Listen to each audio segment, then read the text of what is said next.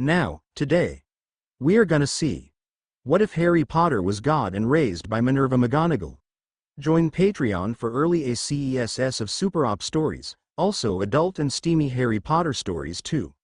Please subscribe this channel, because definitely I will try my best to provide a valuable content for you all. Also check the description to support the original author for this beautiful creation. Through the gates, flanked with statues of winged boars, and up the sweeping drive the carriages trundled, swaying dangerously in what was fast becoming a gale. Ah, summer day in the UK, chuckled Katie. She never spent her summer holidays at home. The summer just gone, she'd gone to Turkey for the summer. Leaning against the window, Harry could see Hogwarts coming nearer, its many lighted windows blurred and shimmering behind the thick curtain of rain. Lightning flashed across the sky as their carriage came to a halt before the great oak front doors, which stood at the top of a flight of stone steps. People who had occupied the carriages in front were already hurrying up the stone steps into the castle. Harry, Ron, Hermione, and Neville jumped down from their carriage and dashed up the steps too, looking up only when they were safely inside the cavernous, torch-lit entrance hall, with its magnificent marble staircase. "Blimey," said Ron, shaking his head, "and water everywhere, if that keeps up the lake's going to overflow. I'm soak, ARRGH. A large, red, potion-filled balloon had dropped from out of the ceiling onto Ron's head and exploded, sending purple goo everywhere. Drenched and sputtering, Ron staggered sideways into Harry, just as a second water bomb dropped, narrowly missing Hermione. It burst at Harry's feet, sending a wave of pink goo over his sneakers.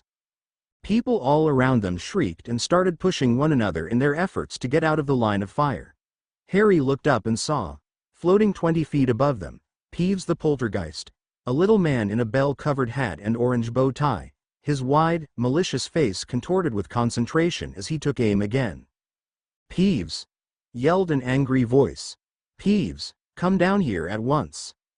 Professor McGonagall, deputy headmistress and head of Gryffindor House, had come dashing out of the great hall. She skidded on the wet floor and grabbed Harry around the neck to stop herself from falling. But Harry lost his balance at the sudden extra weight and they started falling towards the hard ground. Before Harry could think about what he was going to do, he twisted himself around so that he was the one who would hit the ground. When he opened his eyes half a minute later, he saw Professor McGonagall staring at him in confusion. "Probably wondering why I took the fall," he thought.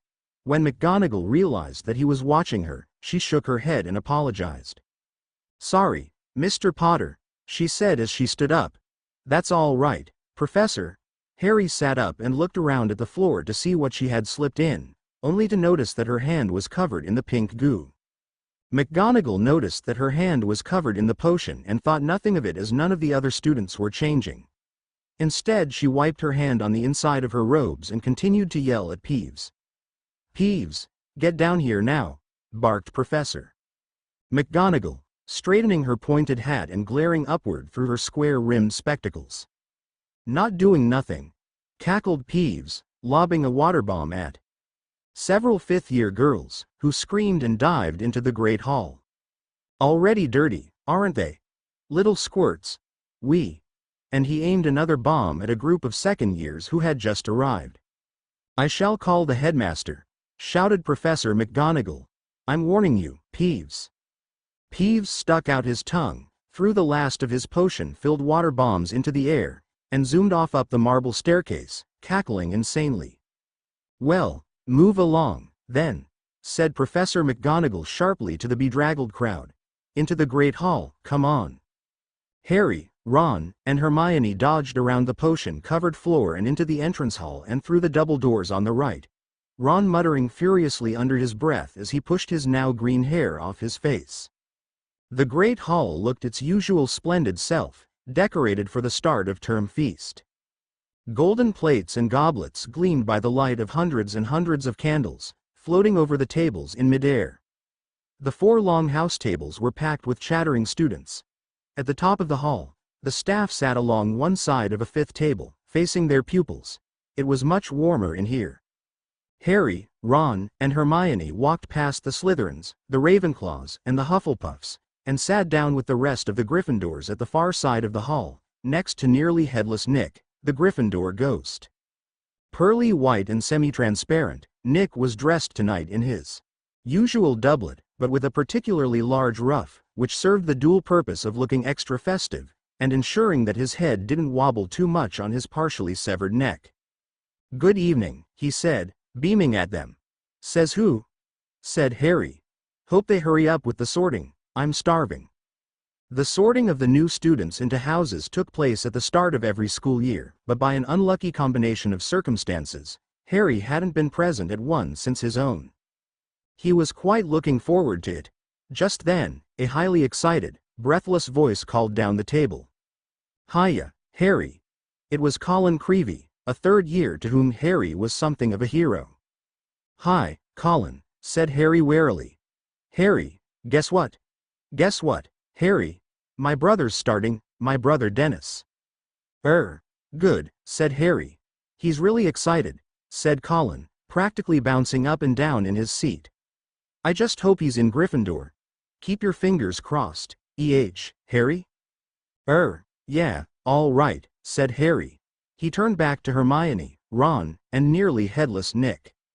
"Brothers and sisters usually go in the same houses, don't they?" he said.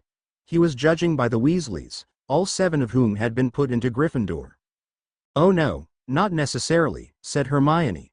"Parvati Patil's twins in Ravenclaw, and they're identical. You'd think they'd be together, wouldn't you?" Harry looked up at the staff table. There seemed to be rather more empty seats there than usual.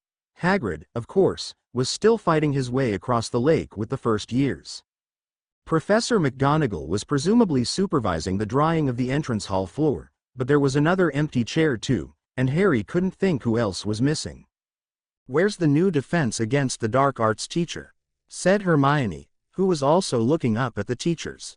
They had never yet had a defense against the dark arts teacher who had lasted more than 3 terms. Harry's favorite by far had been Professor Lupin, who had resigned last year. He looked up and down the staff table. There was definitely no new face there. "Maybe they couldn't get anyone," said Hermione, looking anxious. Harry scanned the table more carefully. Tiny little Professor Flitwick, the charms teacher, was sitting on a large pile of cushions beside Professor Sprout, the herbology teacher, whose hat was askew over her flyaway gray hair.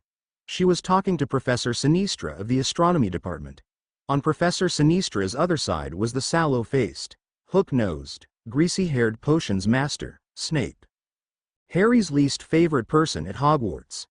Harry's loathing of Snape was matched only by Snape's hatred of him, a hatred which had, if possible, intensified last year, when Harry had helped Sirius escape right under Snape's overlarge nose. Snape and Sirius had been enemies since their own school days. On Snape's other side was an empty seat, which Harry guessed was Professor McGonagall's. Next to it, and in the very center of the table, sat Professor Dumbledore, the headmaster, his sweeping silver hair and beard shining in the candlelight, his magnificent deep green robes embroidered with many stars and moons. The tips of Dumbledore's long, thin fingers were together and he was resting his chin upon them, staring up at the ceiling through his half-moon spectacles as though lost in thought. Harry glanced up at the ceiling too. It was enchanted to look like the sky outside, and he had never seen it look this stormy. Black and purple clouds were swirling across it, and as another thunderclap sounded outside, a fork of lightning flashed across it. "Oh, hurry up," Ron moaned, beside Harry. "I could eat a hippogriff." The words were no sooner out of his mouth than the doors of the great hall opened and silence fell. Professor McGonagall was leading a long line of first years up to the top of the hall. If Harry, Ron, and Hermione were wet, it was nothing to how these first years looked. They appeared to have swum across the lake rather than sailed. Before long, McGonagall was reading names off the list. And finally, with Whitby, Kevin, Hufflepuff, the sorting ended. Professor McGonagall picked up the hat and the stool and carried them away. "About time," said Ron, seizing his knife and fork and looking expectantly at his golden plate. Professor Dumbledore had gotten to his feet. He was smiling around at the students, his arms opened wide in welcome. "I have only 2 words to say to you," he told them, his deep voice echoing around the hall. "Tuck in." Here, said Harry and Ron loudly as the empty dishes filled magically before their eyes. Nearly headless Nick watched mournfully as Harry, Ron, and Hermione loaded their own plates. "Ah, that's bear," said Ron, with his mouth full of mashed potato. "You're lucky there's a feast at all tonight, you know," said nearly headless Nick. "There was trouble in the kitchens earlier." "Why? What happened?" said Harry, through a sizable chunk of steak. "Peeves, of course," said nearly headless Nick, shaking his head, which wobbled dangerously. He pulled his ruff a little higher up on his neck. "The usual argument, you know. He wanted to attend the feast. Well, it's quite out of the question. You know what he's like, utterly uncivilized, can't see a plate of food without throwing it. We held a ghosts' council. The fat friar was all for giving him the chance, but most wisely, in my opinion, the Bloody Baron put his foot down." The Bloody Baron was the Slytherin ghost, a gaunt and silent specter covered in silver bloodstains. He was the only person at Hogwarts who could really control Peeves. "Yeah, we thought Peeves seemed hacked off about something," said Ron darkly. "So what did he do in the kitchens?" "Oh, the usual," said nearly headless Nick, shrugging. "Wreaked havoc and mayhem. Pots and pans everywhere. Place swimming in soup. Terrified the house elves out of their wits." Clang. Hermione had knocked over her golden goblet. Pumpkin juice spread steadily over the tablecloth, staining several feet of white linen orange, but Hermione paid no attention. "There are house elves here," she said, staring, horror-struck, at nearly headless Nick. "Here at Hogwarts?" "Certainly," said nearly headless Nick, looking surprised at her reaction. "The largest number in any dwelling in Britain, I believe, over 100. "I've never seen one," said Hermione. "Well, they hardly ever leave the kitchen by day, do they?" said nearly headless Nick. "They come out at night to do a bit of cleaning, see to the fires and so on. I mean, you're not supposed to see them, are you? That's the mark of a good house elf, isn't it, that you don't know it's there?" Hermione stared at him. "But they get paid," she said. "They get holidays, don't they? And sick leave, and pensions, and everything?" Nearly headless Nick chortled so much that his ruff slipped and his head flopped off, dangling on the inch or so of ghostly skin and muscle that still attached it to his neck. "Sick leave and pensions?" he said, pushing his head back onto his shoulders and securing it once more with his ruff. "House elves don't want sick leave and pensions." Hermione looked down at her hardly touched plate of food, then put her knife and fork down upon it and pushed it away from her. "Oh come on, my knee," said Ron, accidentally spraying Harry with bits of Yorkshire pudding. "Oops, sorry, Ari," he swallowed. "You won't get them sick leave by starving yourself." "Slave labor," said Hermione, breathing hard through her nose. "That's what made this dinner. Slave labor." And she refused to eat another bite. The rain was still drumming heavily against the high, dark glass. Another clap of thunder shook the windows, and the stormy ceiling flashed, illuminating the golden plates as the remains of the first course vanished and were replaced, instantly, with puddings. "Treacle tart, Hermione," said Ron, deliberately wafting its smell toward her. "Spotted Dick, look, chocolate gâteau." But Hermione gave him a look so reminiscent of Professor McGonagall that he gave up. When the puddings too had been demolished, and the last crumbs had faded off the plates, leaving them sparkling clean, Albus Dumbledore got to his feet again. The buzz of chatter filling the hall ceased almost at once, so that only the howling wind and pounding rain could be heard. "So," said Dumbledore, smiling around at them all. "Now that we are all fed and watered, HMPH," said Hermione, "I must once more ask for your attention, while I give out a few notices. Mr. Filch, the caretaker, has asked me to tell you that the list of objects forbidden inside the castle has this year been extended to include screaming yo-yos, fanged frisbees, and ever-bashing boomerangs. The full list comprises some 437 items, I believe, and can be viewed in Mr. Filch's office, if anybody would like to check it." The corners of Dumbledore's mouth twitched. He continued, "As ever, I would like to remind you all that the forest on the grounds is out of bounds to students, as is the village of Hogsmeade to all below 3rd year. It is also my painful duty to inform you that the Inter-House Quidditch Cup will not take place this year." "What?" Harry gasped. He looked around at Fred and George, his fellow members of the Quidditch team. They were mouthing soundlessly at Dumbledore, apparently too appalled to speak. Dumbledore went on, "This is due to an event that will be starting in October and continuing throughout the school year, taking up much of the teachers' time and energy, but I am sure you will all enjoy it immensely. I have great pleasure in announcing that this year at Hogwarts is to have the honor of hosting a very exciting event over the coming months, an event that has not been held for over a century. It is my very great pleasure to inform you that the Triwizard Tournament will be taking place at Hogwarts this year." "You're joking," said Fred Weasley loudly. The tension that had filled the hall ever since Moody's arrival suddenly broke. Nearly everyone laughed, and Dumbledore chuckled appreciatively. "I am not joking, Mr. Weasley," he said, "though now that you mention it, I did hear an excellent one over the summer about a troll, a hag, and a leprechaun who all go into a bar." Professor McGonagall cleared her throat loudly. But maybe this is not the time." "No," said Dumbledore. "Where was I? Ah yes, the Triwizard Tournament.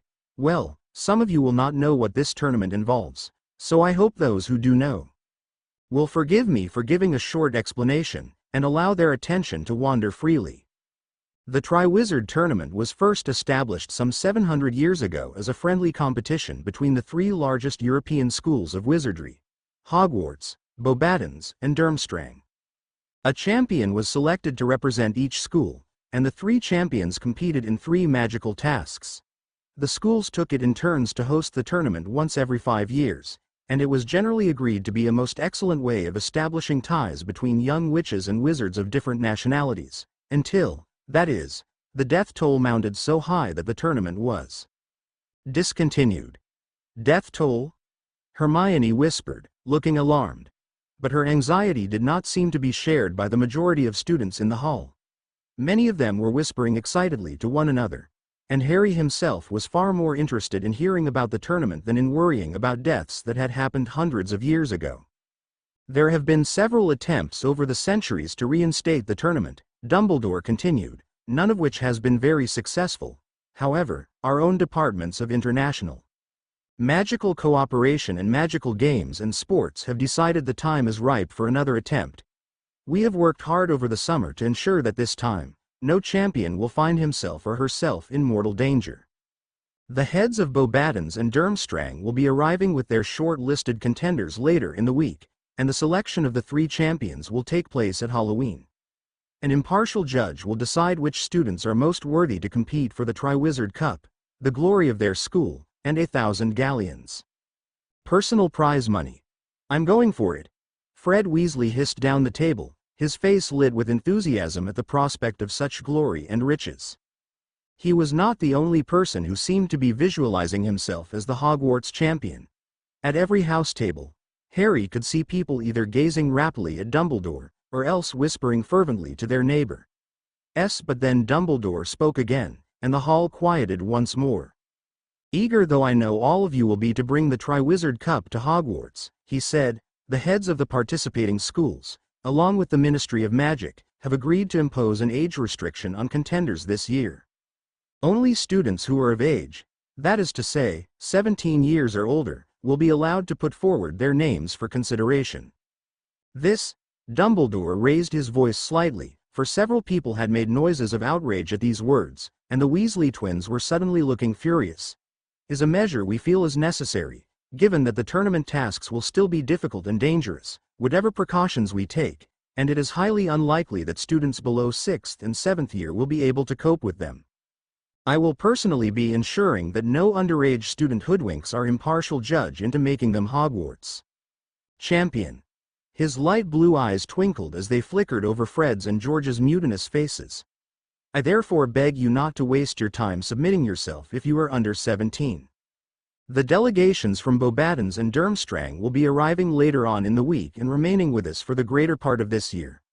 I know that you will all extend every courtesy to our foreign guests while they are with us, and will give your wholehearted support to the Hogwarts champion when he or she is selected. And now, it is late, and I know how important it is to you all to be alert and rested as you enter your lessons tomorrow morning. Bedtime. Chop chop. Dumbledore sat down again and turned to talk to Mad-Eye Moody.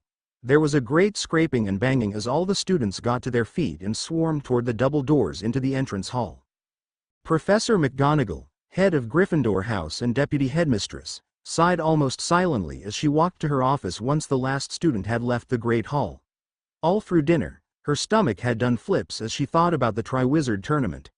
Her instincts told her that something very, very bad was going to happen. As she walked into her office, she let out a loud yawn. Surprised at how tired she was, she stopped walking and looked at her desk. On top of it in the center were her lesson plans for tomorrow, waiting for her to double-check them like she usually did. But as she yawned for a second time, she decided to turn in early. With that, she walked past her desk and through the barely visible door next to the bookcase. She changed from her dark green robes into a white cotton slip gown with long sleeves. With a graceful flick of her wand, she sent her robes flying across her room and into her small bathroom before climbing into her large four-poster bed.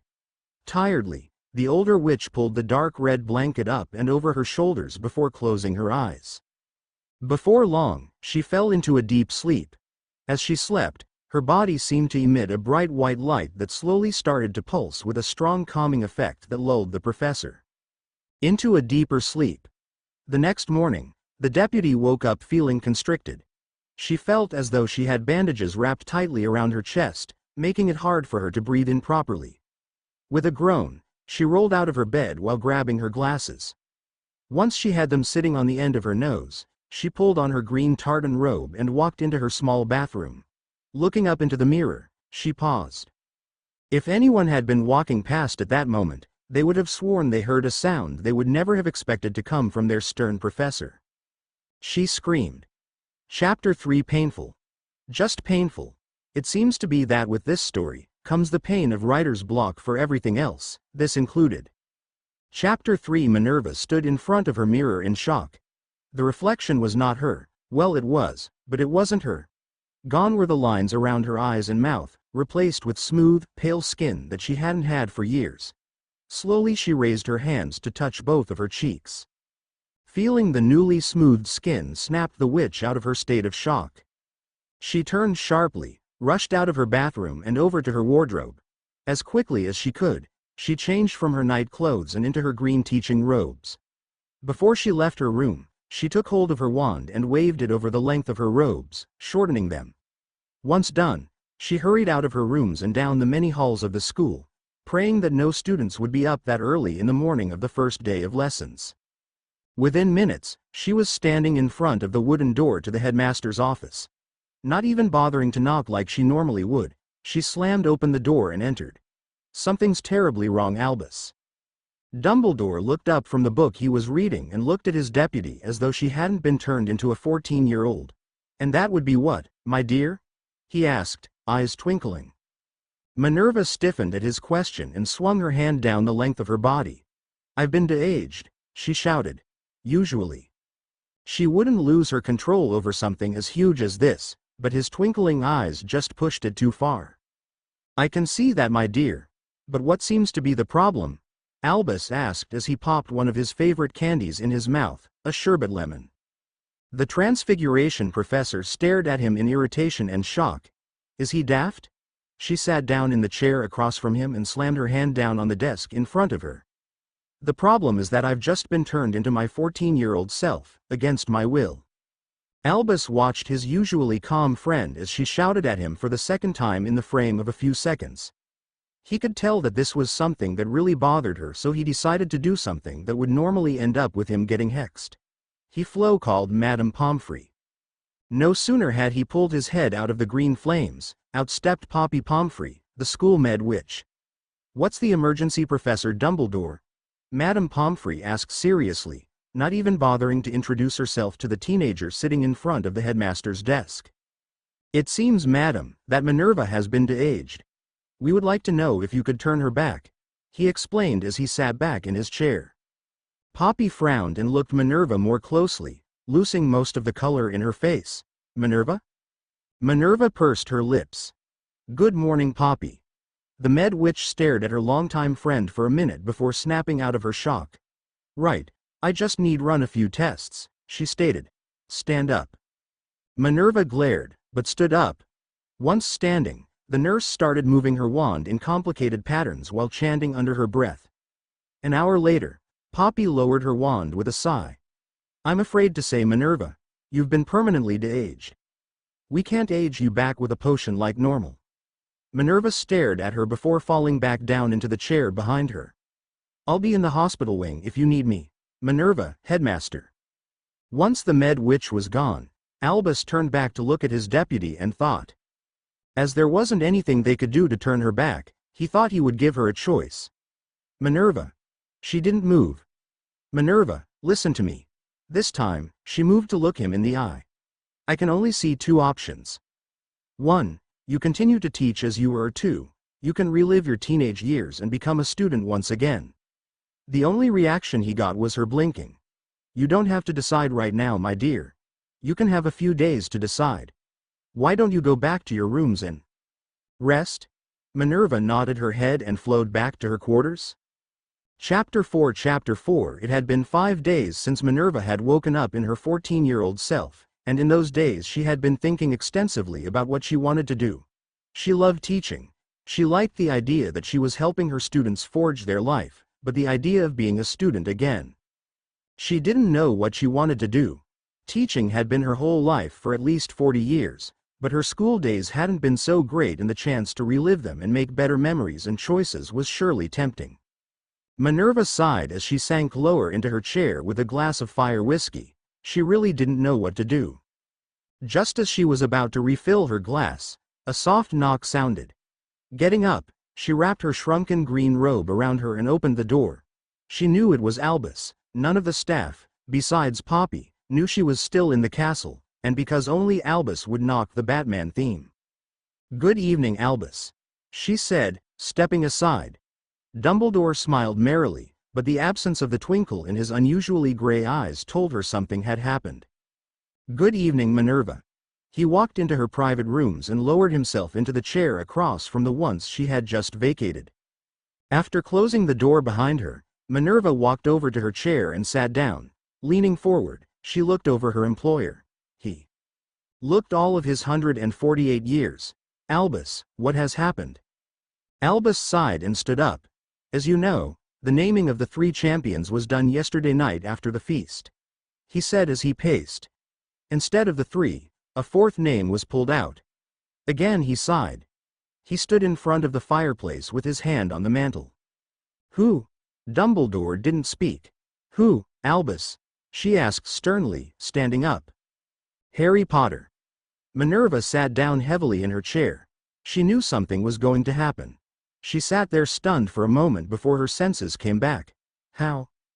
The headmaster shook his head. I don't know, he whispered.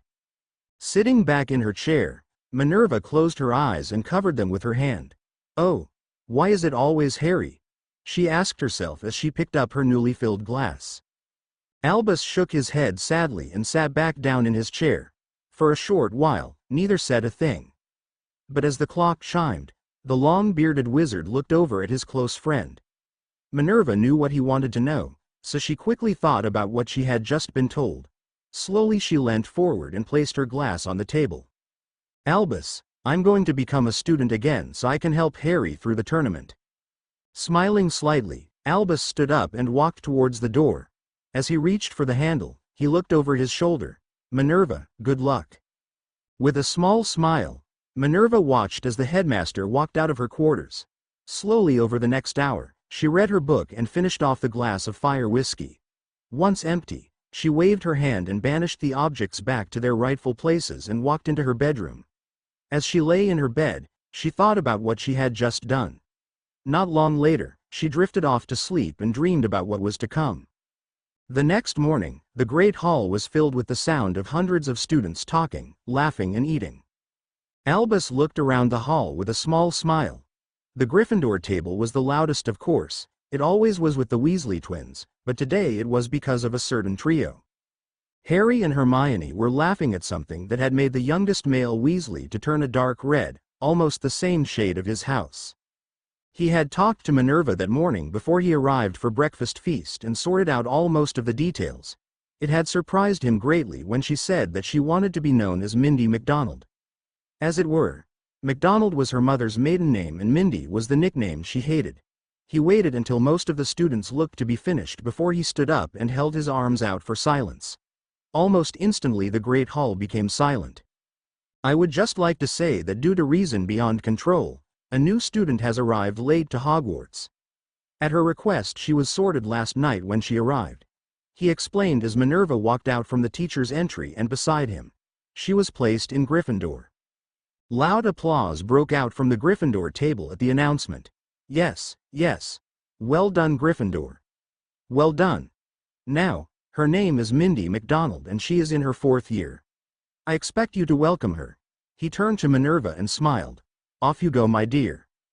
Minervaa glared at him for a second before making her way down to the Gryffindor table with her head held high. She wouldn't admit it. But she was nervous.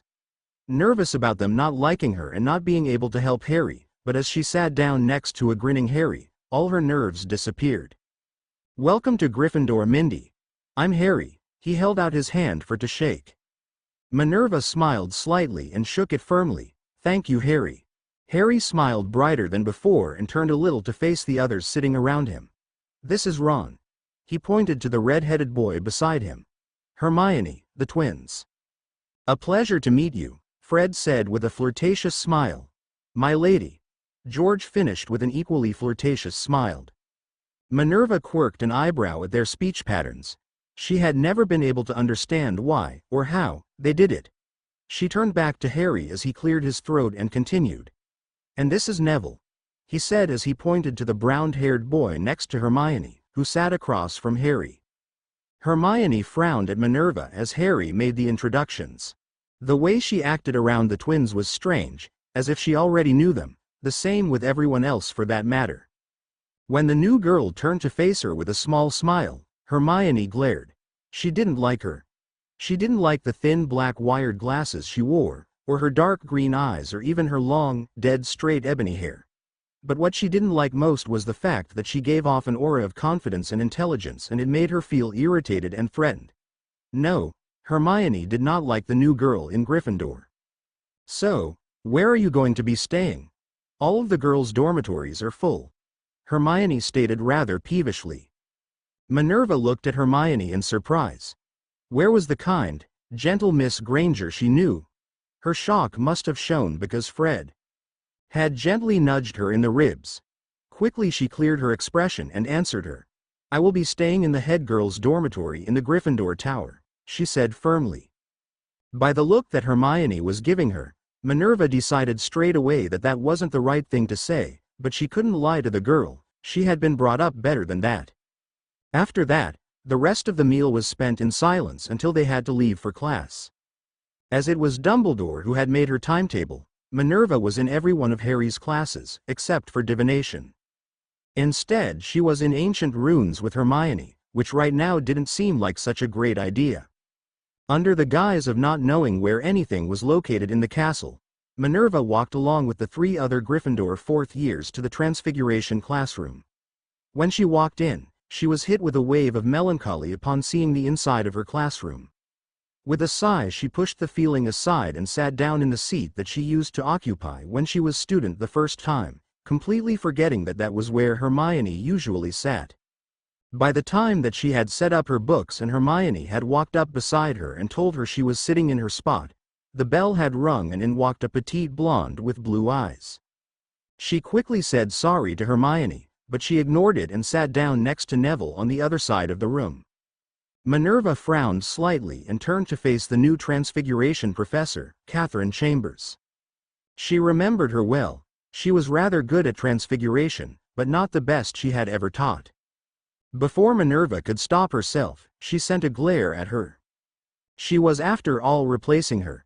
She only stopped glaring at her when she saw that Harry was giving her a weird look and quickly set to work on the essay that had just been set. It didn't take her long to finish it. She was, in spite of everything that had happened, still the highest-ranking master in Transfiguration in the wizarding world. After handing it over, she walked back to her desk and stared at the guinea fowl in her hand for a few minutes. She was meant to turn it into a guinea pig.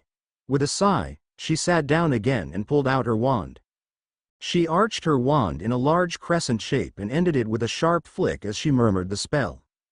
Instantly the small guinea fowl on her desk turned into a guinea pig.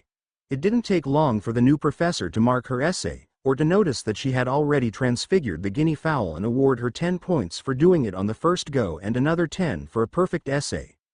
The cheers she got from the rest of the Gryffindors made her blush and sink slightly in her seat. She had never gotten cheers when she had gotten points for Gryffindor last time. Nice job, Mindy. Minerva turned slightly in her chair and looked at Harry with a small smile. Thanks, she whispered. Harry nodded his head and went back to writing his essay while Professor Chambers explained to Minerva what she wanted to be written in the essay that she was going to set for homework.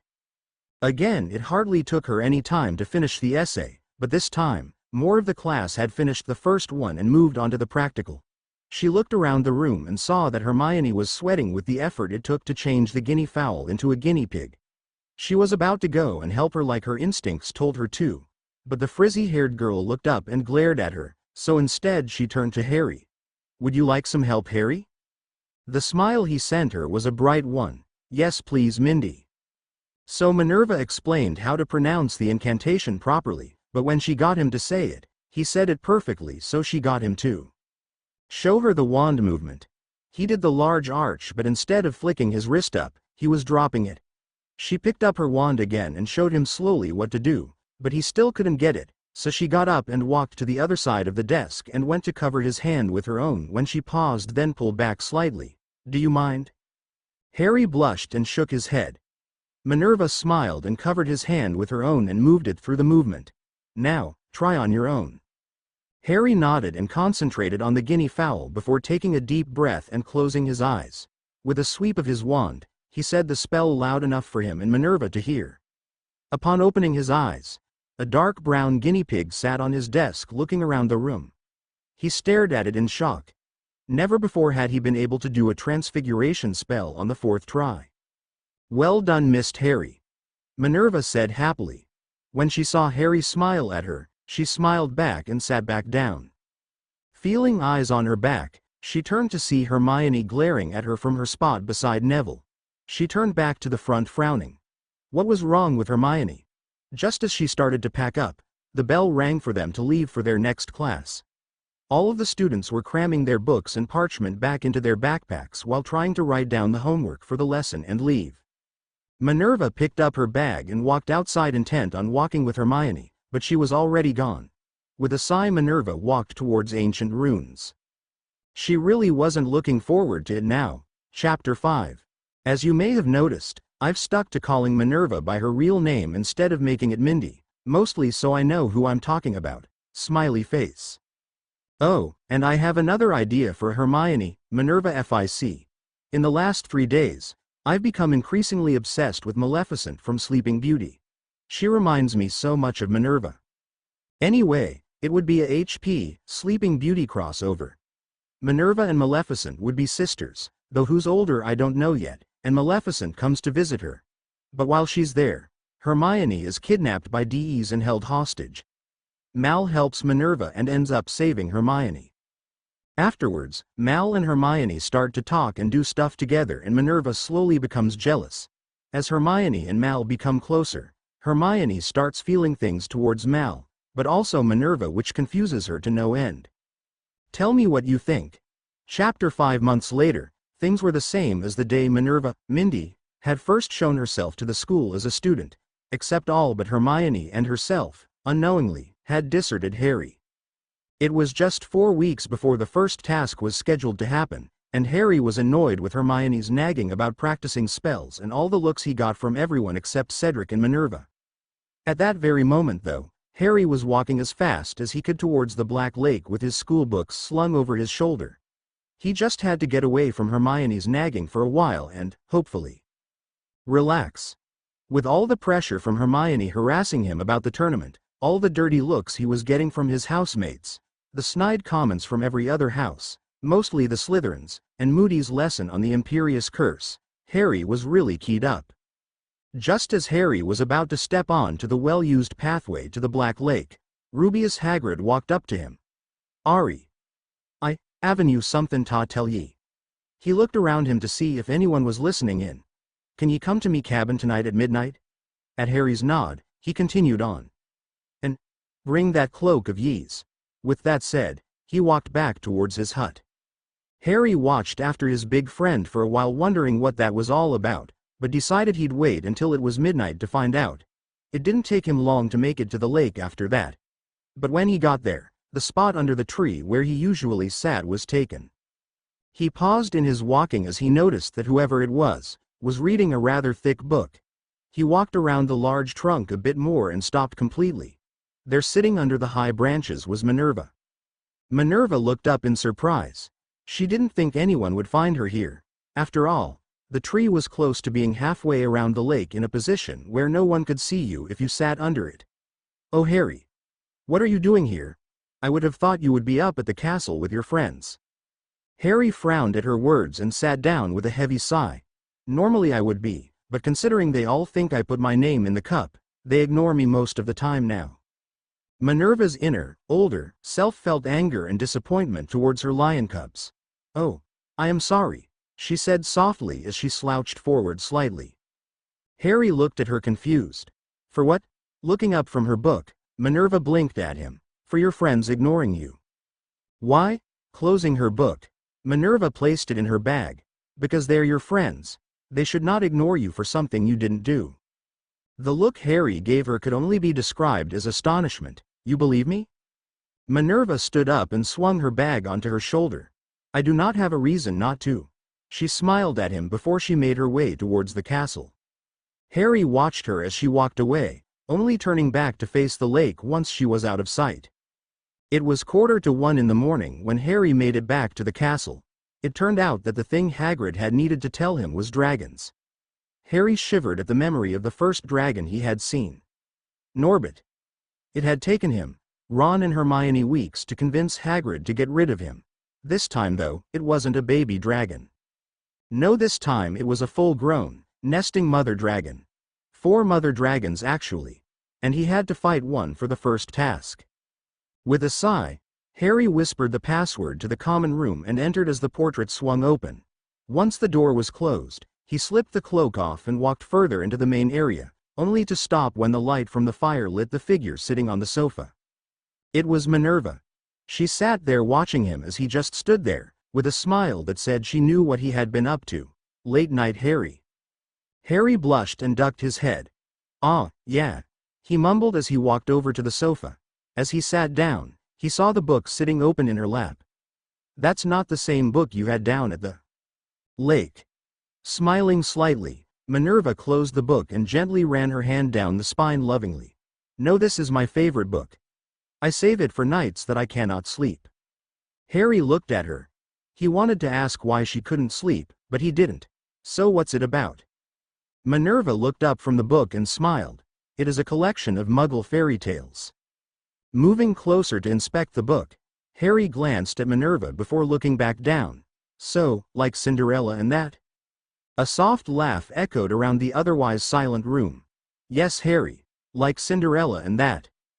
Just as Harry was about to speak, the distinct sound of Ron walking, or in this case, stumbling down the stairs was heard. Once he saw who was sitting on the sofa, and who the girl was, he automatically turned cynical. Oh, so, sorry. Don't let me interrupt. He spat bitterly before stomping back up the stairs. The pair on the sofa stared after him with open mouths and wide eyes. They turned to each other with a confused expression. After the shock of what just happened had worn off, the pair turned back around to face the fire. Minervaa turned back around to face Harry. Was he just insinuating that we are? She gestured between herself and Harry with a small blush covering her cheeks. Harry blushed and looked down at the floor. After an awkward moment, Harry pushed himself off the chair. Well, I think I'll head off to bed now. Good night, Mindy. He rushed before bolting up the stairs to the boys' dormitory. Minervaa watched him leave. Good night, Harry, she whispered to the empty room. Right, so at the moment, this will be put on hold for a while. Possibly 2 days minus 4 weeks. I need to figure out what happens after the first task. I honestly thought I was past the Yule Ball, but no, I only had small notes on what changes. Facepalm anyway. Tell me what you think about the HP, Sleeping Beauty crossover, and if you have an idea on a title, or any ideas on it at all, I would be so grateful. Now, smack that button, RO. Chapter 6 right, so I would like to thank all of you who encouraged me to write the HP, SB crossover. And just so you know, if you read the first chapter within the first hour of it being posted, I suggest you go back and read it again. I wasn't happy with it, so I went back and rewrote it, sorry. And now, something you've all been waiting for. I have finished the notes for the first task and started on the next chapter. Smiley face. Okay. Now for the real news. Update. Chapter 6. Walking down the corridor, Harry tried to tune out Hermione's nagging. Ever since Harry had told her what the first task was, she had been on his back to find a way to best his dragon and win. Of course we was trying, but what she didn't understand was that he was more concerned about staying alive and finding out who put his name in the cup. But, a small part of him knew she was right and he should be trying to find something that would help him beat his dragon. As they passed the courtyard, Harry saw Cedric, Hogwarts' first champion, mucking around with his friends. Pausing, he watched them for a moment, before he decided that he was not going to be the only one to survive the tournament. He quickly walked across the yard, ignoring all the sneers, pointing and laughing. Once he was standing in front of Cedric, he didn't exactly know what to say. When the group finally noticed that he was there, they instantly fell silent. "Cedric, can I talk to you?" he asked. Standing up, Cedric walked away from his group of friends and stood in front of Harry, waiting for him to start talking. "The first task is dragons." "What? Dragons?" Harry said, speaking quickly. "They have one for each of us." "Are you sure?" "Dead sure. I've seen them." Cedric looked at him suspiciously. "But how do you know? We're not meant to." "Never mind," he said quickly. He didn't want Hagrid to get in trouble. "Why are you telling me this?" Cedric asked warily. Harry looked at him in disbelief. "It's just fair, isn't it? I mean, we all know now, we're on even footing, aren't we?" Cedric watched him carefully before slowly nodding his head. "I guess you're right. Thank you, Harry." Harry nodded and turned around to walk over to where Hermione was standing, now ranting about house elves to a couple of poor second years. Just as he was walking past the huge tree that covered a quarter of the yard in shade, Harry saw Malfoy heading towards him. "Why so tense, Potter?" he sneered. "My father and I have a bet, you see." Harry looked at Malfoy for a second before continuing to walk, only to have to stop when Malfoy stepped in front of him. "I don't think you're going to last 10 minutes in this tournament," he smirked. "He disagrees. He thinks you won't last 5. He laughed, looking at the two large boys behind him. "I don't give a damn about your father thinks, Malfoy," Harry hissed as he stepped even closer to blonde Slytherin. "He's vile and cruel. And you're just as pathetic," he snapped before he forced his way past the boy. "Pathetic?" Draco whispered in anger, aiming his wand at Harry's back. Just as he opened his mouth to course the young Gryffindor, a bright gold beam shot past Harry and hit the Slytherin square in the chest. Before Harry knew what was happening, an angry Minervaa ran out with her wand drawn. Harry turned around and saw a white ferret floating midair where Malfoy should have been standing. "I will teach you what will happen when you try to curse someone when their back is turned," she growled as she moved her wand in a bouncing motion, causing the ferret to bounce in the air. While she was making him move through the air, she failed to notice Hermione running out into the yard with her own wand drawn. "You stinking, cowardly, scummy." Hermione stopped beside Minervaa and glared. "What are you doing?" "Backshooting, Mindy. The school doesn't use transfiguration as punishment. You're out of line." Minervaa ignored her as she continued bouncing Draco even higher than before. As she brought him back down, she saw Hermione waving her wand about trying to undo her spell. She watched as the girl tried again, but as nothing happened, she bounced him in between the branches of the tree. Just as she brought him back down again, readying herself to bounce him again, Hermione finally succeeded in changing him back, much to the disappointment of everyone else in the courtyard. Minervaa turned around and glared at Hermione. She didn't fail to notice that Harry was laughing wholeheartedly at the scene though, and it seemed neither had Hermione. She watched as she ripped into Harry for going along with her bad behavior. Feeling her irritation quickly turning into anger, she stepped directly into Hermione's line of sight. "You have no right to shout at Harry like that. He didn't do anything wrong," she bit out sharply, not even trying to cover up her accent. Hermione drew back a bit, but stepped forward again as her anger came crashing back down. If Professor McGonagall was here. Minerva's eyes turned to black. "Well, she's not, is she?" she retorted, taking Harry's hand in her own and dragging him off. Harry had to double his pace to keep up with the irritated witch. He knew by the look on her face that if he wanted to live through the day, he was to keep his mouth shut until they reached wherever they were going. It didn't take long for Harry to realize that she was leading him to the library. Once inside, he looked around for an empty table, but when he was about to point out the only one left, she pulled him to the back of the library and around the corner of a bookcase. At the end of the aisle was a small table with 4 chairs. Minerva sat down in the chair with her back to the wall and looked at Harry pointedly. When Harry sat down, she conjured up a small pile of parchment while she pulled out her self-inking quill. Posing it over the parchment, she looked at Harry with a raised eyebrow. "What are you going to do about your dragon?" Harry opened his mouth to answer, but stopped when what she had said sunk in. "How do you know about the dragons?" he asked suspiciously. Minerva looked down at the parchment to try and hide her blush. "I overheard you telling Granger." Slouching over the table, Harry uttered a soft "oh." "So, what are you going to do about your dragon?" she asked again as she straightened herself up. Harry sighed and looked away. "I don't know." Frowning, Minerva leant over the table slightly. "What are your strengths?" she asked, trying to look like she didn't know anything about him. Harry shrugged. "I don't know. I'm a fair flyer." Minerva nodded her head and wrote it down. "Use it." "But how do I get my broom? I'm only meant to have my wand." Looking up from her writing, Minerva frowned in concentration. "You will use a summoning charm." "But I don't know how to use a summoning charm," he said. Minerva placed her quill on top of the parchment and looked at Harry with a serious expression. "Then I will teach you." Chapter 7. So, after a short-ish space of not updating, I returned to the wonderful world of fanfiction. More precisely, the world of Harry Potter, and I return with a gift. Just one, mind you, and here it is. Chapter 7. Today was it. Today was the day he would go up against his dragon and see if he would live to be 15. With a deep breath, he walked down the stairs from the boys' dormitory, ready to face the day.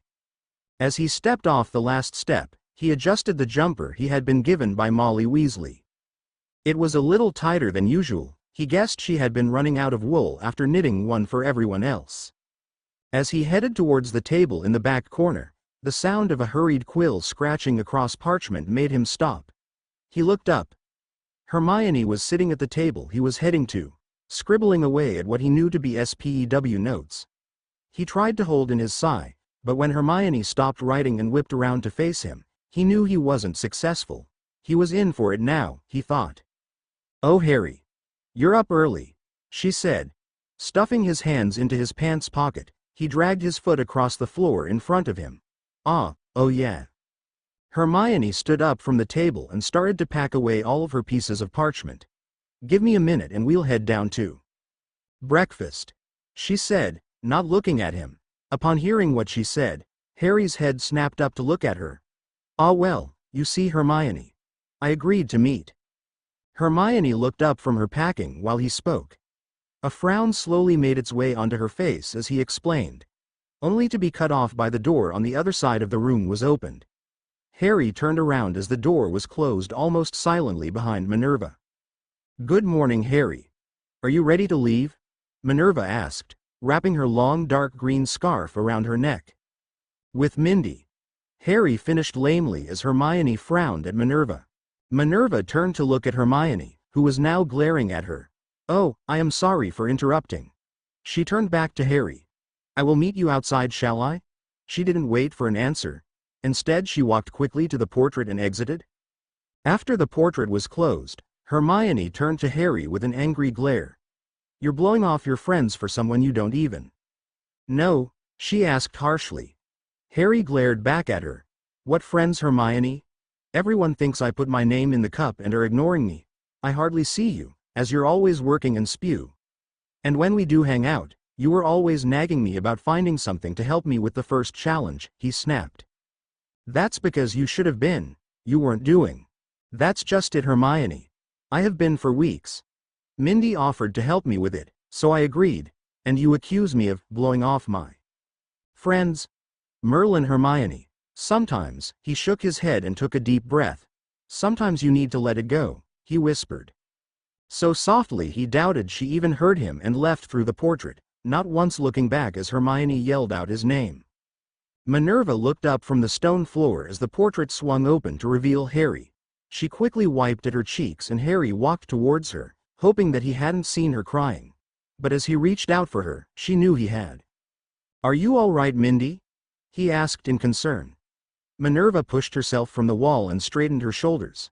"I am fine," she said and started walking down the moving staircase, forcing Harry to follow her. "She does not like me much, does she?" she said with a humorless laugh. Harry looked at her for a second before shaking his head. "No, not really."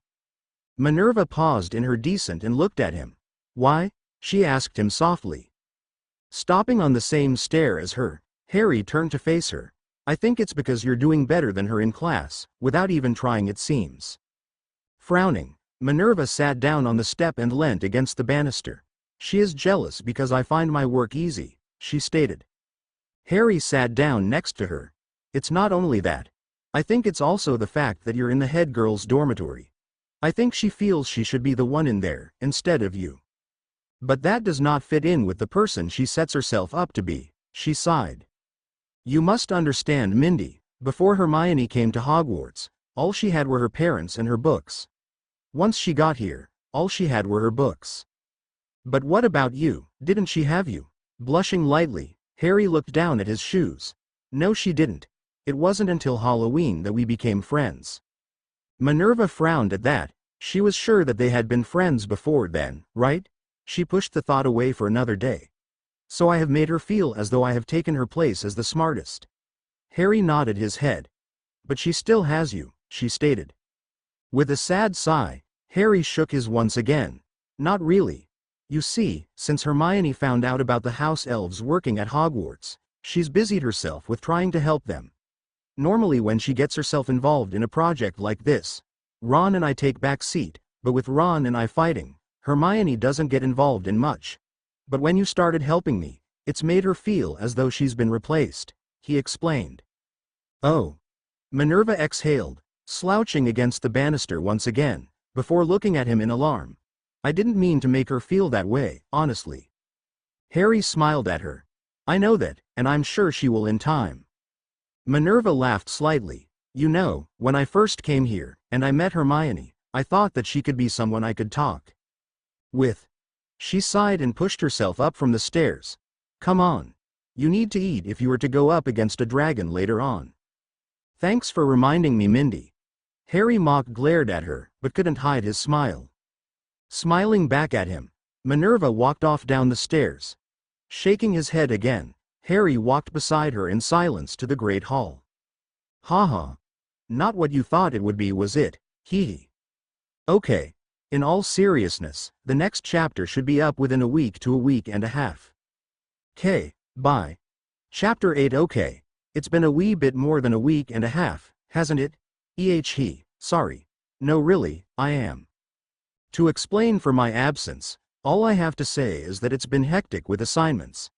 I nearly failed my bio by handing it in slightly later than it should have been. Then I completely blew it when the theory for art was due at the end of last week, but the teacher gave me another chance on Monday to give it to her before 4, but with my luck it was 4:30 before I had the chance. On top of that, my PE essay is due on Thursday and I've only got part of it done. So here I am, trying to distress myself with writing another chapter for Forever Young. I hope you enjoy. Chapter 8. After eating breakfast in the Great Hall together, which draw a few looks, Minerva and Harry started to head down to the arena where Harry was told he had to go for the first task. As they walked down the long pathway, Minerva silently observed her companion. She could tell that he was nervous. He kept running his hand through his hair and fingering his wand. As they came closer to the converted Quidditch pitch, Minervaa stopped walking and grabbed Harry's shoulders to turn him around to face her. "Harry, you will be fine. You have perfected the spell. All you need to do is cast it. Wait several seconds and your broom will come to you." At the skeptical look he gave her, she pulled him into a slightly awkward hug. "You will be fine." Before Harry could say anything in return, a bright flash went off beside them, causing the embracing pair to jump apart. Looking towards the source of the light, Minervaa glared at the figures walking towards them. "Ms. Skeeter. What an unpleasant surprise." Rita forced a smile at the cold greeting as she walked up to the "Ah, young love," she said in a sickly sweet voice as she ran her long, dark green feathered quill down the side of Minerva's face. "If things go unfortunately today, you two might even make the front page," she exclaimed happily, adjusting her pointed glasses. "You have no business here, Miss Skeeter. Leave," Minervaa glared. Sneering, Rita turned away and started walking down to the arena on a different path. As she had her back to them, she didn't see Minervaa draw her wand and pointed at the camera, whispering a spell. An invisible beam of light flew towards the camera and exploded as it made contact with the casing. Turning away from the angry reporter, Minervaa led Harry to the tent that would house the champions until it was their time to face their dragon. At the opening, she pulled him into another hug. "Do be careful," she whispered before she walked off to the stairs to the stands. Before Harry knew it, it was his turn to face his dragon. Taking a deep breath, he left the safety of the tent and into the open arena. He saw everything in front of him as though it was a very highly colored dream. There were hundreds and hundreds of faces staring down at him from the stands. And there was the Horntail, as the other end of the enclosure, crouched low over her eggs. Her wings half furled, her evil yellow eyes staring at him, a monstrous scaly black lizard thrashing her spiked tail very close to where Harry stood. The crowd was making a lot of noise, but whether friendly or not, Harry didn't know, nor care. But one voice stood out from the rest. "Your wand, Harry. Your wand." It was Minervaa. It was time to do what he had to do, to focus his mind, entirely and absolutely upon the thing that was his only chance. He raised his wand. "Accio Firebolt," he shouted. He waited, every fiber of him hoping, praying.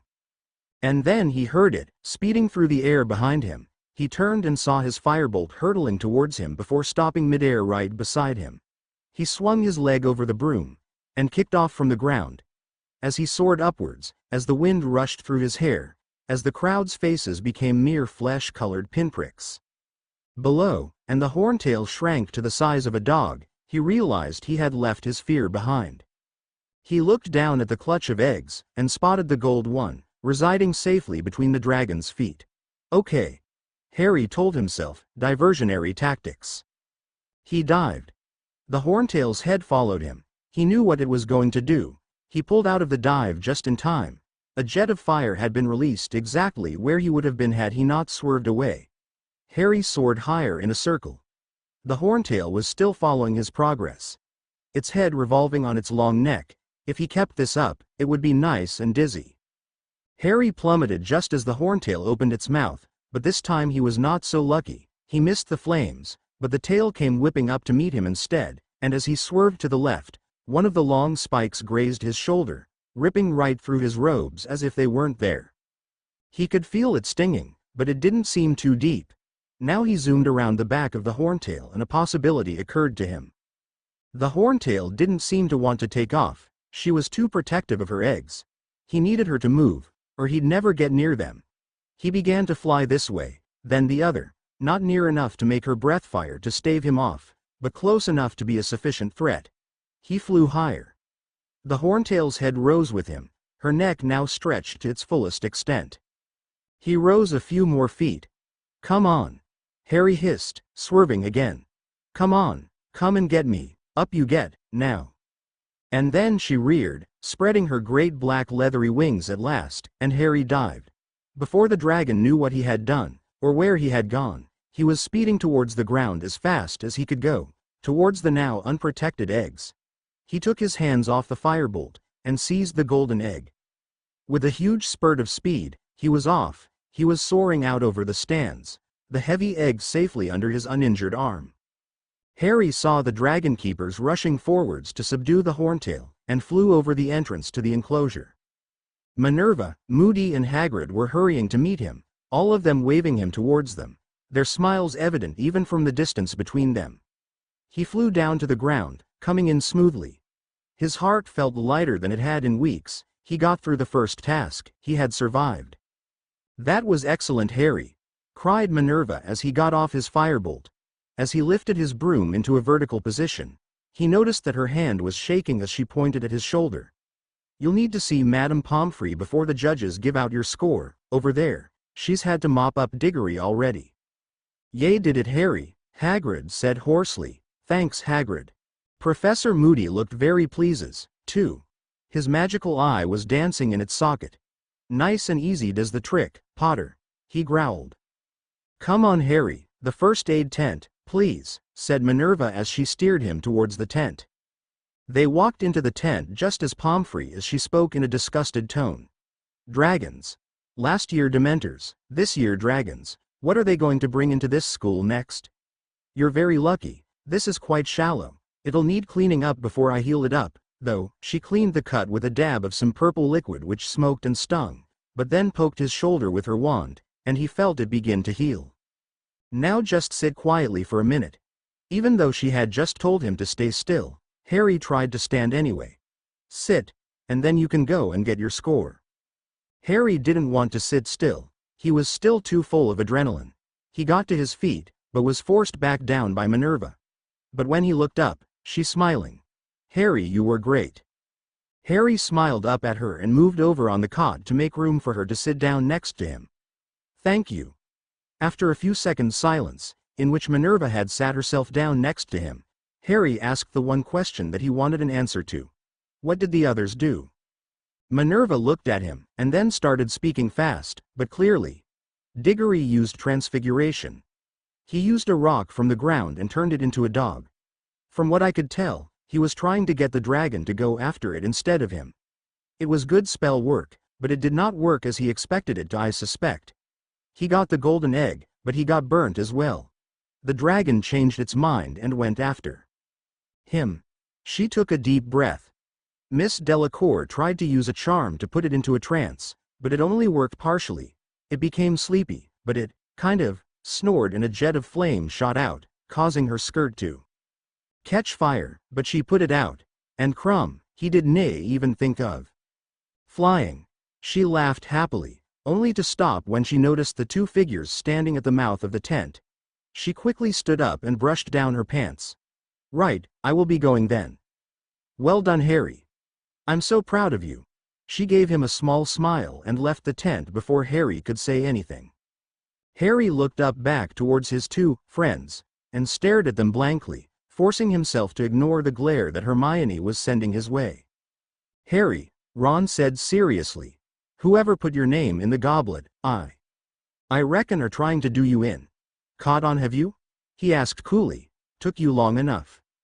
Hermione stood nervously in between them, looking from one to the other. Ron opened his mouth uncertainly. Harry knew he was about to apologize, but he found that he didn't want to hear it. "It's okay. Forget it." Ron grinned nervously at him, but Harry could only muster up a small smile in return. Suddenly Hermione burst into tears. "You two are so stupid," she shouted, stamping her foot on the ground like a 3-year-old. Then before either of them could stop her, she gave them a hug and dashed away, completely bawling her eyes out. "Barking," said Ron, shaking his head. Harry found that he could only nod his head in agreement. "OMG. That took forever to write. Laughing face, right, just because of my rant in my first note up the top. I thought you guys would like to know that I passed my bio, got all of my art complete and failed my PE essay. So all up I say I did pretty good," winking face. "Now on to something that amuses me greatly, well, two things really.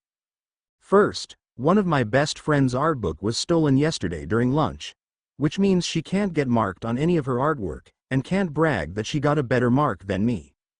Second, these long-winded, pointless messages I add in. I think the only reason I add them is to make the chapter seem longer, but I do have a lot of fun writing them. Smiley face. Chapter 9. So, I'm on holidays, have been for nearly 2 weeks, and I'm only just updating this now. Whoops. Chapter 9. It was a little over a month ago that Harry had faced his dragon in the first task, and for the most part the time afterwards was fun even. His arm was still in the sling, but Madame Pomfrey said he would be able to take it off in several days, so he wasn't that upset about it. He would visit Hagrid with Ron and Hermione, go to the library to study so Hermione would stop nagging him, and he would occasionally hang out with Minervaa, even if she was just sitting down by the lake reading. But as Harry knew from the beginning of the school year, things between Minervaa and Hermione were tense and getting worse. He first noticed Minerva's disappearing act in the med tent after the first task when Hermione and Ron had entered, and it seemed that every time they hung out, Hermione would show and Minervaa was disappear, and he was starting to feel annoyed. More than annoyed, he was feeling infuriated. He needed to speak to Hermione about it. At that moment though, the three of them were reading the notice pinned to the notice boards in the Gryffindor common room. Well, Hermione was reading it. Everyone else was listening or pretending to in most cases. All Gryffindor students from 4th year and higher are required to meet in the Great Hall at 3 p.m. this evening in preparation for the Yule Ball. Signed Professor Dumbledore, she read out clearly. Almost instantly all of the girls in the common room squealed and started talking amongst themselves about what they would wear and how they would do their hair. All but Hermione, who stood frowning at the notice in front of her.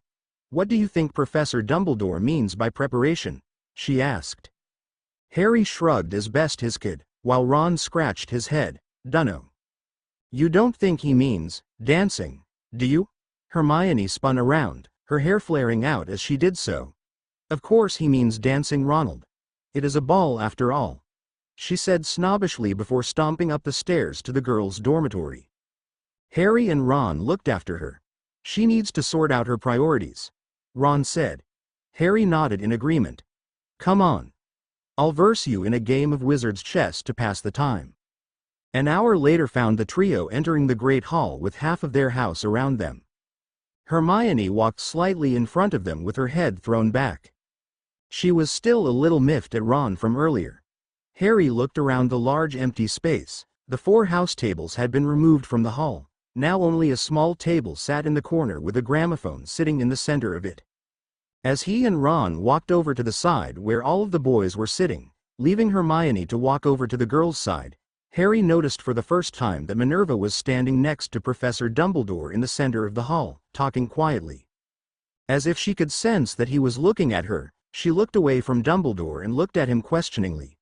He smiled and waved with his good arm, causing her to shoot him a small smile in return. Movement on the other side of the room caught Harry's attention. Looking over to where Hermione sat, he noticed immediately the glare she was sent towards Minervaa. Minervaa, having followed Harry's line of sight, saw her glare and stood up straighter than before and turned back to Dumbledore. Once everyone was seated, Dumbledore looked around smiling. The Yule Ball has been a tradition of the Triwizard Tournament since its inception. On Christmas Eve night, we and our guests will gather here in the Great Hall to dance. You will be expected to be on your best behavior, as you are representatives of the host school. Dumbledore looked around, taking in the eager expressions of the girls, and some of the boys. Now, the House of Godric Gryffindor has commanded the respect of the wizard world for nearly 10 centuries, and Professor McGonagall will not stand for you besmirching that name by behaving like a bumbling band of baboons, he said. Everyone in the hall laughed, even though they knew he was serious. Minervaa looked around her with a smirk and noticed that Hermione wasn't laughing along with the rest of her housemates. She looked over to the boys' side of the room and saw the Weasley twins whispering softly. "I wonder what they're up to," she thought before her attention was brought back to the headmaster. "A demonstration is in order, I think," he said after everyone had quieted down. He stepped in front of Minervaa, and with a quick flick of his wand, soft music began to play. Minervaa glared up at her longtime friend but still moved into position. Without her boots, she was shorter than him, but she didn't allow that to get in her way. Instead she placed her left hand on her shoulder and held out her right for him to take. Looking up, she glared again as he looked down at her with those damn twinkling blue eyes. Taking a deep breath to steady herself, she allowed herself to be led expertly around the room in a graceful waltz. As she was twirled under Dumbledore's arm, she saw that everyone looked impressed and couldn't help but smile. Things were definitely different from when she was a student the first time. As she was pulled back in, Dumbledore called out for everyone to come together. She moved with ease as Dumbledore twirled her out again, but was shocked when he didn't bring her back in and stopped her in front of Harry, who was making his way over to Hermione. She felt blood rushing to her cheeks as the silent "oh" that Harry made and looked down at her feet. Clearing her throat, Minerva looked up and sent a glare towards Dumbledore, but he was already trying to teach Hermione how to do the box step. Turning back to face Harry, she felt a little awkward.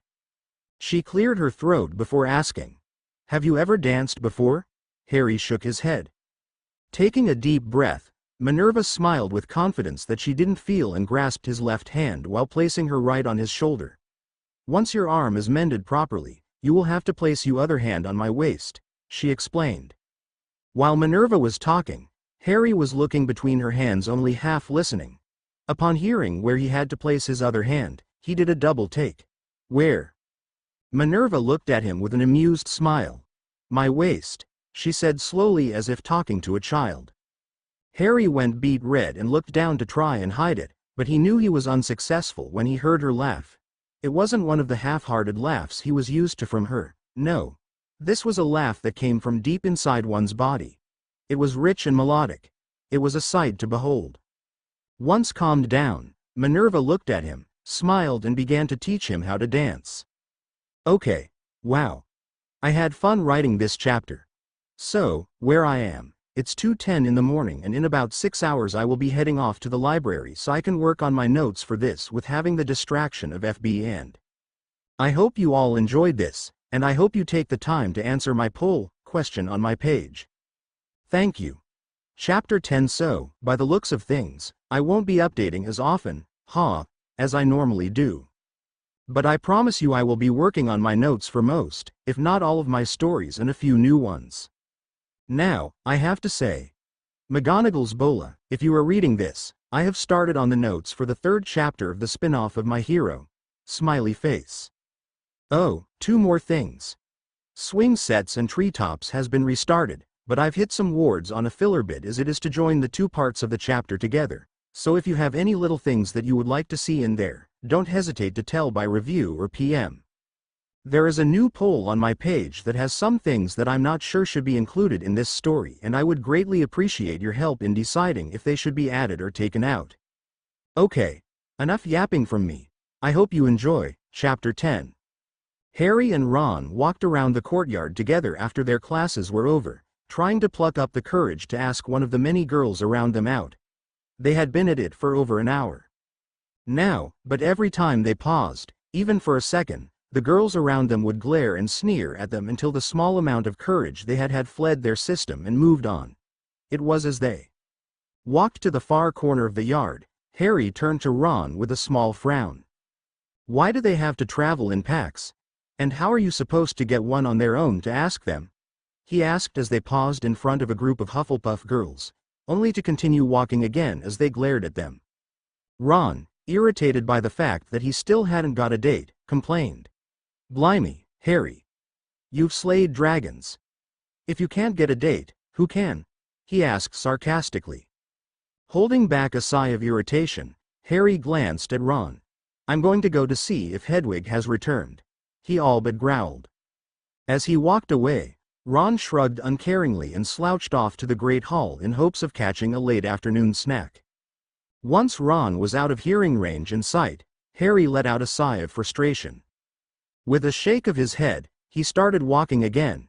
It didn't take him long to get to the owlery as most of the pathway was devoid of snow, but as he came to the base of the tall tower, he found that his luck was not with him anymore.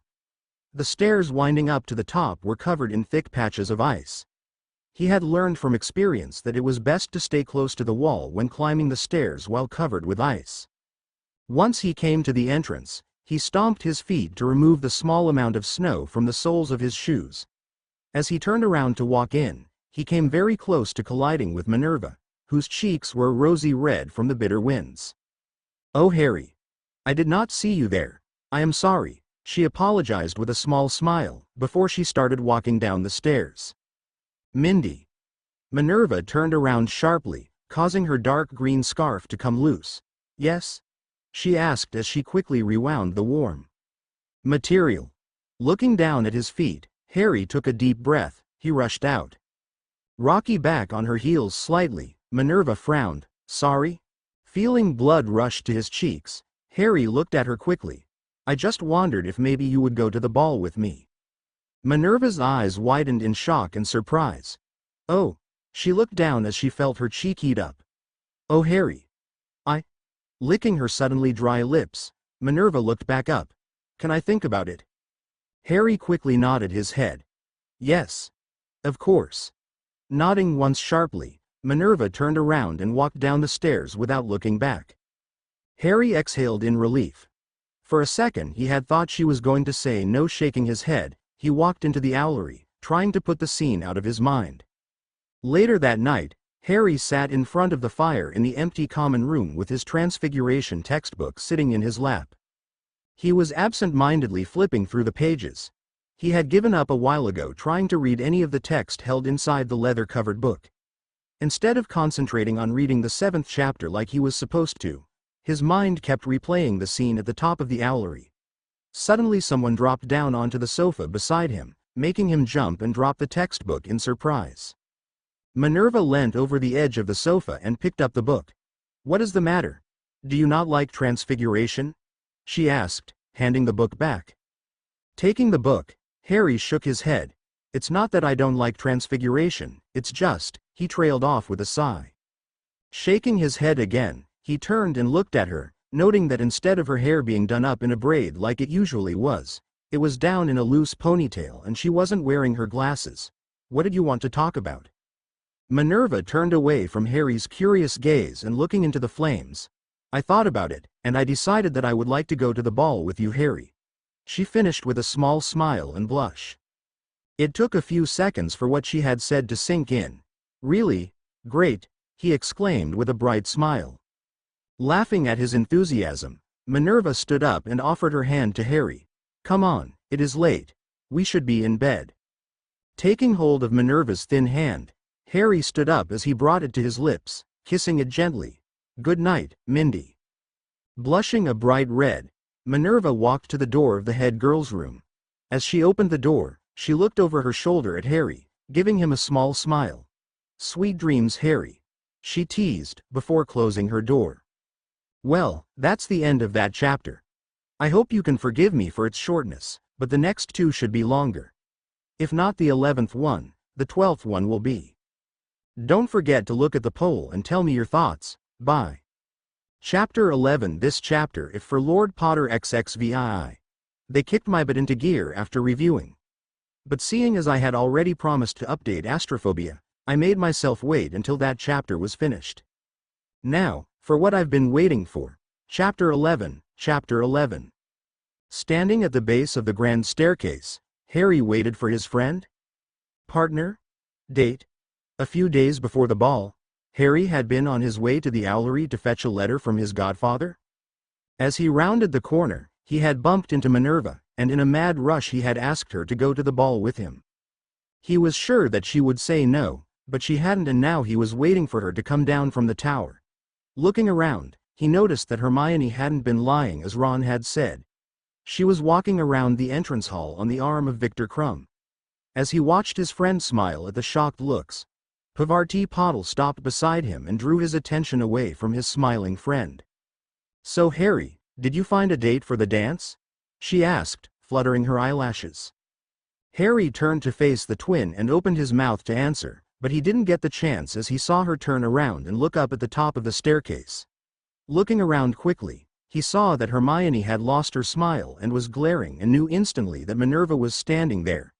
Turning around, his eyes widened in shock upon seeing her. Standing at the top of the staircase, Minerva wore a tartan strapless dress showing her pale shoulders with an overskirt in matching colors. Instead of her hair being left out, or up like all of the other girls, she had pulled in back at the sides and braided it. As she walked down the stairs, Parvati let out a wistful sigh. She's beautiful.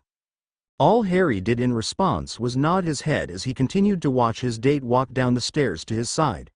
When she stood beside him, she smiled at him shyly. "You ready?" Smiling, Harry nodded again and held out his arm for her. "Are you?" Taking his arm, Minerva blushed. "As I'll ever be." Laughing, they walked to where the other champions were standing and lined up behind them. They didn't have to wait too long before they were allowed to enter the Great Hall. As they walked down the aisle surrounded by their fellow students, Harry heard the hushed and not so hushed whispers about Crumb's date. Usually he would feel upset about people talking about Hermione like that, but seeing her smiling and waving at the disbelieving girls, he let it pass. When they made it to the dance floor though, Harry suddenly felt nervous. What if he forgot the steps? What if he stuffs up? What if? His line of thought was cut off by the beginning of the music, but mostly by Minerva grabbing his hand and placing it on her waist. Looking up from his feet, Harry saw that she was smiling and felt himself relax a bit. Before he knew it, they were dancing around in a large circle. Harry wasn't an idiot. He knew he wasn't leading, and after the one time that he tried to, both he and Minerva agreed never to let him try again. As they twirled past the group of professors, Minerva caught sight of Dumbledore's twinkling eyes and cursed him many times in her head. While Minerva was cursing Dumbledore, Harry was looking around for his friend, Ron. Passing an almost empty table, Harry finally saw his sulking friend, sitting alone. Staring at the dance floor, following his line of sight, Harry saw Hermione being twirled under Crumb's arm and shook his head. Maybe next time Ron will be smart enough to ask her first. Part way through the dance, the headmaster walked out onto the dance floor holding Madame Pomfrey's hand. Minerva watched as she danced under Harry's raised arm. "That would have been me," she whispered to herself. Harry looked at her strangely, but kept quiet. Minerva saw the look and arched her eyebrow at him. "What?" Suddenly feeling embarrassed, Harry looked down at their feet and stumbled over the first thing that came to his mind. I think, you look beautiful tonight, Mindy," he finished in a rush. Minerva blushed and looked down slightly to hide her rosy cheek. "Thank you, Harry," she whispered. Harry smiled at her, which she returned shyly while continuing to lead them around the dance floor. Not long after Dumbledore walked onto the floor, many of the students moved from the sidelines and joined in with their own partners. As time passed and the music changed to that of the more modern, Harry saw that Minerva wasn't as enthusiastic about dancing as before, so he grasped her hand in his and gently tugged her off the dance floor. As they made their way from the hoarding group of teenagers, Minerva stepped towards the drinks table. "Would you care for a drink, Harry?" Harry looked at her and shook his head. "No thank you." Minerva nodded her head once and made her way to the back of the Great Hall, mindful of the students rushing past her to get to the group of teenagers surrounding the weird sisters. Harry watched after her as she weaved through their classmates before he made his own way over to Ron, who was still glaring at the dance floor. Sitting down next to his friend, he opened his mouth to tell him to stop sulking, only to be cut off by the other third of their group. "Victor's gone to get drinks. Would you care to join us?" she asked happily. Turning around to face her, Harry once again opened his mouth to speak, but never got the chance as Ron sat up straight and glared at her angrily. "No, we would not care to join you and, Victor." Hermione frowned at the sour tone. "What's got your wand in a knot?" Ron's glare intensified. "He's a Durmstrang. You're fraternizing with the enemy." "The enemy?" she asked disbelievingly. "Who was it that wanted his autograph? Besides, the whole point of the tournament is international magical cooperation, to make friends." Snorting, Ron slumped back against the table behind him. "I think he has more than friendship on his mind."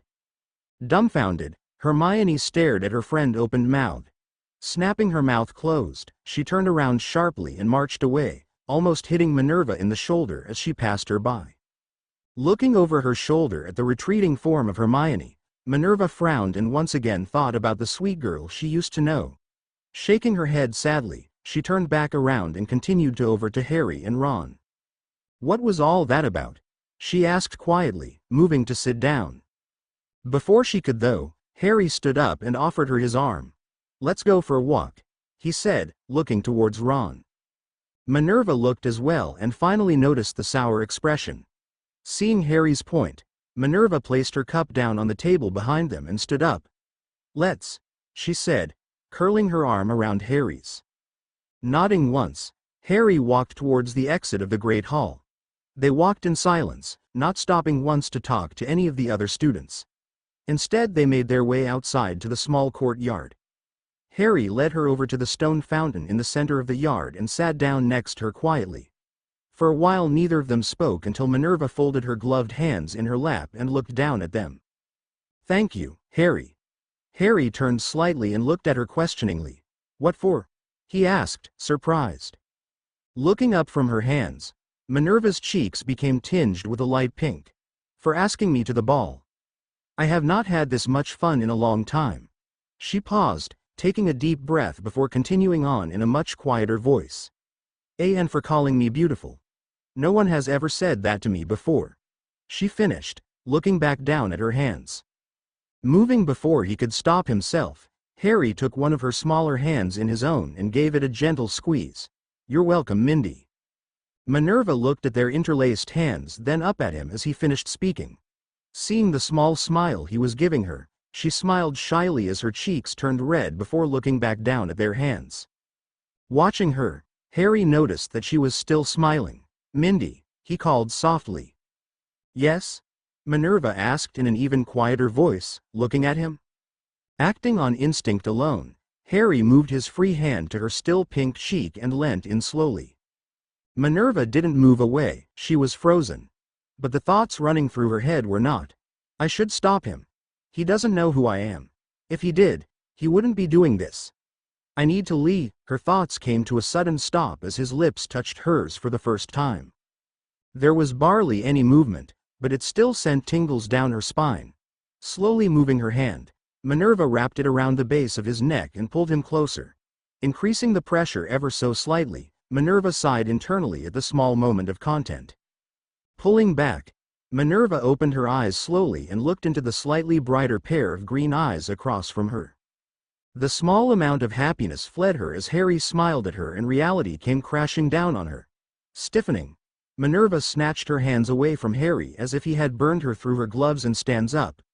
"I should nay have done that," she says, backing away. "I'm sorry. I have to go. I'm sorry." She stuttered before spinning around, and all but running back into the castle.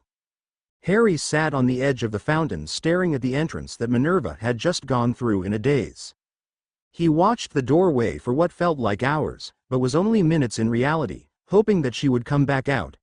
But after sitting there for half an hour, he finally gave up and re-entered the castle himself in search of his red-headed friend. It didn't take him long. All he had to do was follow the sound of his two friends arguing.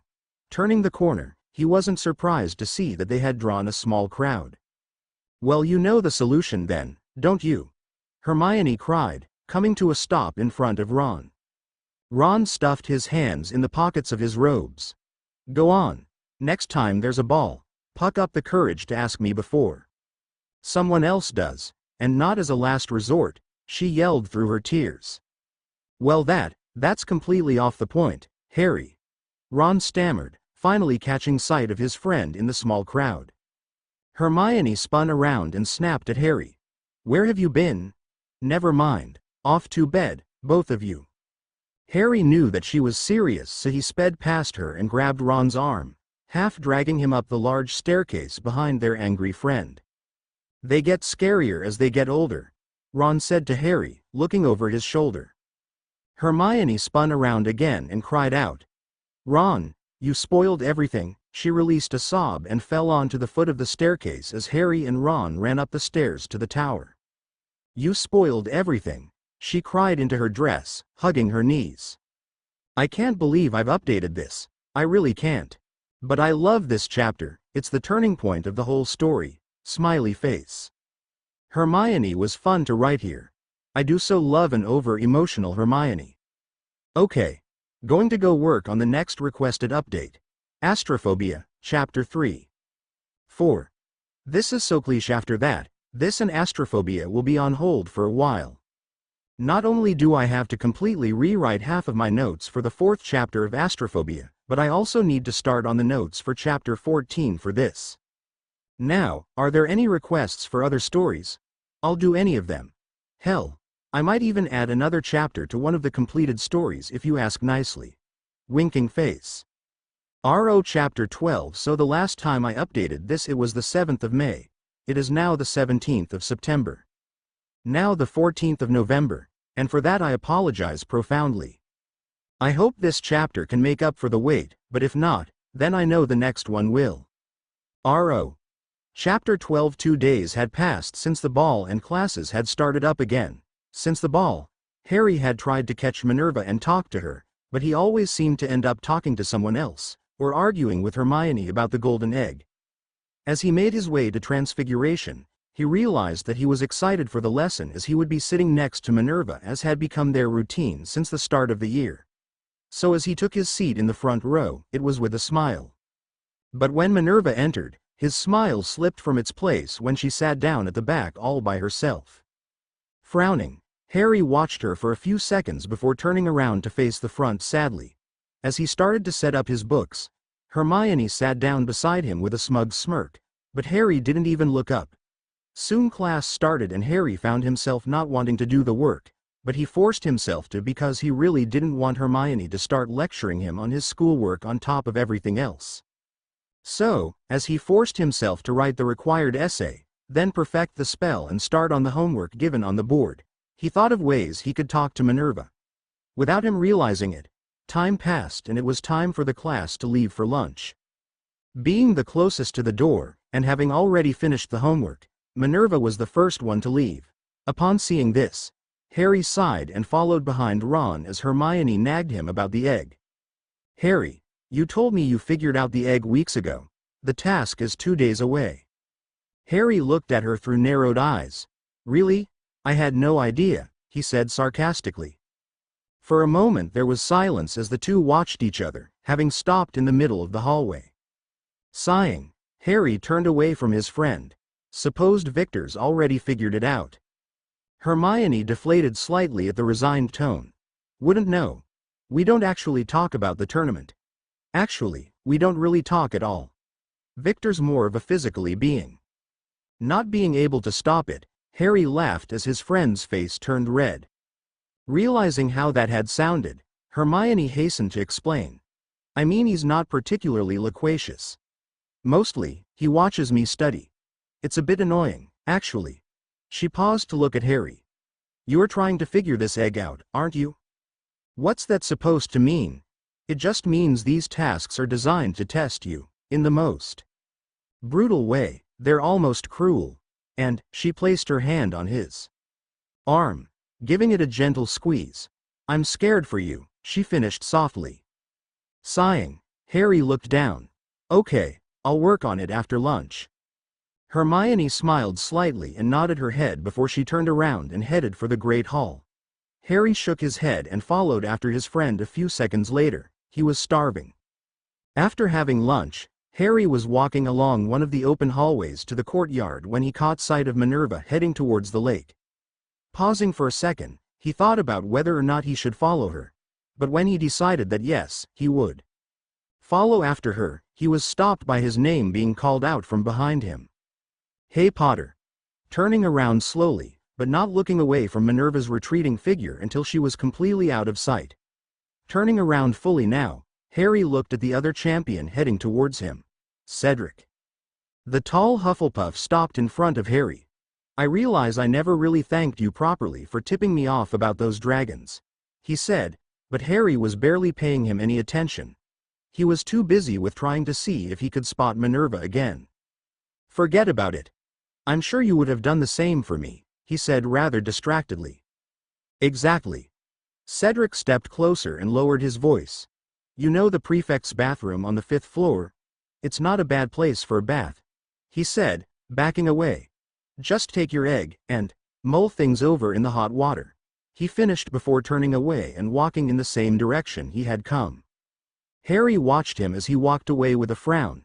Shaking his head, he turned around and walked down the pathway Minervaa had just walked. As he walked down to the lake, unconsciously aiming for the tree he had first found her sitting under, He tried to think of what he was going to say.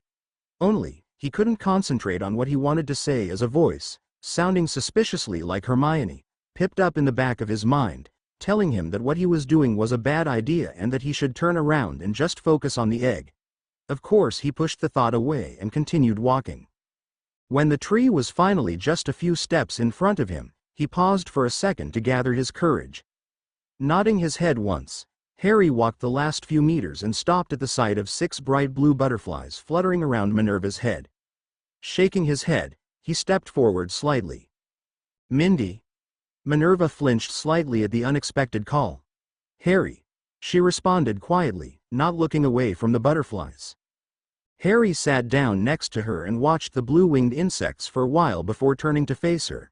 "Why'd you run off after class?" "Mindy."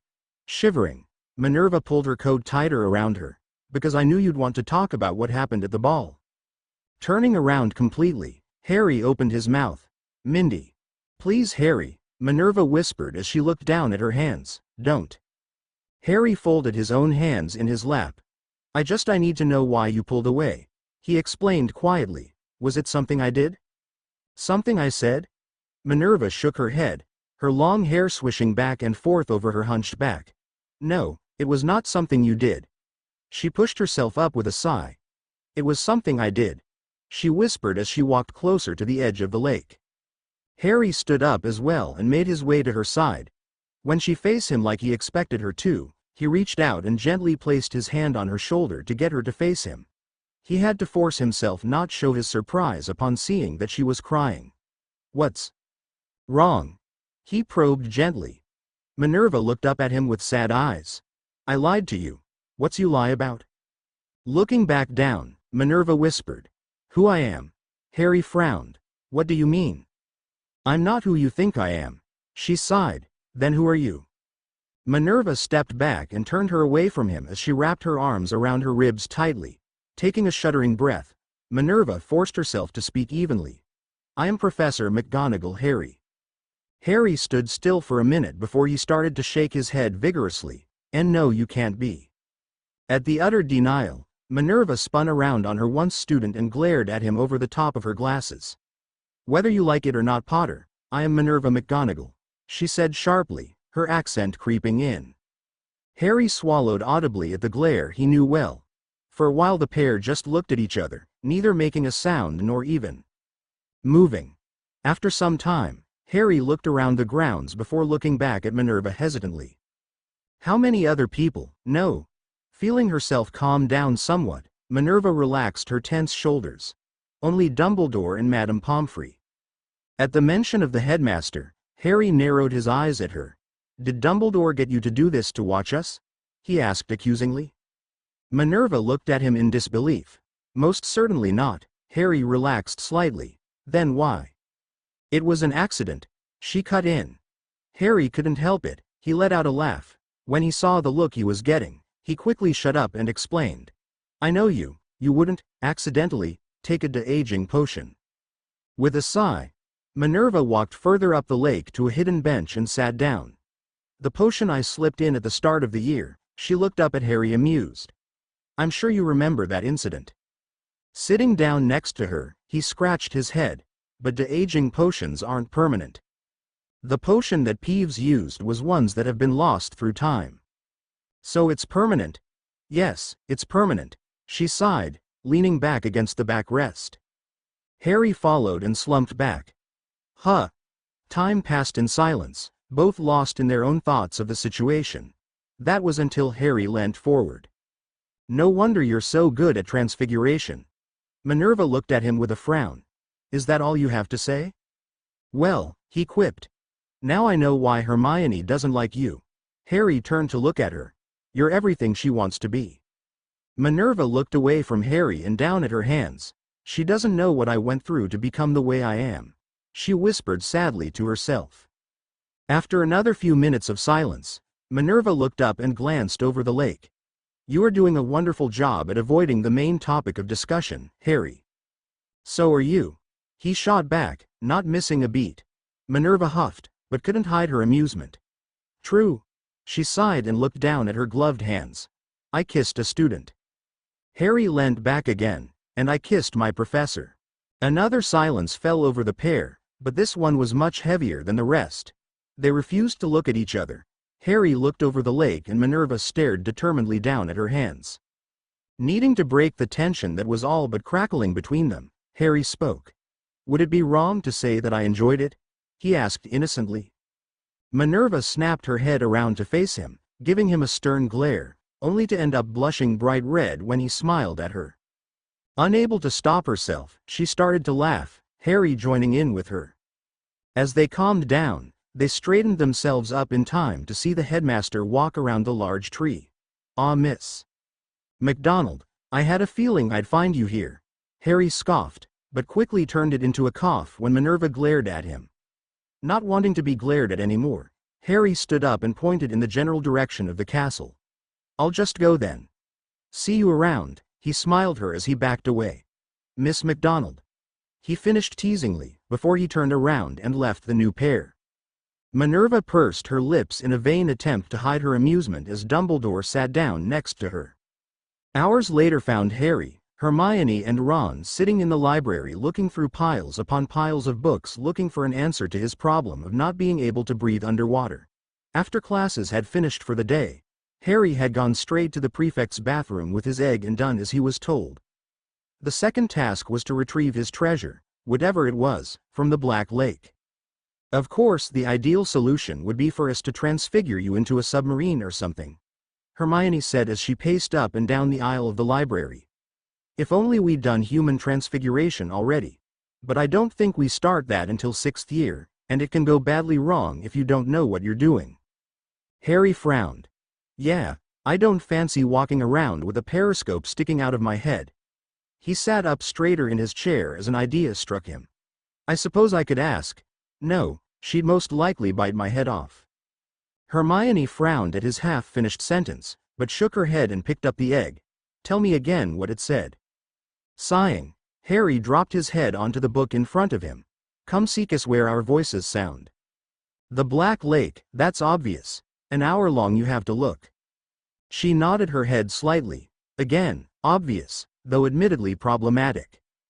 Harry sat up at the dismissive tone. "Potentially problematic? When was the last time you held your breath underwater for an hour?" Hermione. Sitting down next to him, Hermione touched his arm. "Look, Harry, we can do this. We can figure this out." At that time, Ron pushed himself out of his chair and announced that he was going to be.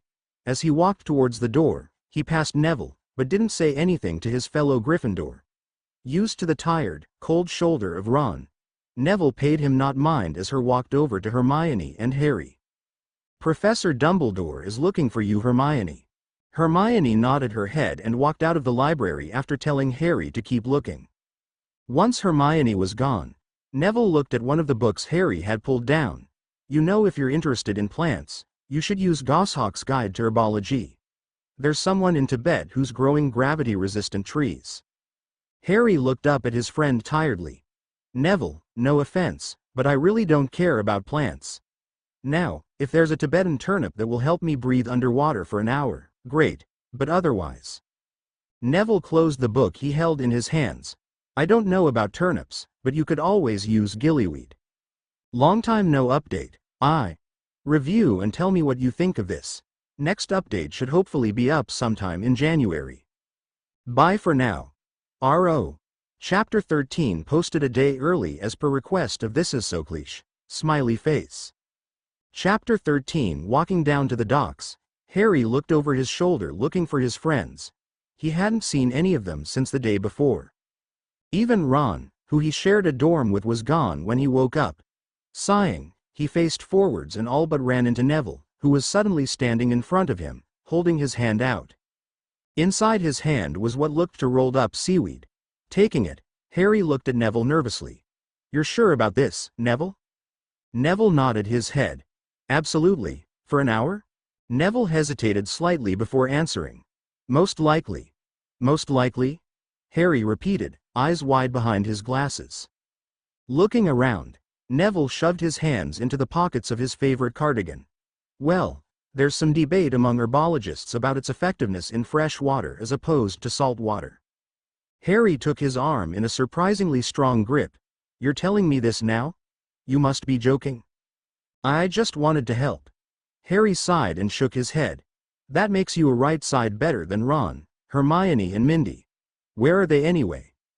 Neville watched his friend walk backward along the pier. "You seem a little tense, Harry." "Do I?" snapped Harry sarcastically before hopping into the small boat with Neville.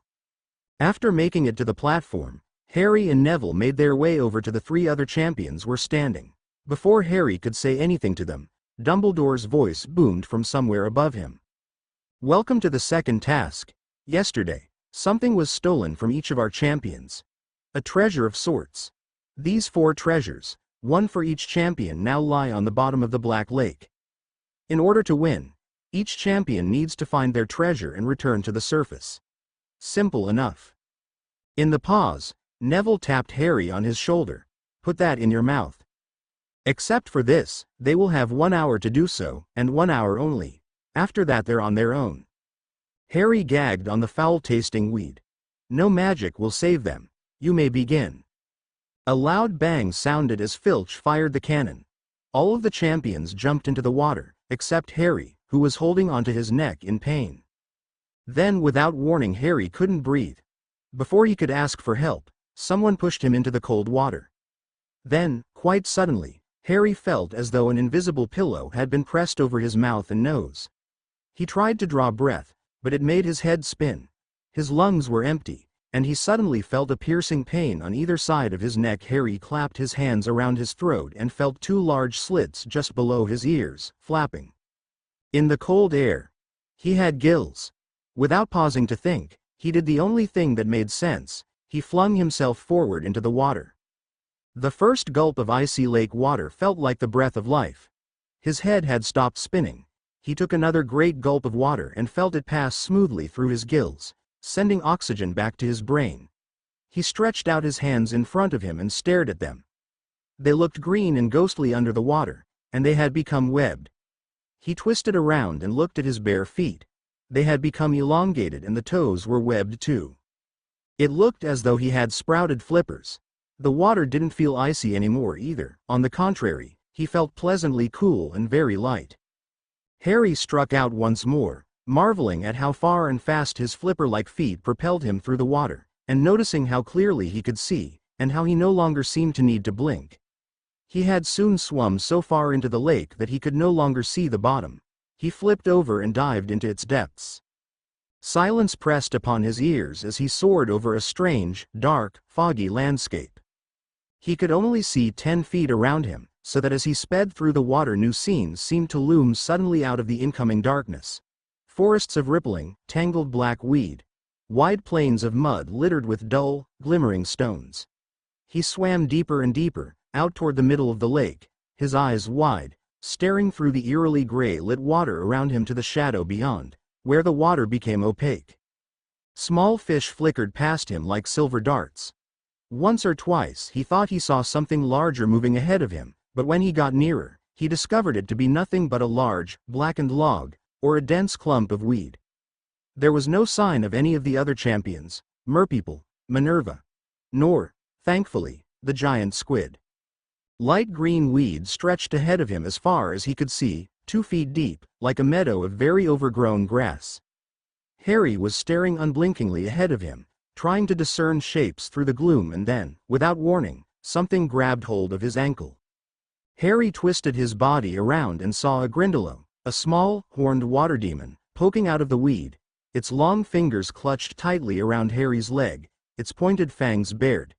Harry stuck his webbed hand quickly inside his robes and fumbled for his wand. By the time he had grasped it, 2 more Grindylows had risen out of the weed, had seized handfuls of Harry's robes, and were attempting to drag him down. "Relatio!"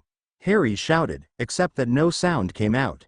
A large bubble issued from his mouth, and his wand, instead of sending sparks at the Grindylows, pelted them with what seemed to be a jet of boiling water, for where it struck them, angry red patches appeared on their green skin. Harry pulled his ankle out of the Grindylow's grip and swam, as fast as he could, occasionally sending more jets of hot water over his shoulder at random. Every now and then he felt one of the Grindylows snatch at his foot again, and he kicked out, hard. Finally, he felt his foot connect with a horned skull, and looking back, saw the dazed Grindylow floating away, cross-eyed, while its fellows shook their fists at Harry and sank back into the weed. Harry slowed down a little, slipped his wand back inside his robes, and looked around, listening again. He turned full circle in the water, the silence pressing harder than ever against his eardrums. He knew he must be even deeper in the lake now, but nothing was moving but the rippling weed. "How are you getting on?" Harry thought he was having a heart attack. He whipped around and saw Moaning Myrtle floating hazily in front of him, gazing at him through her thick, pearly glasses. "Myrtle!" Harry tried to shout, but once again, nothing came out of his mouth but a very large bubble. Moaning Myrtle actually giggled. "You want to try over there," she said, pointing. "I won't come with you. I don't like them much, they always chase me when I get too close." Harry gave her the thumbs up to show his thanks and set off once more, careful to swim a bit higher over the weed to avoid any more Grindylows that might be lurking there. He swam on for what felt like at least 20 minutes. He was passing over vast expanses of black mud now, which swirled murkily as he disturbed the water. Then, at long last, he heard a snatch of haunting mer song. "An hour long you'll have to look, and to recover what we took." Harry swam faster and soon saw a large rock emerge out of the muddy water ahead. It had paintings of merpeople on it. They were carrying spears and chasing what looked like the giant squid. Harry swam on past the rock, following the mer song. "Your time's half gone, so tarry not, lest what you seek stays here to rot." A cluster of crude stone dwellings stained with algae loomed suddenly out of the gloom on all sides. Here and there at the dark windows, Harry saw faces that bore no resemblance at all to the painting of the mermaid in the prefect's bathroom. The merpeople had grayish skin and long, wild, dark green hair. Their eyes were yellow, as were their broken teeth, and they wore thick ropes of pebbles around their necks. They leered at Harry as he swam past. One or two of them emerged from their caves to watch him better, their powerful, silver fishtails beating the water, spears clutched in their hands. Harry sped on, staring around, and soon the dwellings became more numerous. There were gardens of weed around some of them, and he even saw a pet Grindylow tied to a stake outside one door. Merpeople were emerging on all sides now, watching him eagerly, pointing at his webbed hands and gills, talking behind their hands to one another. Harry sped around a corner and a very strange sight met his eyes. A whole crowd of merpeople was floating in front of the houses that lined what looked like a mer version of a village square. A choir of merpeople was singing in the middle, calling the champions toward them, and behind them rose a crude sort of statue, a gigantic merperson hewn from a boulder. 4 people were bound tightly to the tail of the stone merperson. Minervaa was tied between Hermione and Cho Chang. There was also a girl who looked no older than 8, whose clouds of silvery hair made Harry feel sure that she was Fleur Delacour's sister. All 4 of them appeared to be in a very deep sleep. Their heads were lolling onto their shoulders, and fine streams of bubbles kept issuing from their mouths. Harry sped toward the hostages, half expecting the merpeople to lower their spears and charge at him, but they did nothing. The ropes of weed tying the hostages to the statue were thick, slimy, and very strong. For a fleeting second he thought of the knife Sirius had bought him for Christmas. Locked in his trunk in the castle a quarter of a mile away, no use to him whatsoever. He looked around. Many of the merpeople surrounding them were carrying spears. He swam swiftly toward a 7-foot-tall merman with a long green beard and a choker of shark fangs and tried to mime a request to borrow the spear. The merman laughed and shook his head. "We do not help," he said in a harsh, croaky voice. "Come on," Harry said fiercely as he tried to pull the spear away from the merman, but the merman yanked it back, still shaking his head and laughing. Harry swirled around, staring about. Something sharp, anything. There were rocks littering the lake bottom. He dived and snatched up a particularly jagged one and returned to the statue. He began to hack at the ropes binding Minervaa, and after several minutes' hard work, they broke apart. Minervaa floated, unconscious, a few inches above the lake bottom, her long hair drifting a little in the ebb of the water. Harry looked around. There was no sign of any of the other champions. What were they playing at? Why didn't they hurry up? He turned back to Hermione, raised the jagged rock, and began to hack at her bindings too. At once, several pairs of strong gray hands seized him. Half a dozen mermen were pulling him away from Hermione, shaking their green-haired heads, and laughing. "You take your own hostage," one of them said to him. "Leave the others." "No way," said Harry furiously, but only 2 large bubbles came out. "Your task is to retrieve your own friend, leave the others." "She's my friend too," Harry yelled, gesturing toward Hermione, an enormous silver bubble emerging soundlessly from his lips. "And I don't want them to die either." Cho's head was on Hermione's shoulder. The small silver-haired girl was ghostly green and pale. Harry struggled to fight off the mermen. But they laughed harder than ever, holding him back. Harry looked wildly around. Where were the other champions? Would he have time to take Minervaa to the surface and come back down for Hermione and the others? Would he be able to find them again? He looked down at his watch to see how much time was left. It had stopped working. But then the merpeople around him pointed excitedly over his head. Harry looked up and saw Cedric swimming toward them. There was an enormous bubble around his head, which made his features look oddly wide and stretched. "Got lost," he mouthed, looking panic-stricken. "Fleur and Crumb are coming now." Feeling enormously relieved, Harry watched Cedric pull a knife out of his pocket and cut Cho free. He pulled her upward and out of sight. Harry looked around, waiting.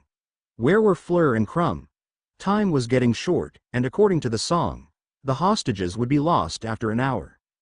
The merpeople started screeching animatedly. Those holding Harry loosened their grip, staring behind them. Harry turned and saw something monstrous cutting through the water toward them. A human body in swimming trunks with the head of a shark. It was Crumb. He appeared to have transfigured himself, but badly. The shark man swam straight to Hermione and began snapping and biting at her ropes.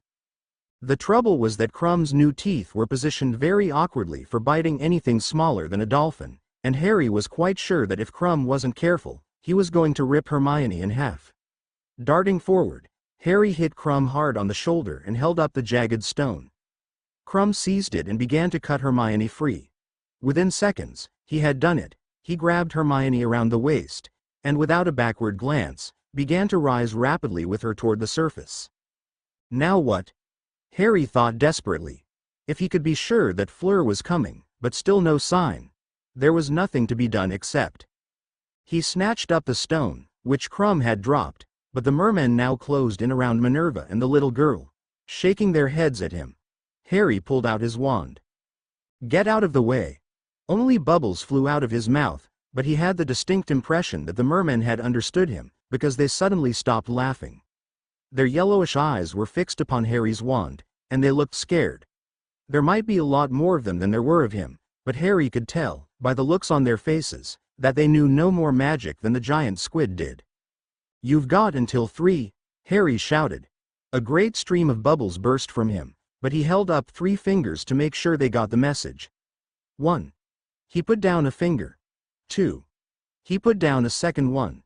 They scattered.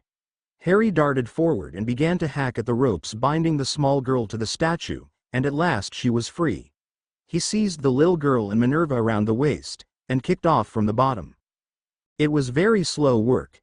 He could no longer use his webbed hands to propel himself forward. He worked his flippers furiously, but Minervaa and Fleur's sister were like potato-filled sacks dragging him back down. He fixed his eyes skyward, though he knew he must still be very deep. The water above him was so dark. Grindylows were slowly rising beneath him. He could see them swirling under him with ease, watching him struggle through the water. Would they pull him back down to the depths? Did they perhaps eat humans? Harry's legs were seizing up with the effort to keep swimming. His shoulders were aching horribly with the effort of dragging Minervaa and the girl. He was drawing breath with extreme difficulty. He could feel pain on the sides of his neck again. He was becoming very aware of how wet the water was in his mouth, yet the darkness was definitely thinning now. He could see daylight above him. He kicked hard with his flippers and discovered that they were nothing more than feet. Water was flooding through his mouth into his lungs. He was starting to feel dizzy, but he knew light and air were only 10 feet above him. He had to get there. He had to. He had to get them to the surface. With that in mind, He pushed the two girls high above him with what little strength he had left. He could see them as they drifted to the surface of the lake as he kicked his legs as hard and fast as he could, trying to get there himself. It felt as though his muscles were screaming in protest.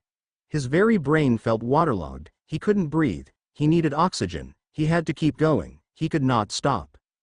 But he was being pulled back down by the Grindylows again, and this time he didn't the energy to fight them off. Above him, Minerva and Gabrielle finally broke the surface of the water, both blinking in confusion as they looked around them. Gabrielle was the first to recover and start swimming to the platform that was less than 100 meters in front of them. However, Minerva was frozen in place. She was surrounded with water, alone. Suddenly Minerva couldn't get enough air into her lungs and her heart was beating faster than normal. People were watching her and pointing at her as she somehow managed to stay afloat while she tried to even out her breathing like she had been taught, but as the seconds passed her breathing became more erratic, until finally she just stopped moving and slowly sank beneath the water, barely hearing the screams coming from all the students. Harry, who was still trying to make it to the surface, saw her as she slowly descended through the water not far from him. Through the water their eyes connected. Minerva's dark green eyes slowly closing the deeper she fell, Harry's bright green eyes widening in fear as he watched her. With everything she had left, Minerva forced her eyes open and looked at Harry, mouthing one word, "Sorry." Harry stopped struggling as her eyes closed. Feeling something inside him snap, Harry grabbed his wand and let out a large spray of red sparks, sending the Grindylows swimming away from him. With a new surge of energy and determination, Harry swam as fast as he could to Minerva and grabbed her around the waist, pulling her along with him as he swam to the surface. Breaking through, Harry turned in his back and swam to the platform, holding her to his side tightly. As he got there, hands reached out to help them onto the platform. Taking hold of one, with at least 3 others grabbing onto him and Minerva, they were pulled from the water and all but dumped on the platform. Not even bothering to regain his breath, Harry turned Minerva on her side and opened her mouth. A surprisingly small amount of water trickled out. Painful seconds later, she took a sharp deep breath and started coughing up more water. Sighing, Harry sat back on his heels in relief. Once she was finished coughing, Minerva rolled onto her back and closed her eyes, her chest heaving as she tried to get her breathing under control again. "I'm going to kill him," she whispered, forgetting for a second that she was not Minerva McGonagall, but Mindy McDonald. Harry couldn't help but chuckle as he assumed she was talking about Dumbledore. Seeing her try to get up, he moved his hand to her waist and helped her stand. It was lucky that he had yet to pull away after helping her as she stumbled, falling against him. Wrapping both arms around her waist, Harry held on to her as she regained her balance. "Careful there." Having fallen against Harry front on, her arms were trapped between them, so instead of returning the surprisingly sweet embrace, she gripped his shirt tightly in her hands and rested her forehead on his shoulder with a sigh. "Sorry." Harry smiled at her when she looked up at him, but didn't say anything. For some reason, he knew that if he spoke, she would pull back again. He watched her as she looked him in the eye before her gaze slid lower, landing on his lips. Without realizing it, she leant in slowly, giving him the chance to pull away if he wanted to. When he didn't move, she closed the remaining space between them and kissed him. Surprised, Harry froze. Just as he was gathering his wits about him, it was already too late. Minerva had pulled back and started apologizing. "I'm sore." Before she could finish, Harry leant forward and cut her off with a kiss. Gasping, Minerva looked at him before closing her eyes and returning the kiss. It surprised her how much she wanted to kiss him, and to her shock, she was disappointed when he pulled away from her. "I'm not," he whispered, enjoying the blush that suddenly spread across her pale cheeks. Minerva opened her mouth to speak, however she didn't get the chance as someone beside them cleared their throat, bringing the pair back to reality. Standing beside them was Professor Dumbledore. Harry felt his face heat up at seeing the twinkling eyes of his mentor, while Minerva ducked her head and muttered something under her breath. Looking away and down at Minerva, Harry spoke almost shyly, "We should get you to Madame Pomfrey." Minerva shook her head. "I'm fine." Harry arched his eyebrow, "You almost drowned." Looking up, Minerva saw his determined expression and sighed, "Fine." Nodding, Harry moved her arm so it was over his shoulder and held her around her waist, supporting her. As they walked past Dumbledore, Minerva glared at him, not caring that the students were watching. Shaking his head slightly, Harry led them over to the boats that were tethered to the platform, only to be stopped by Hermione, who was wrapped tightly in a towel. "Here," she said, thrusting the second towel towards Harry. Taking it, Harry looked at Minerva, who had started shivering. "Do you have a second one?" Hermione frowned and bit out, "No," blinking. Harry stared at his friend for a second before he turned and wrapped the towel around Minerva's shoulders securely, completely ignoring her protests. "Thanks," he said, not looking back at his longtime friend as he took hold of Minerva again. "Come on," he whispered quietly, walking past Hermione. As Harry helped Minerva into the boat, he could feel his friend's eyes burning into his back, but he refused to turn around. Sitting down beside Minerva, Harry pulled her against his side in hopes of warming her up as they made their way to the castle. "Amazing, isn't it? I've managed to keep to my schedule. Smiley face, we'll hopefully see an update for this next month. I fixed up the little mistake, sorry about that. Smiley face RO. Chapter 14 So some cough most cough is directly from the book. Chapter 14 The pair made their way through the castle in silence. Minerva was focusing on her breathing in hopes to prevent herself from having a second coughing fit, while Harry was thinking over why Minerva was chosen to be his treasure when it was obvious she wasn't fond of water. Shaking his head, he opened the double doors in front of them and led her over to one of the many beds lining the walls. As he helped her to sit up on the pristine white sheets, the only door in the room opened. "What happened?" Madame Pomfrey asked sharply, rushing over to them. Before she could answer her longtime friend, Minerva started coughing. "She almost drowned," Harry said as he began rubbing circles on her back. Minerva croaked hoarsely. "I'm fine." Madame Pomfrey frowned. "I'll be the judge of that," she said, just before she started waving her wand in complicated patterns over her, chanting under her breath. Once she was done, she slipped her wand back in its holsters up her sleeve and placed her hands on her hips. "You will have chest pains for a while, and you'll stay overnight for observations." Opening her mouth to protest, Minerva all but sneered at her friend upon seeing the glare being sent her way. "Fine." Nodding her head, the nurse turned around, calling over shoulders, "I'll be right back with your potions." Seeing the door close behind the older lady, Harry pulled himself up onto the bed and grasped the still shaking hand in his own. For several minutes, neither of them spoke, until Harry turned slightly, looking at her with a small frown. What do I call you?" Minerva blinked, then looked at him as if he was completely daft. "My name." "But Mindy's not your name." She arched her eyebrow at him. "But to everyone else, I am Mindy. You don't like being called Mindy." Clearly surprised at that, she frowned. "How do you flinch every once in a while when someone calls you Mindy." After that, neither of the pair spoke, the only sound in the otherwise silent room being Madame Pomfrey's mumblings of, "Need to see Severus about more pepper-up potions." Looking away from the office, Harry watched Minerva for a second. "So what do I call you?" Minerva sighed and shook her head. "I don't know. Let's just stick with Mindy for now," she said softly, resting her head against his shoulder. Acting on instinct, Harry moved his arms to wrap around her shoulders and held her tightly. At first he doesn't realize, but when he looked down, he saw her fighting hard to control her crying. Not knowing what to do, he pulled her closer to him and whispered words under his breath. After a few minutes, Minerva calmed down enough to pull back and wipe away her tears. "I'm sorry." Harry watched her as she tried to hide her face from him. Smiling slightly, he placed his hand under her chin and turned her to face him. "It's okay." Minerva shook her head. "No, it's..." Before she could finish, Madame Pomfrey walked in with a tray with 3 potions on it. She paused in the doorway for a second, staring at the pair on the bed before coming back to herself and continuing on her way. Stopping in front of Minerva, Poppy held out the first potion. "This is to help with the pain in your chest." Minerva took the small bottle and chucked it back, slamming it back down on the tray. Both Pomfrey and Harry were surprised at the action. Shaking her head, Poppy held out the second one. "This is to help remove what lake water is left in your lungs." Swallowing it, Minor grimaced as she handed the empty bottle back, and this to prevent you from catching a cold.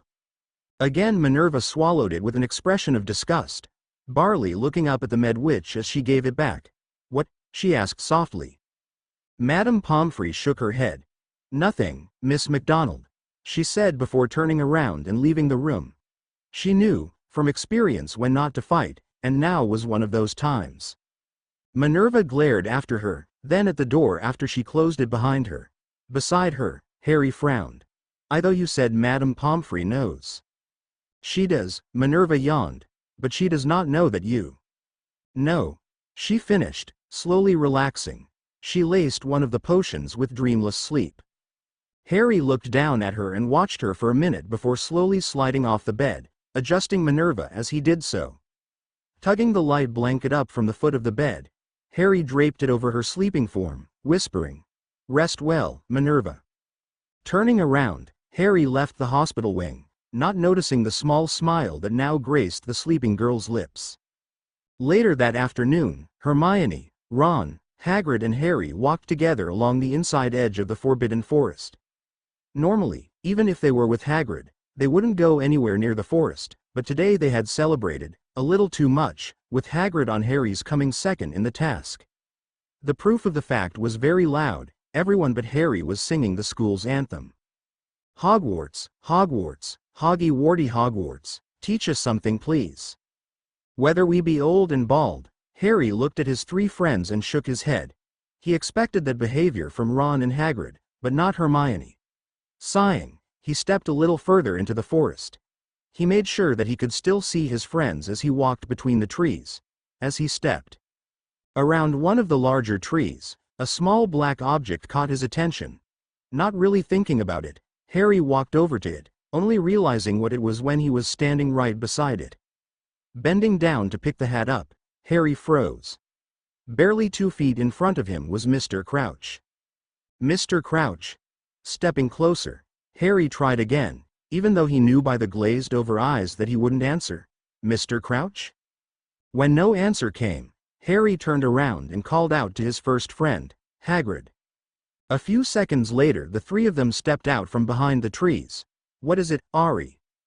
Harry pointed to the man on the ground. Go and get Professor Dumbledore, Ari. Nodding, Harry took off for the castle. He forced himself to run as fast as he could, barely even slowly down to slip inside the doors. It must have been his lucky day, because at that moment Professor Dumbledore was walking down the corridor, humming to himself. Professor Dumbledore. The headmaster turned around and smiled at the messy-haired boy. Harry, what can I do for you? Gasping, Harry leant forward and rested his hands on his knees. Mr. Crouch, Forrest, please come. The old wizard frowned, but nodded his head, his long beard almost touching the floor. Of course, my boy, lead the way. Nodding his head, Harry turned around and started walking back the way he came at a fast pace, not even surprised to see the old headmaster keeping up. When they got there, Hermione was crying heavily while Ron was trying to comfort her. Stopping beside his friends, Harry watched as Dumbledore went over to Hagrid. A few seconds later, Dumbledore sighed. We'll take him up to the castle, Hagrid. O' course, Professor. Hagrid said, picking up the limp body. As the half-giant made his way up to the castle, Dumbledore turned to look at Harry and his friends. Mr. Weasley, take Miss Granger back to Gryffindor Tower. Mr. Potter, I'd like for you to come to my office in an hour, if you will. Harry nodded his head. Of course, sir. Dumbledore, I'm afraid I don't see the connection, don't see it at all. It was the voice of the Minister of Magic, Cornelius Fudge. We've no evidence of foul play, Dumbledore, none at all. And what do you think's happened to Barty Crouch, Minister? Said Moody's growling voice. I see two possibilities, Alistair, said Fudge.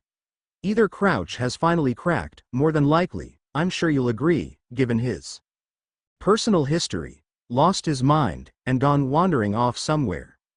He wandered extremely quickly, if that is the case, Cornelius, said Dumbledore calmly. Or else. Well, Fudge sounded embarrassed. Well, I'll reserve judgment until after I've seen the place where he was found, But you say it was just past the Beauxbatons' carriage? Dumbledore, you know what that woman is. I consider her to be a very able headmistress, and an excellent dancer, said Dumbledore quietly. Dumbledore, come, said Fudge angrily. Don't you think you might be prejudiced in her favor because of Hagrid? They don't all turn out harmless. If, indeed, you can call Hagrid harmless, with that monster fixation he's got. I no more suspect Madame Maxime than Hagrid, said Dumbledore, just as calmly. I think it possible that it is you who are prejudiced. Cornelius. Can we wrap up this discussion? Growled Moody. Yes, let's go down to the grounds, then, said Fudge impatiently. No, it's not that, said Moody, it's just that Potter here, Dumbledore. He's just outside the door. The door of the office opened. Hello, Potter, said Moody. Come in, then. Harry walked inside. He had been inside Dumbledore's office once before. It was a very beautiful, circular room, lined with pictures of previous headmasters and headmistresses of Hogwarts, all of whom were fast asleep, their chests rising and falling gently. Cornelius Fudge was standing beside Dumbledore's desk, wearing his usual pinstriped cloak and holding his lime-green bowler hat. Harry, said Fudge jovially, moving forward. How are you? Fine, Harry lied. We were just talking about the night when Mr. Crouch turned up on the grounds, said Fudge. It was you who found him, was it not? Yes, said Harry.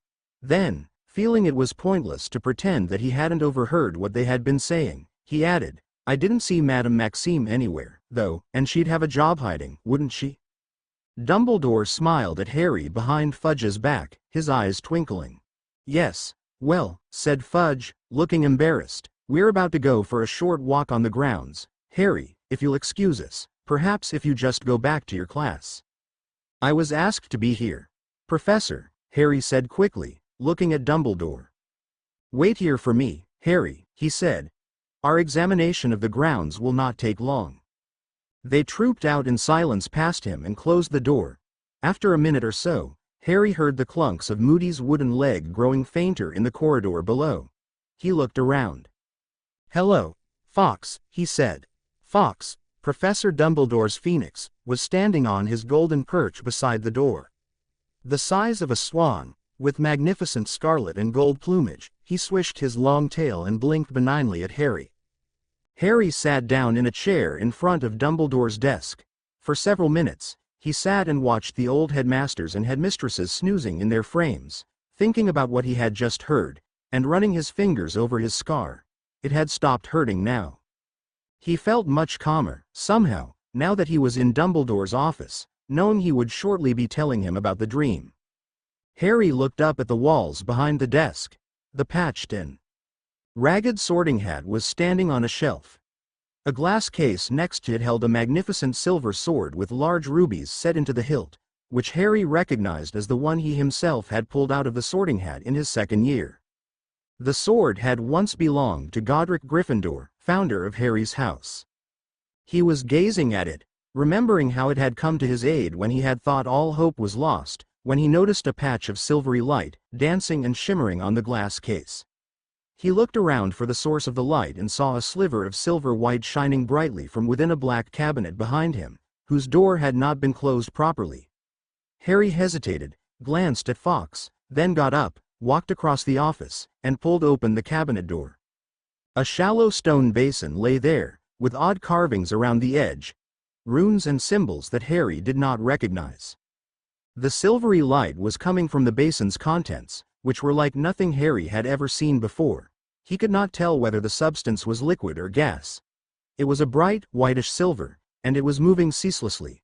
The surface of it became ruffled like water beneath wind, and then, like clouds, separated and swirled smoothly. It looked like light made liquid, or like wind made solid. Harry couldn't make up his mind. He wanted to touch it, to find out what it felt like, but nearly 4 years' experience of the magical world told him that sticking his hand into a bowl full of some unknown substance was a very stupid thing to do. He therefore pulled his wand out of the inside of his robes, cast a nervous look around the office, looked back at the contents of the basin, and prodded them. The surface of the silvery stuff inside the basin began to swirl very fast. Harry bent closer, his head right inside the cabinet. The silvery substance had become transparent. It looked like glass. He looked down into it expecting to see the stone bottom of the basin, and saw instead an enormous room below the surface of the mysterious substance, a room into which he seemed to be looking through a circular window in the ceiling. The room was dimly lit.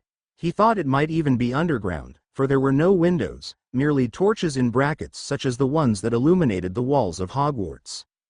Lowering his face so that his nose was a mere inch away from the glassy substance, Harry saw that rows and rows of witches and wizards were seated around every wall on what seemed to be benches rising in levels. An empty chair stood in the very center of the room. There was something about the chair that gave Harry an ominous feeling. Chains encircled the arms of it, as though its occupants were usually tied to it. Where was this place? It surely wasn't Hogwarts. He had never seen a room like that here in the castle. Moreover, the crowd in the mysterious room at the bottom of the basin was comprised of adults, and Harry knew there were not nearly that many teachers at Hogwarts. They seemed, he thought, to be waiting for something. Even though he could only see the tops of their hats, all of their faces seemed to be pointing in one direction, and none of them were talking to one another. The basin being circular, and the room he was observing square, Harry could not make out what was going on in the corners of it. He leaned even closer, tilting his head, trying to see. The tip of his nose touched the strange substance into which he was staring. Dumbledore's office gave an almighty lurch. Harry was thrown forward and pitched headfirst into the substance inside the basin. But his head did not hit the stone bottom. He was falling through something ice-cold and black. It was like being sucked into a dark whirlpool. Suddenly, Harry found himself sitting on a bench at the end of the room inside the basin, a bench raised high above the others. He looked up at the high stone ceiling, expecting to see the circular window through which he had just been staring, but there was nothing there but dark, solid stone. Breathing hard and fast, Harry looked around him. Not one of the witches and wizards in the room was looking at him. Not one of them seemed to have noticed that a 14-year-old boy had just dropped from the ceiling into their midst. Harry turned to the wizard next to him on the bench and uttered a loud cry of surprise that reverberated around the silent room. He was sitting right next to Albus Dumbledore. "Professor," Harry said in a kind of strangled whisper. "I'm sorry, I didn't mean to. I was just looking at that basin in your cabinet. Where are we?" But Dumbledore didn't move or speak. He ignored Harry completely. Like every other wizard on the benches, he was staring into the far corner of the room, where there was a door. Harry gazed, nonplussed, at Dumbledore, then around at the silently watchful crowd, then back at Dumbledore. And then it dawned on him. Once before, Harry had found himself somewhere that nobody could see or hear him. That time, he had fallen through a page in an enchanted diary, right into somebody else's memory, and unless he was very much mistaken, something of the sort had happened again. Harry raised his right hand, hesitated, and then waved it energetically in front of Dumbledore's face. Dumbledore did not blink, look around at Harry, or indeed move at all. And that, in Harry's opinion, settled the matter. Dumbledore wouldn't ignore him like that. He was inside a memory, and this was not the present-day Dumbledore. Yet it couldn't be that long ago. The Dumbledore sitting next to him now was silver-haired, just like the present-day Dumbledore. But what was this place? What were all these wizards waiting for? Harry looked around more carefully. The room, as he had suspected when observing it from above, was almost certainly underground, more of a dungeon than a room, he thought. There was a bleak and forbidding air about the place. There were no pictures on the walls. No decorations at all. Just these serried rows of benches, rising in levels all around the room, all positioned so that they had a clear view of that chair with the chains on its arms. Before Harry could reach any conclusions about the place in which they were, he heard footsteps. The door in the corner of the dungeon opened and 3 people entered. Or at least one man, flanked by 2 Dementors. Harry's insides went cold. The Dementors, tall, hooded creatures whose faces were concealed, were gliding slowly toward the chair in the center of the room, each grasping one of the man's arms with their dead and rotten-looking hands. The man between them looked as though he was about to faint, and Harry couldn't blame him. He knew the Dementors could not touch him inside a memory, but he remembered their power only too well. The watching crowd recoiled slightly as the Dementors placed the man in the chained chair and glided back out of the room. The door swung shut behind them. Harry looked down at the man now sitting in the chair and saw that it was Karkaroff. Unlike Dumbledore, Karkaroff looked much younger. His hair and goatee were black. He was not dressed in sleek furs, but in thin and ragged robes. He was shaking. Even as Harry watched, the chains on the arms of the chair glowed suddenly gold and snaked their way up Karkaroff's arms, binding him there. "Igor Karkaroff," said a curt voice to Harry's left. Harry looked around and saw Mr. Crouch standing up in the middle of the bench beside him. Crouch's hair was dark. His face was much less lined. He looked fit and alert. "You have been brought from Azkaban to present evidence to the Ministry of Magic. You have given us to understand that you have important information for us." Karkaroff straightened himself as best he could, tightly bound to the chair. "I have, sir," he said, and although his voice was very scared, Harry could still hear the familiar unctuous note in it. "I wish to be of use to the Ministry. I wish to help. I know that the Ministry is trying to round up the last of the Dark Lord's supporters. I am eager to assist in any way I can." There was a murmur around the benches. Some of the wizards and witches were surveying Karkaroff with interest, others with pronounced mistrust. Then Harry heard, quite distinctly, from Dumbledore's other side, a familiar, growling voice saying, "Filth." Harry leaned forward so that he could see past Dumbledore. Mad-Eye Moody was sitting there, except that there was a very noticeable difference in his appearance. He did not have his magical eye, but two normal ones. Both were looking down upon Karkaroff, and both were narrowed in intense dislike. "Crouch is going to let him out," Moody breathed quietly to Dumbledore. "He's done a deal with him. Took me 6 months to track him down, and Crouch is going to let him go if he's got enough new names. Let's hear his information, I say, and throw him straight back to the Dementors." Dumbledore made a small noise of dissent through his long, crooked nose.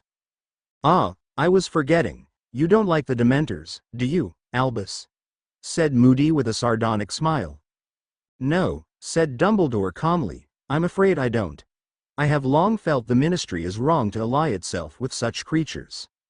But for filth like this," Moody said softly. "You say you have names for us, Karkaroff," said Mr. Crouch. "Let us hear them, please." "You must understand," said Karkaroff hurriedly, "that he who must not be named operated always in the greatest secrecy. He preferred that I mean to say, his supporters, and I regret now, very deeply, that I ever counted myself among them." "Get on with it," sneered Moody. "We never knew the names of every one of our fellows. He alone knew exactly who we all were." "Which was a wise move, wasn't it, as it prevented someone like you, Karkaroff, from turning all of them in," muttered Moody.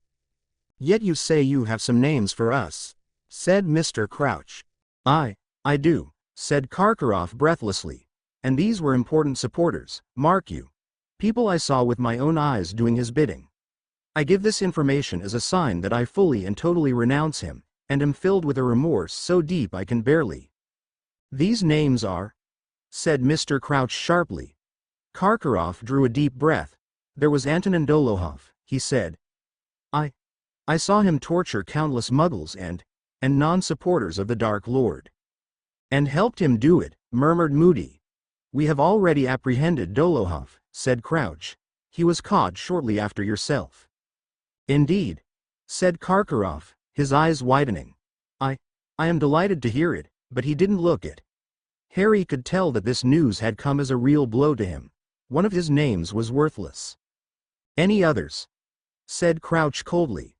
"Why, yes, there was Rosier," said Karkaroff hurriedly. "Evan Rosier."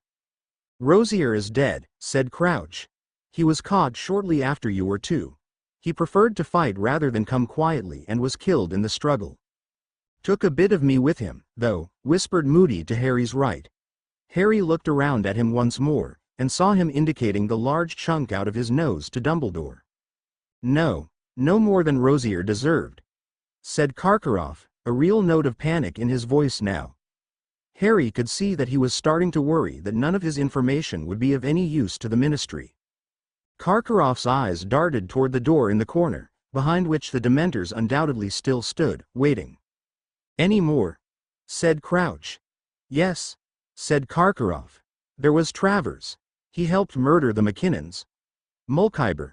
He specialized in the Imperious Curse, forced countless people to do horrific things. Rookwood, who was a spy, and passed he who must not be named useful information from inside the Ministry itself." Harry could tell that, this time, Karkaroff had struck gold. The watching crowd was all murmuring together. "Rookwood," said Mr. Crouch, nodding to a witch sitting in front of him, who began scribbling upon her piece of parchment. "Augustus Rookwood of the Department of Mysteries." "The very same," said Karkaroff eagerly. "I believe he used a network of well-placed wizards, both inside the Ministry and out, to collect information." "But Travers and Mulciber we have," said Mr. Crouch. "Very well, Karkaroff, if that is all, you will be returned to Azkaban while we decide." "Not yet," cried Karkaroff, looking quite desperate. "Wait, I have more." Harry could see him sweating in the torchlight, his white skin contrasting strongly with the black of his hair and beard. "Snape!" he shouted. "Severus Snape. Snape has been cleared by this council," said Crouch disdainfully. "He has been vouched for by Albus Dumbledore." "No," shouted Karkaroff, straining at the chains that bound him to the chair. "I assure you, Severus Snape is a Death Eater." Dumbledore had gotten to his feet. "I have given evidence already on this matter," he said calmly. "Severus Snape was indeed a Death Eater. However, he rejoined our side before Lord Voldemort's downfall and turned spy for us, at great personal risk. He is now no more a Death Eater than I am." Harry turned to look at Mad-Eye Moody. He was wearing a look of deep skepticism behind Dumbledore's back. "Very well, Karkaroff," Crouch said coldly. "You have been of assistance. I shall review your case. You will return to Azkaban in the meantime." "No, I have one more." "Yes, I know of one more. Participated in the use of the Cruciatus Curse on Auror Frank Longbottom and his wife." "The name? Give us the name." Igor leaned forward, smiling sadistically. "Barty Crouch Jr. All I can say for leaving it there is, I was tired and it seemed like a good spot to cut it off. Smiley face. R.O. Chapter 15. The next day, Harry made his way to the hospital wing.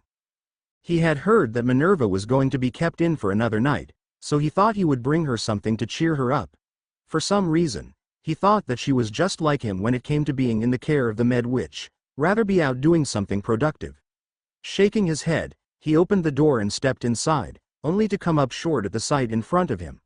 Minervaa was sitting up straight in the bed, glaring at the nurse. "I will not be taking any more potions, Poppy. I took every single one you handed me since I came in yesterday. I will not take any more." Just in front of her, Poppy placed the tray on the small table beside the bed. "Minervaa." "No, Poppy." Minervaa folded her arms. "No more potions." Clearly they had been discussing this for a while. Deciding that it was time to make his presence known, Harry cleared his throat, almost regretting it up receiving a glare from Minervaa, but when she saw who it was, she relaxed and smiled. Madame Pomfrey on the other hand looked at him with wide eyes. "Harry, what are you doing here?" Minervaa asked as he walked over to her. Glancing at the nurse, Harry stopped at the bed. "I heard you were going to be kept in for another night, so I thought I'd bring you something to read." Minervaa arched her eyebrow at him, but didn't stop smiling. "Oh?" Scratching at the back of his head, Harry brought the book out from behind his back. "I hope you don't mind," he said, handing it to her. "I stood in the doorway and assioed it." Taking the book, Minervaa looked down. "Oh Harry," she whispered, "thank you." Sitting in her hands was her book of fairy tales. "You're welcome." The pair looked at each other with smiles. That was until Madame Pomfrey cleared her throat. "That is very kind of you to bring Miss McDonald something, Mr. Potter. But I must ask you to leave now. Miss McDonald needs to rest." "What?" Minervaa snapped, looking at her friend. "He only just got here." Harry, sensing another argument brewing, touched Minervaa lightly on the arm. "It's okay, Mindy, she does the same when I'm in here." He smiled. "Besides, I'll come by tomorrow. Smiling, Minerva covered his hand with her own. Thank you, Harry. Giving a half shrug, Harry smiled back. What are friends for? Pulling back slightly, Minerva lost her smile. Oh, I thought. Harry internally slapped himself. Outwardly he looked down at the floor. I didn't want to assume anything. He tried to explain. Madame Pomfrey cleared her throat again. Now Mr. Potter. Nodding, Harry looked back to Minerva. I'll see you tomorrow then. Yes, she whispered, not looking up. Harry nodded again. Bye. He turned and left the wing, only just hearing the whisper behind him. Bye. After what happened the day before, Harry was IFY on going back to the hospital wing, but he knew that if he didn't go, he would hurt Minerva deeply. So, gathering all of his courage, he picked up the bunch of flowers he had transfigured that morning and left the tower, going over and over in his head how he would go about this.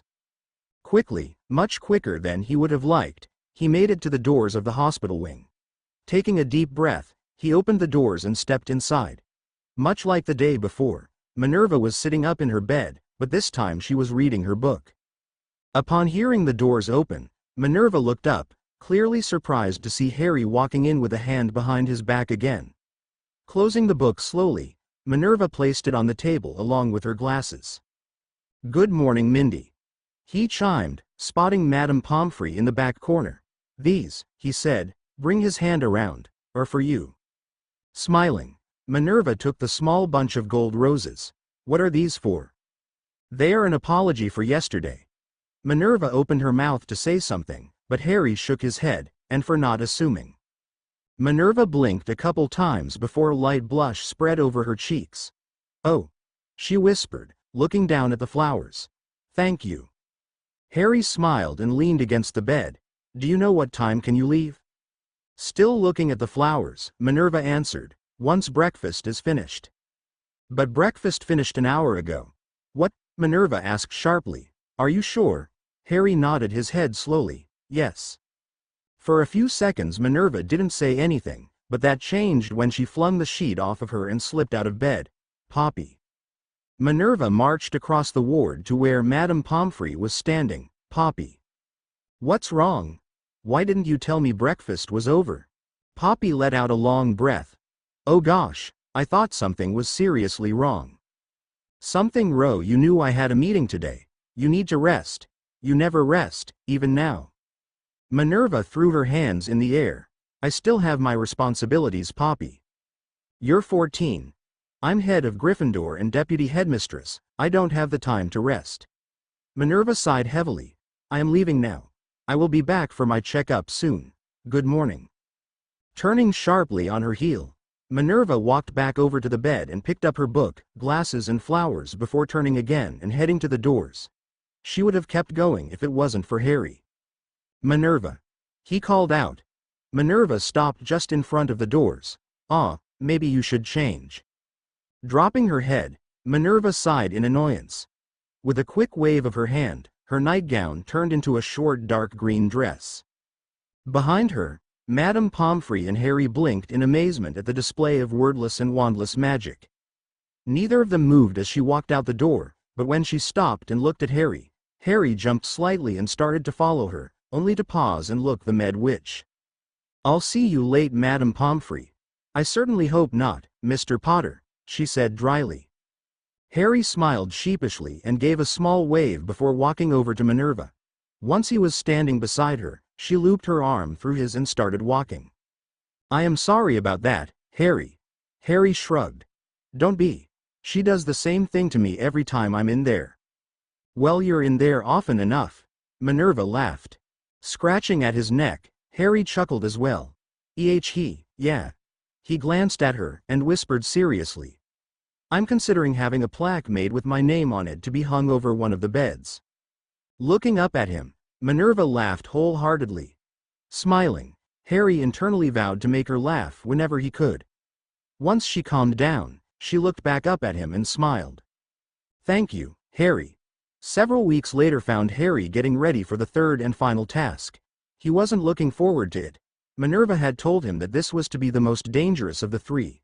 At that very moment, Minerva walked in. How are you feeling? Harry looked at her, glad to see that she was wearing a thick jumper. Nervous, he admitted, fiddling with the end of his shirt. Minerva chuckled as she fixed his crooked shirt. "I'd be worried if you weren't," she said, her accent becoming more pronounced with each syllable. "Hey," Harry placed his hand comfortingly on her waist. "What's wrong?" Sighing, Minerva looked down trying to formulate her answer.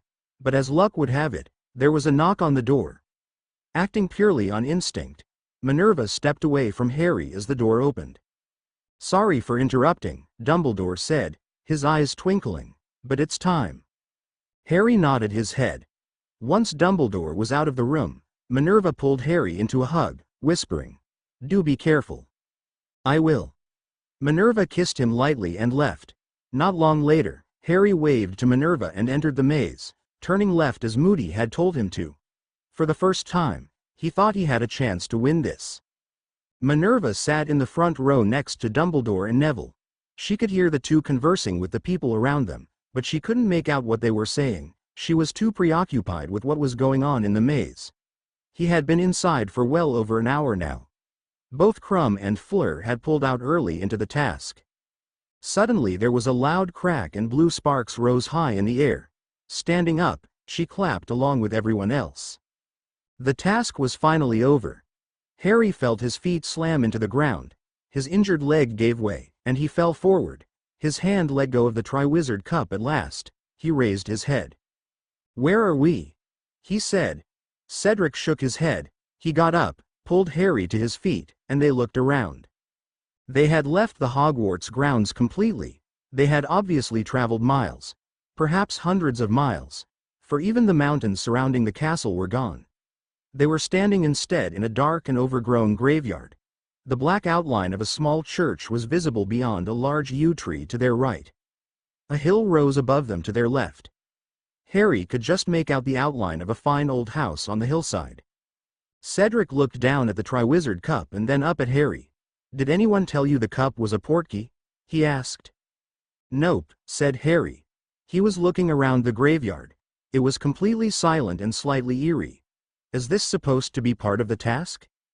"I dunno," said Cedric. He sounded slightly nervous. "Wands out, do you reckon?" "Yeah," said Harry, glad that Cedric had made the suggestion rather than him. They pulled out their wands. Harry kept looking around him. He had, yet again, the strange feeling that they were being watched. "Someone's coming," he said suddenly. Squinting tensely through the darkness, they watched the figure drawing nearer, walking steadily toward them between the graves. Harry couldn't make out a face, but from the way it was walking and holding its arms, he could tell that it was carrying something. Whoever it was, he was short, and wearing a hooded cloak pulled up over his head to obscure his face. And several paces nearer, the gap between them closing all the time, Harry saw that the thing in the person's arms looked like a baby, or was it merely a bundle of robes? Harry lowered his wand slightly and glanced sideways at Cedric. Cedric shot him a quizzical look. They both turned back to watch the approaching figure. It stopped beside a towering marble headstone, only 6 feet from them. For a second Harry and Cedric and the short figure simply looked at one another. And then, without warning, Harry's scar exploded with pain. It was agony such as he had never felt in all his life. His wand slipped from his fingers as he put his hands over his face. His knees buckled. He was on the ground and he could see nothing at all. His head was about to split open. From far away, above his head, he heard a high, cold voice say, "Kill the spare." A swishing noise and a second voice, which screeched the words to the night. Avada Kedavra. A blast of green light blazed through Harry's eyelids, and he heard something heavy fall to the ground beside him. The pain in his scar reached such a pitch that he retched, and then it diminished. Terrified of what he was about to see, he opened his stinging eyes. Cedric was lying spread-eagled on the ground beside him. He was dead. For a second that contained an eternity, Harry stared into Cedric's face, at his open gray eyes, blank and expressionless as the windows of a deserted house, at his half-open mouth, which looked slightly surprised. And then, before Harry's mind had accepted what he was seeing, before he could feel anything but numb disbelief, he felt himself being pulled to his feet. The short man in the cloak had put down his bundle, lit his wand, and was dragging Harry toward the marble headstone. Harry saw the name upon it flickering in the wandlight before he was forced around and slammed against it. Tom Riddle. The cloaked man was now conjuring tight cords around Harry, tying him from neck to ankles to the headstone. Harry could hear shallow, fast breathing from the depths of the hood. He struggled, and the man hit him with a hand that had a finger missing. And Harry realized who was under the hood. It was Wormtail. "You," he gasped. But Wormtail, who had finished conjuring the ropes, did not reply. He was busy checking the tightness of the cords, his fingers trembling uncontrollably, rumbling over the knots. Once sure that Harry was bound so tightly to the headstone that he couldn't move an inch, Wormtail drew a length of some black material from the inside of his cloak and stuffed it roughly into Harry's mouth. Then, without a word, he turned from Harry and hurried away. Harry couldn't make a sound, nor could he see where Wormtail had gone. He couldn't turn his head to see beyond the headstone. He could see only what was right in front of him. Cedric's body was lying some 20 feet away. Some way beyond him, glinting in the starlight, lay the Triwizard Cup. Harry's wand was on the ground at Cedric's feet.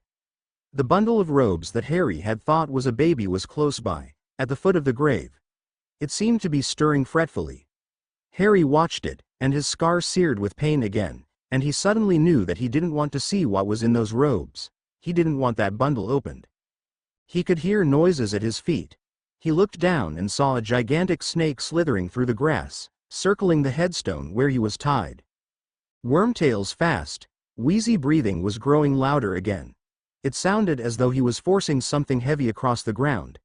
Then he came back within Harry's range of vision, and Harry saw him pushing a stone cauldron to the foot of the grave.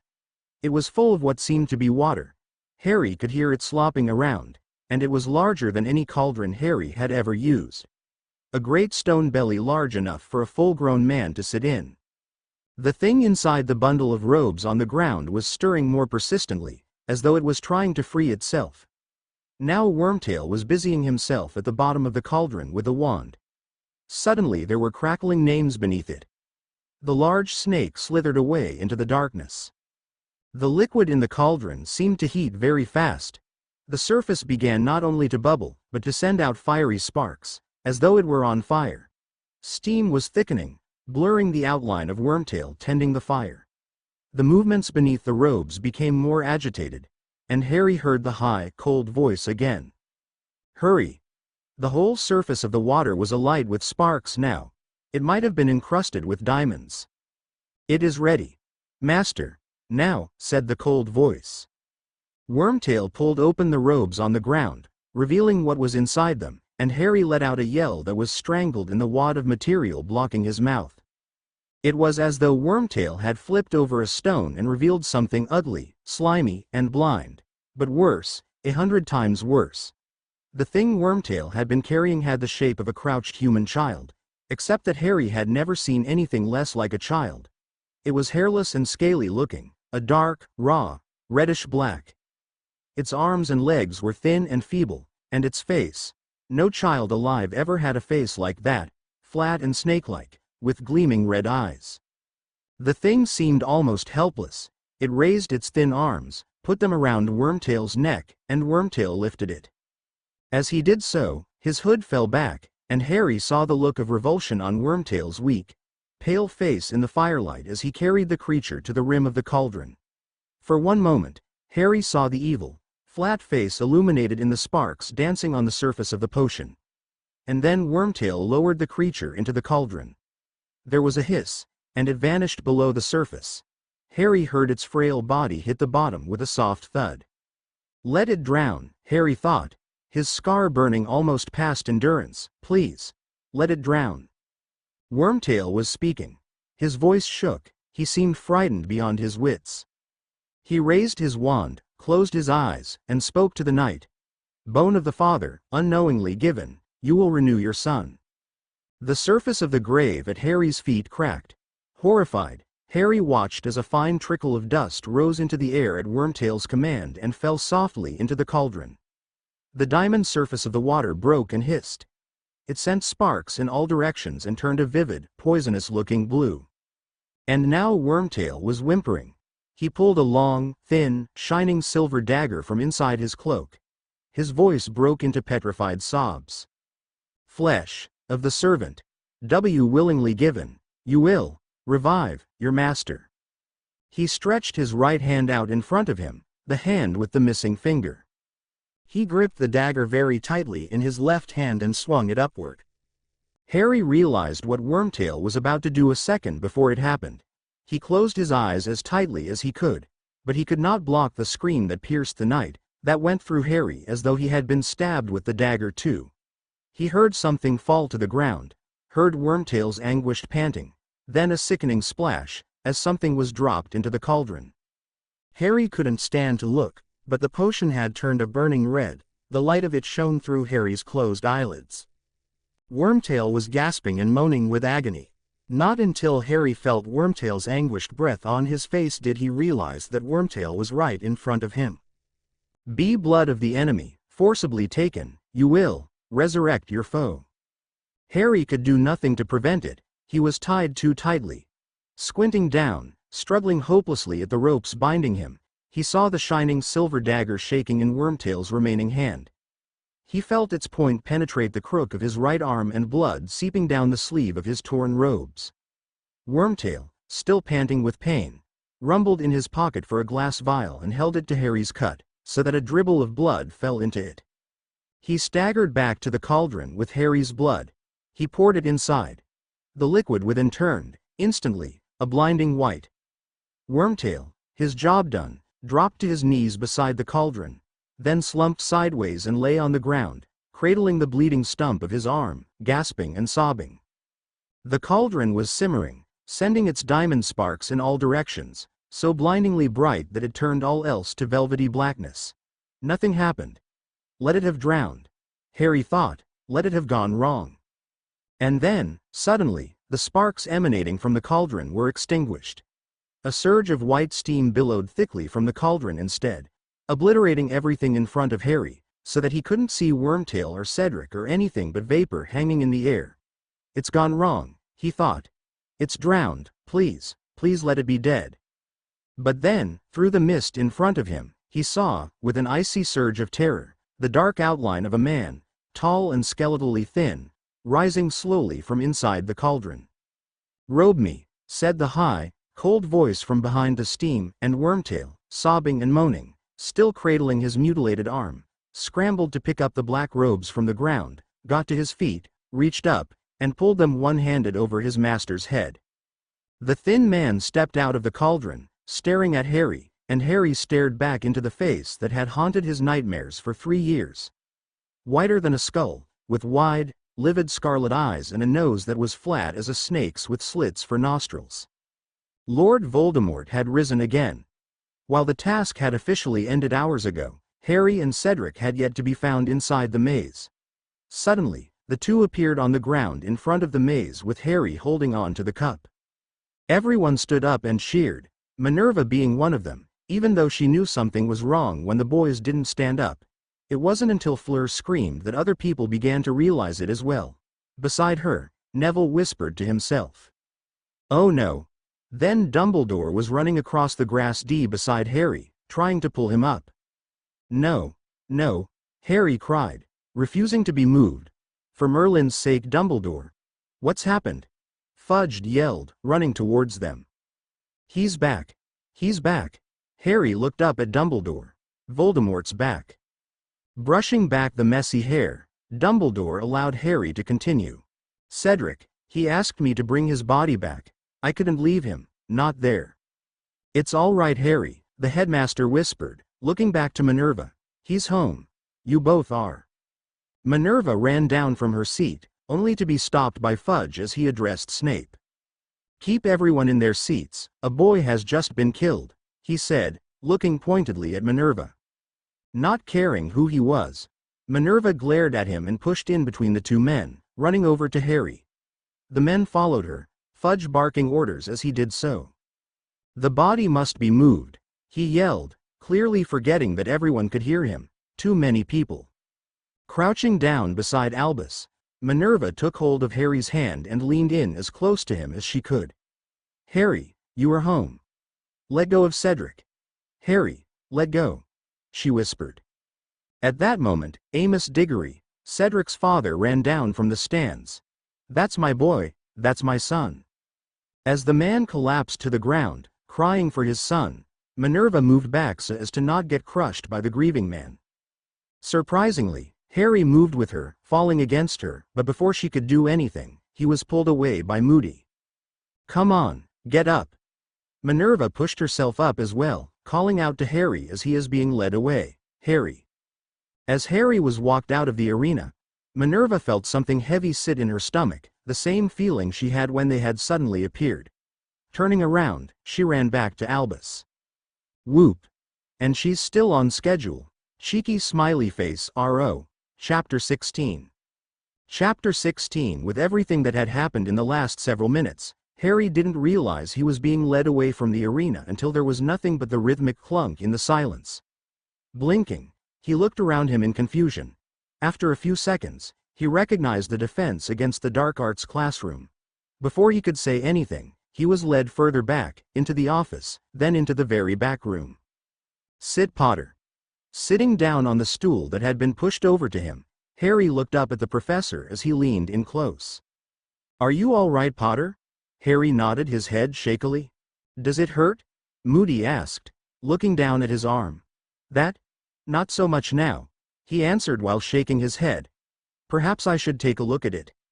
As the long-haired man inspected the cut, Harry spoke, almost as if he was speaking to an empty room. The cup was a portkey. Someone had bewitched it. What was it like? Moody looked up. What was he like? Who? The professor limped across the room. The Dark Lord.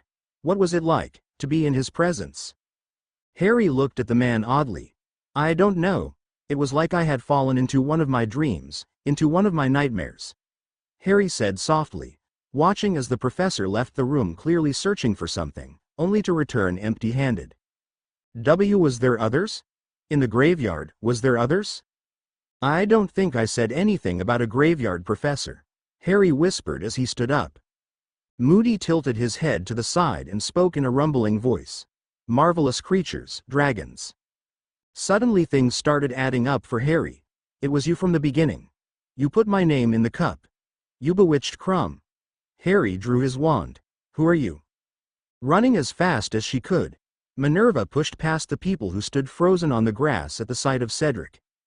Growling quietly, Minervaa pushed between the last people in her way and ran up to Albus, who was talking with Snape. Stopping, Minervaa gasped for breath. Moody has Harry. Dumbledore looked at her sharply. Where?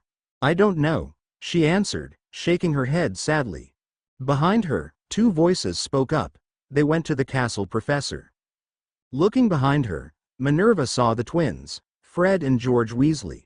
Smiling slightly, Minervaa looked back at Dumbledore, who was asking Snape about a truth potion. Narrowing her eyes, Minervaa stood up straight and waited for her instructions. Good. Albus finished the small conversation and nodded to Minervaa before taking off up to the castle. Nodding back, Minervaa followed him without even acknowledging Snape. Taking a deep breath, she picked up her pace and ran beside Dumbledore. Where do you think he went, Albus? She asked quietly, conscious of the man behind them. His office. It's the only place he would feel safe. Minervaa nodded at the logical assumption and pushed herself to go faster.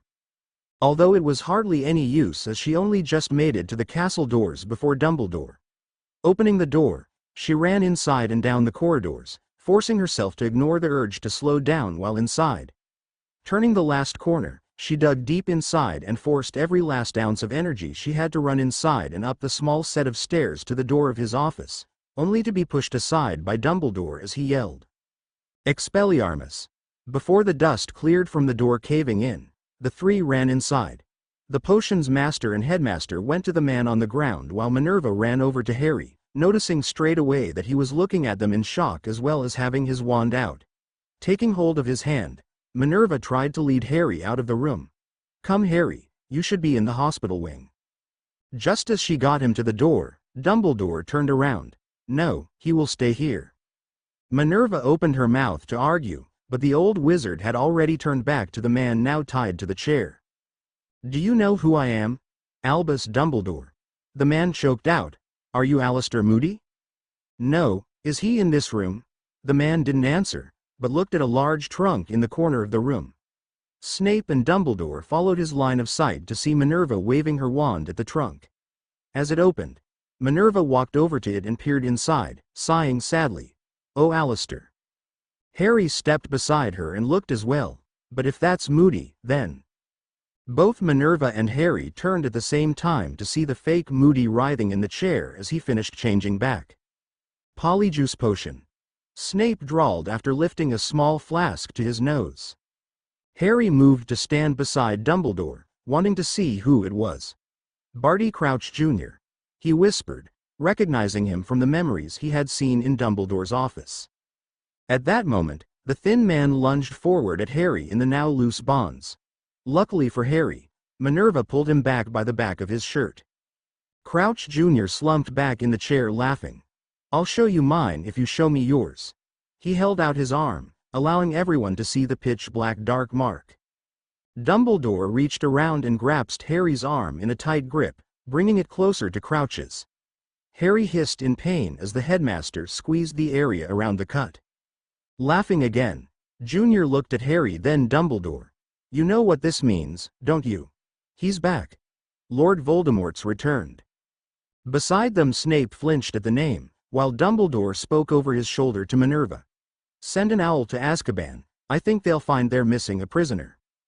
Nodding her head, Minerva once again took hold of Harry's hand. Hospital wing for you, she said, pulling him from the room. Just as she was closing the door, Junior called out, I'll be welcomed back like a hero. Shaking her head, Minerva retook Harry's hand. Come on, I'll write the letter while you get fixed up, she whispered tiredly.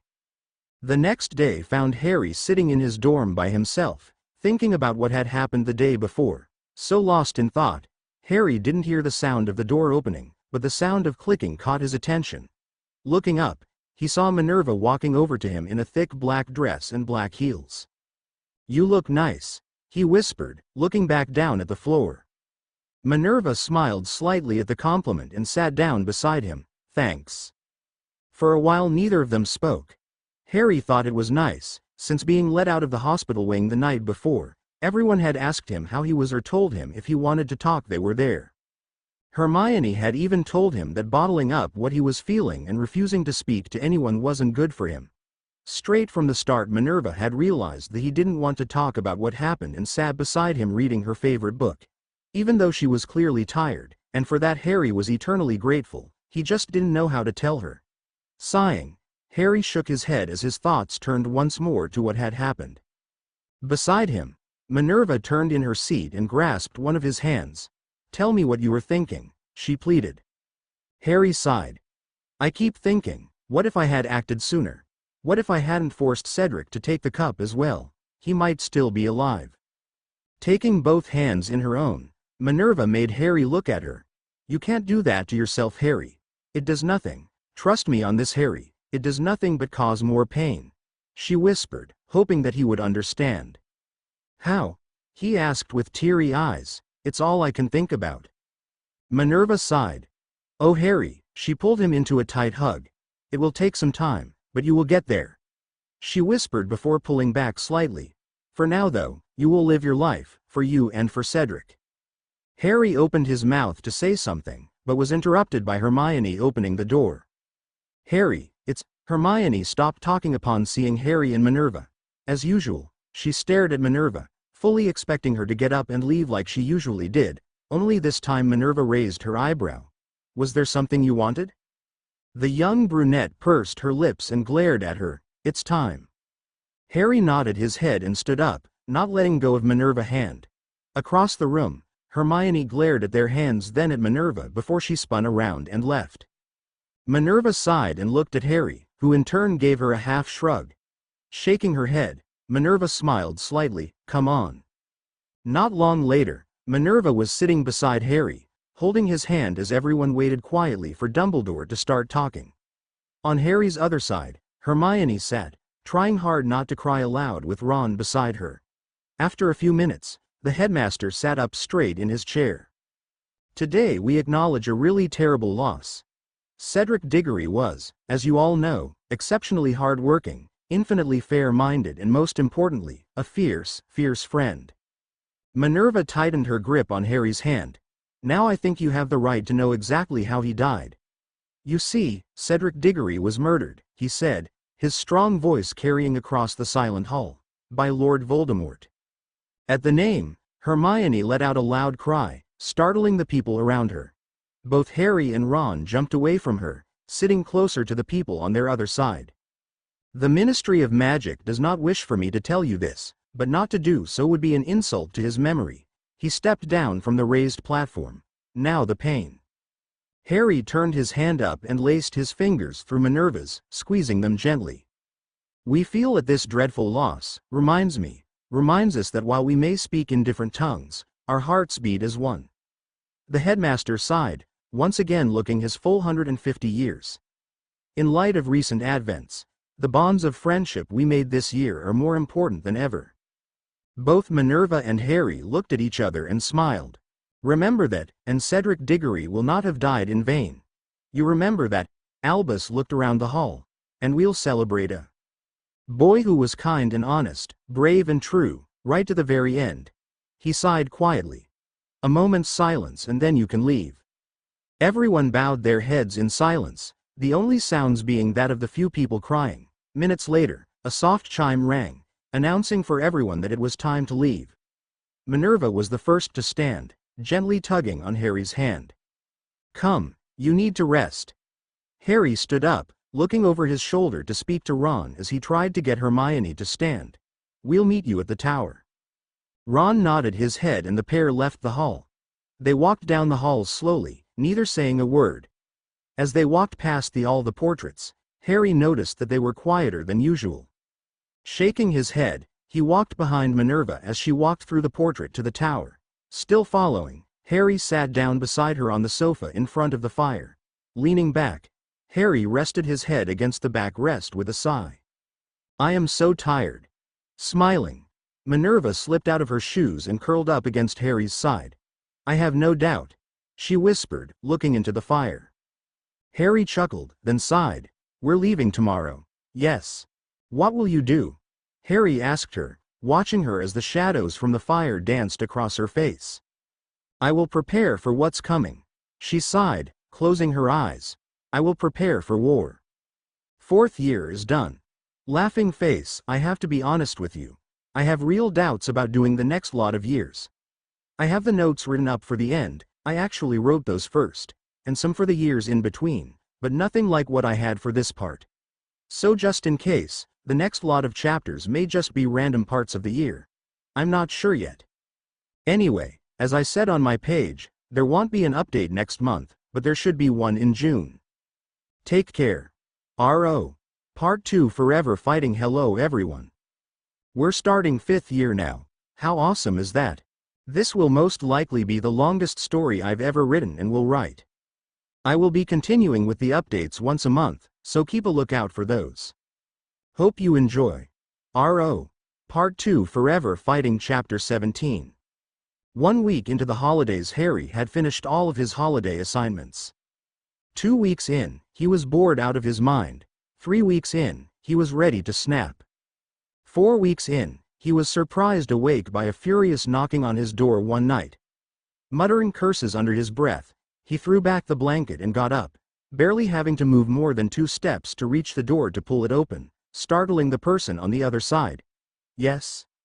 In front of him stood his uncle, face a bright red. You have visitors. He growled before marching down the hall to his room, shutting the door loudly behind him. Frowning, Harry watched after him, before shaking his head and walking towards the stairs, before turning back around and grabbing his wand just in case. Walking down the stairs as quietly as he could, he looked over the banister to see if he could spot who was there, only to his disappointment, he couldn't. Taking a deep breath, he stepped off the stairs and entered the kitchen, wand held tightly in his hand. What he saw when he entered the room surprised him. He was ready for an attack, but not that. Sitting around the kitchen table was Professor Mad-Eye Moody, Remus Lupin and 2 others he didn't know. Standing in the doorway to the kitchen, Harry watched them until Moody spoke. Don't just stand there, boy. Harry jumped at the gruff voice of Mad Eye, rubbing at the back of his neck as the three others laughed. Harry entered the kitchen and stood beside Remus, slipping his wand into his back pocket, only to regret it when Moody snapped. Don't put your wand there, boy. What if it ignited? Not wanting to anger the man anymore, Harry quickly pulled it out and held it as he continued to rant. Better wizards have lost buttocks, you know. How would you know? The woman asked, her hair changing from a bright green to bubblegum pink. Never you mind. Moody growled before stomping out of the room. Beside him, Lupin shook his head before turning to look at Harry. How are you, Harry? He asked, a frown of concern creasing his forehead as he looked the young man over. I'm fine, Harry said, looking at the woman and man talking quietly in the corner of the kitchen. Nodding slowly, Remus turned and looked at them as well. That's Kingsley Shacklebolt and Nymphadora.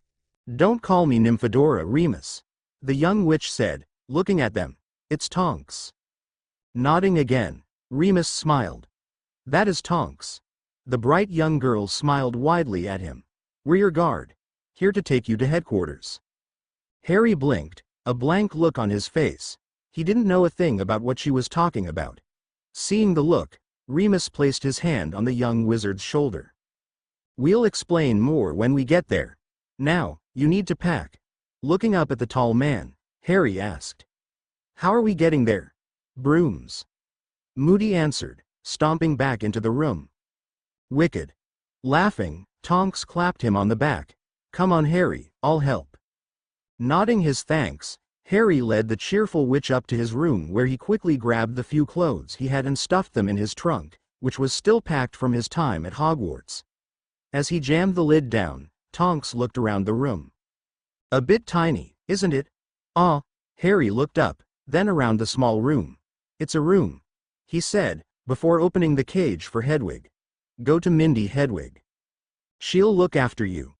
The beautiful white owl gave a soft hoot before flying from the cage and out the open window. Is there anything else? Turning around, Harry shook his head. Okay.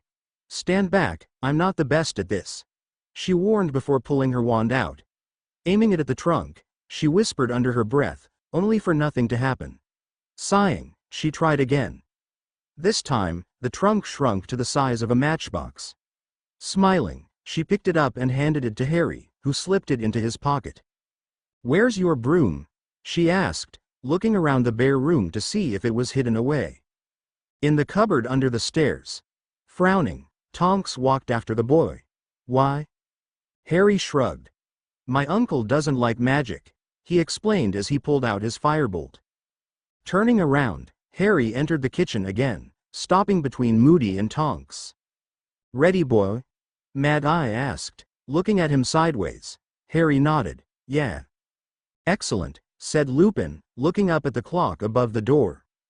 We've got about a minute, I think. We should probably get out into the garden so we're ready. Harry, I've left a letter telling your aunt and uncle not to worry. They won't, said Harry. That you're safe. That'll just depress them. And you'll see them next summer. Do I have to? Lupin smiled but made no answer as the others walked outside.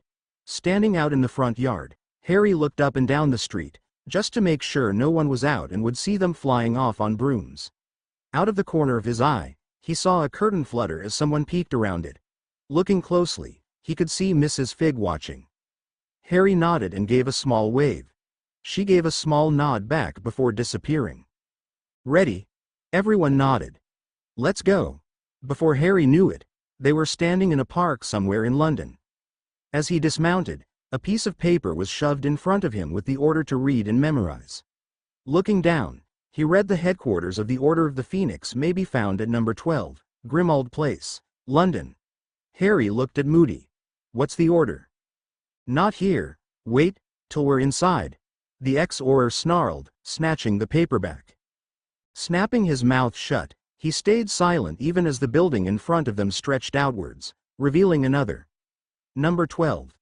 Following the three into the house, Harry instantly felt like he was being watched. Looking around, he saw portraits lining the long hallway, silently yelling at them as they passed.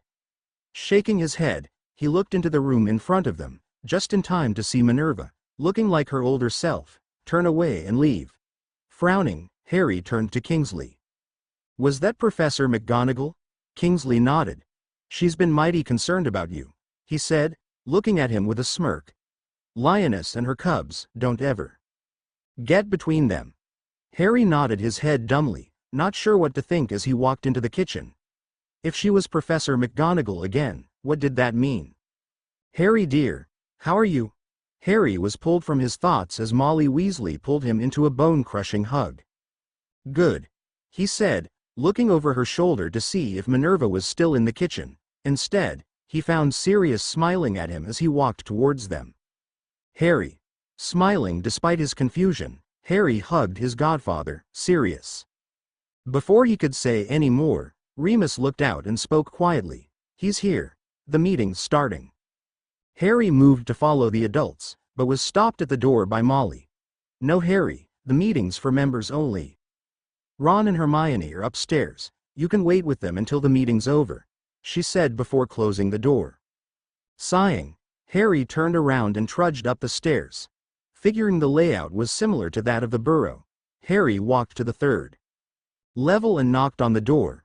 He wasn't surprised when it was opened by Ron, but what did surprise him was Hermione throwing herself at him and crushing him in a hug that could rival Mrs. Weasley's.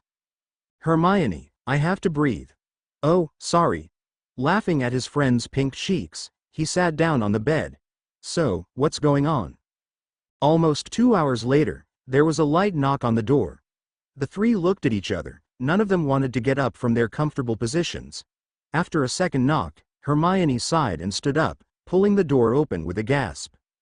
Professor McGonagall. From years of discipline by the woman at the door, both boys sat up straighter in their spots, much to the amusement of Minerva.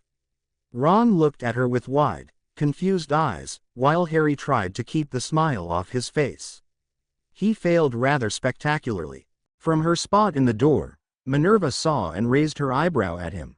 "What is so amusing, Mr. Potter?" she asked dryly. Not even bothering to hide it anymore, Harry stood up. "Nothing, Professor, it's just good to see you again." To the shock of both Ron and Hermione, Minerva smiled. "Indeed." At that moment, Hermione spoke up. "Ah, Professor, will you be returning this year?" Minerva looked down on the girl. "It is your 5th year, an important year, so I may drop in to check on how your studies are going, but I will not be returning to teach." "Oh." Hermione deflated. Frowning slightly, Minerva looked back at Harry, raising her eyebrow once again.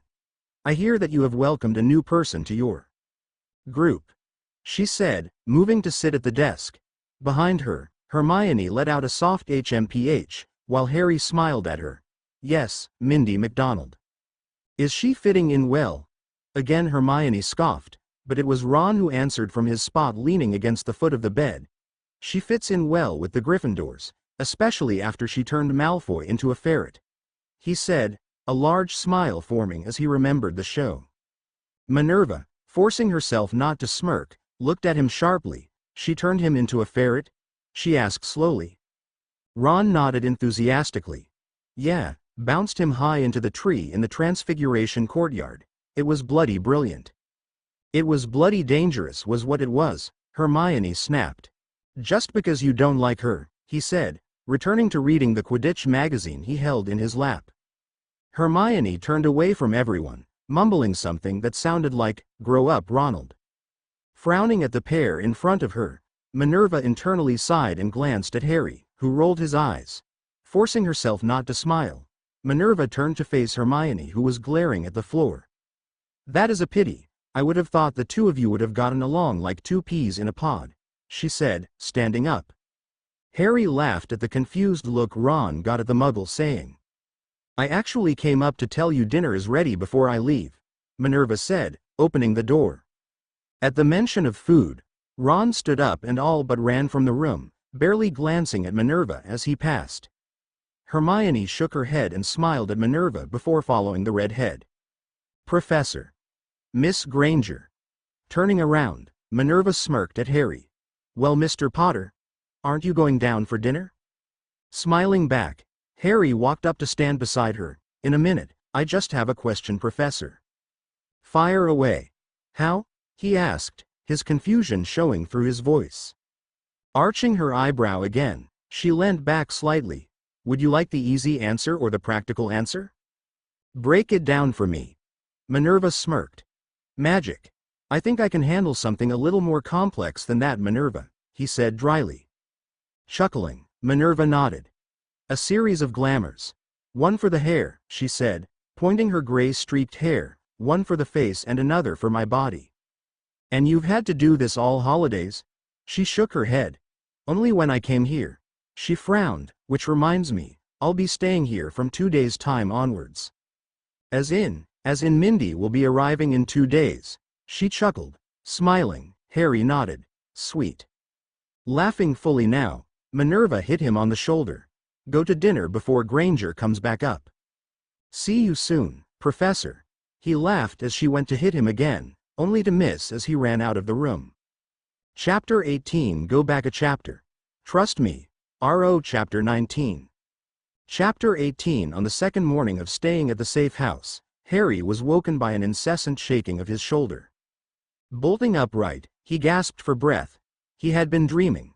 No, not dreaming, reliving. All of the holidays, every time he closed his eyes, he watched Cedric fall to the ground, eyes wide open, but not seeing anything. Looking around him now, he was surprised to see Minerva sitting on the edge of the bed, looking at him with concern. Wiping the sweat from his forehead, he tried to smile, but knew it was weak at best. Harry, I'm okay, he whispered, just a dream. It was more than just a dream, wasn't it? She said, taking his hand in hers. He nodded. Moving closer, she brushed his sweaty bangs from his face. How long have they been happening? Every night, he whispered, playing with a loose thread. Not wanting to push him any further by asking about the origins of his nightmares, although she had an idea of what they were about, Minerva stood up and offered a small smile. Breakfast will be ready soon. Outside the room, a floorboard creaked, followed by the sound of hurried steps. I would suggest having a shower before you come down, she said, walking over to the door. She paused, holding it open. Minerva? The dreams will stop, Harry, it just takes time. It wasn't until late afternoon, when the next meeting was being held, that Harry and Minerva had a chance to sit and talk without being interrupted. Although the group had sat around and talked during the day, it was mostly about what they had done during the holidays. Out of them all, it seemed Hermione had had the most interesting holidays, with going to France for a week with her parents before being moved to the safe house. While Ron basically lived in headquarters from the get-go. The moment had become rather tense when he had answered with schoolwork and Minerva hesitated over her answer of reading. After that, they had been called down to lunch, where things became awkward. Sirius had bombarded Minerva with questions about her family and she had answered them all, if tensely. Now they sat in the library by themselves, trying to warm up in front of the fire. It took Harry a while to notice that neither Hermione nor Ron, or anyone for that matter, had come looking for them in the time they had been in there. It seems odd that no one's barged in on us, he said, looking at the door. Beside him, resting in the corner of the sofa reading, Minerva flipped the page of her book. I put a few spells on the room, she said absent-mindedly. Looking at her, Harry couldn't help but stare as the light from the fire danced across her pale skin, changing it to a soft gold. Why? Didn't want anyone barging in on us, she said, a teasing lilt to her tone. Chuckling, Harry turned back to the fire. After a moment's silence, Harry spoke again. Minerva? I'm sorry about Sirius this afternoon. If I had known he was planning that, I would have stopped him. Harry, it's Alry. She looked up from her book, a frown forming. Why would you have stopped him? She asked curiously, looking over the wire frames of her glasses. Well, I know you don't like talking about your family, he said slowly. How do you know that? You mean besides never talking about them? He joked, before turning serious. During the first week of first year, Hermione trapped me one night and read out your sort of biography from Hogwarts. A history. I learned quite a bit about you. Still frowning, Minerva closed the book and placed it on the table beside her. Like what? Contrary to popular belief, Ginger newts are not your favorite treat and blue is your favorite color, not green. Harry, she sighed, how is it you know I do not talk about my family? Not once have I spoken about them in any of the few interviews I have done. Because in that interview you did for the book, you said you don't talk about your family. I don't remember saying that. It was right before you stormed off in a swirl of green, he said, smiling at her. I did not, Minerva gaped. Harry laughed, that's what it said. Never having liked people laughing at her, Minerva picked up the small cushion she had been leaning against, and hit Harry over the head. I don't storm, she said, punctuating each word with another hit of the pillow. Still laughing, Harry fell back, trying to cover his head with his arms. Are you sure about that? Minerva sat up straight and gave him her look, the one that was usually reserved for the first years. Are you questioning me, Mr. Potter? Course not, Professor, he said, laughing even harder. Sitting there on her knees, Minerva watched him. It had been a long time since she had seen him so carefree. He was a wonderful young man, and it saddened her greatly knowing that the survival of the wizarding world rested on his shoulders. Had been resting on his shoulders from the tender age of 1. Smiling, she leant back against the sofa, her head resting in her hand. Eventually he calmed down enough to sit up again. Doing so, he finally noticed Minerva watching him. What? Sighing, she turned away, looking into the fire with a faraway look in her eyes. So many things have happened to you since coming to Hogwarts, and I fear now that you know who has returned, things will only get worse. She whispered, they already have. What do you mean? He asked, confused. Yeah, he knew that now Voldemort was back, his life would pretty much be in constant danger, but after all the other threats of the Dark Lord, he was used to it. Looking at him, Minerva waved her hand, summoning the newspaper from the other side of the room. Unfolding it, she handed it to Harry. Fudge is counteracting everything you and Albus said at the end of last year. He is saying that Dumbledore is trying to overthrow the Ministry. Harry scoffed. Wouldn't take much. At the look he got, he had the sense to duck his head. Sorry. You will have to keep a low profile, Harry, she warned, placing the paper with her book. I know that at a school as large as Hogwarts, it isn't always easy, but you're going to have to try. Why? Sighing, Minerva turned around fully, grabbing hold of his hand and squeezing it. A lot of people read the paper, Harry, many of them parents of students. Slytherin House alone will probably cause more trouble than usual, and I can't even begin to speculate on the other houses. What about Gryffindor? Surely they would know I was telling the truth. Minerva shook her head. I don't know. People won't want to believe that he's back, so they'll believe what they read. After last time, I can't blame them. The rest of the holidays passed in much the same manner.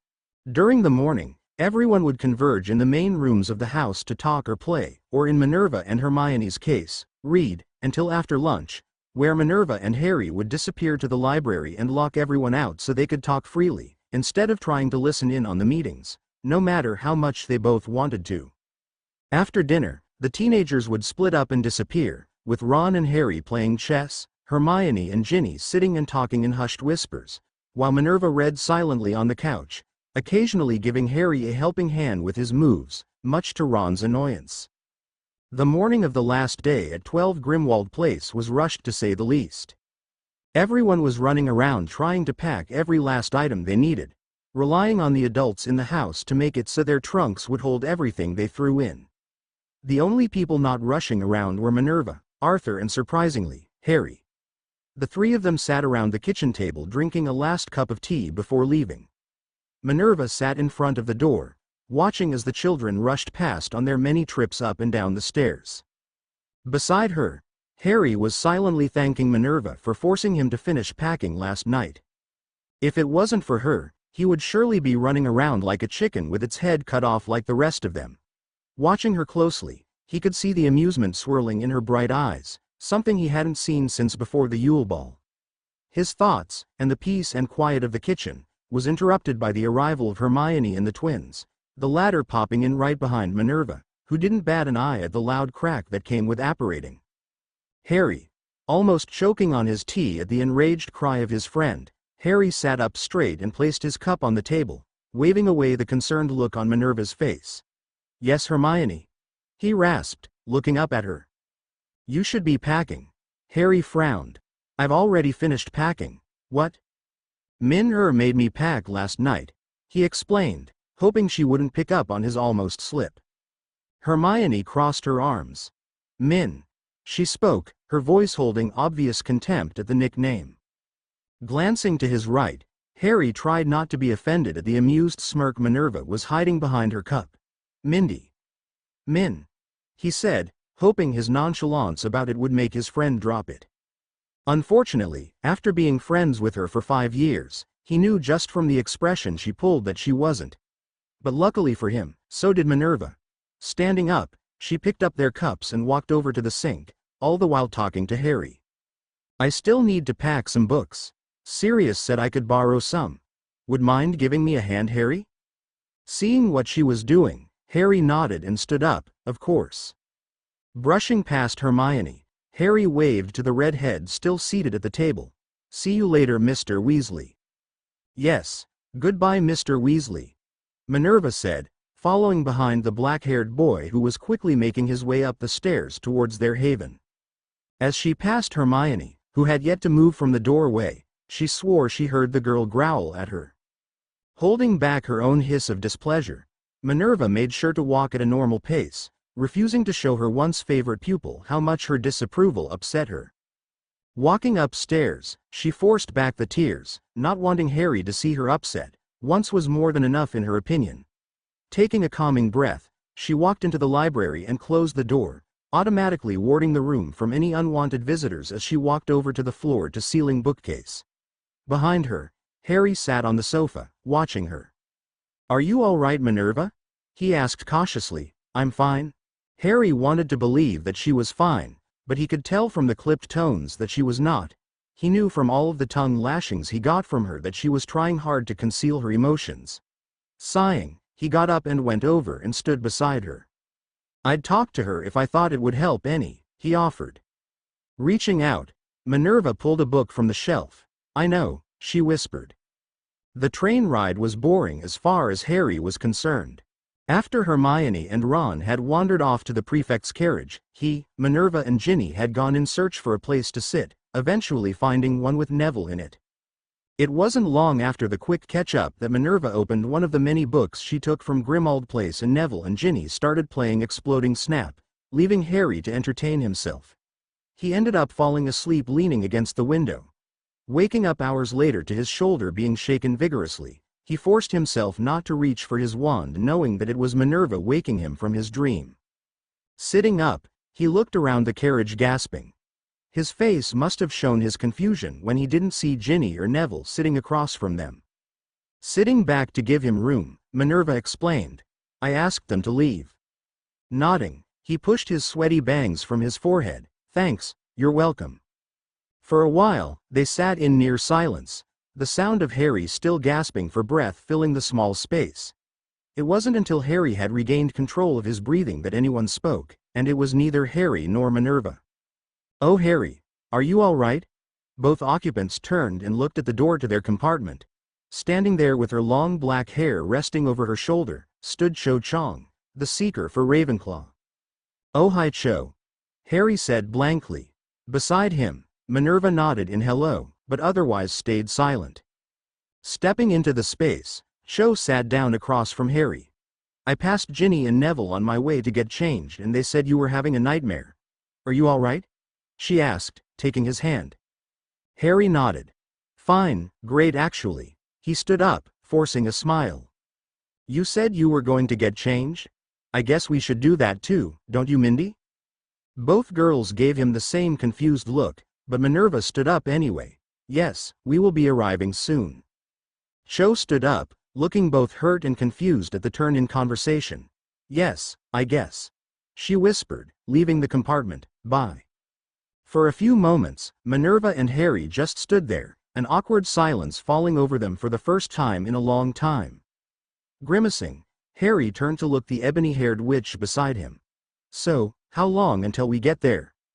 Chapter 20. This chapter is dedicated to Wulfric Gryffindor. Thank you for inspiring me.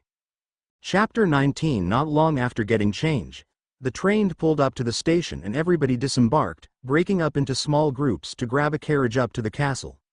Harry and Minerva met up with Neville as they hopped off, the boys sharing a nod of understanding to not talk about what had transpired. As they made their way towards the lined-up carriages, Hermione and Ron joined them, Ron grumbling under his voice about Malfoy becoming a Slytherin prefect. "Why wouldn't he? His grades are more than adequate," Minerva said without thinking. "Because he's a git. Because he is a foul, evil little cockroach," Hermione and Ron said in unison. Stopping to argue that their prejudice was clouding their judgment, Minerva turned, argument on the tip of her tongue, only to stop at the look of wonder Harry had on his face.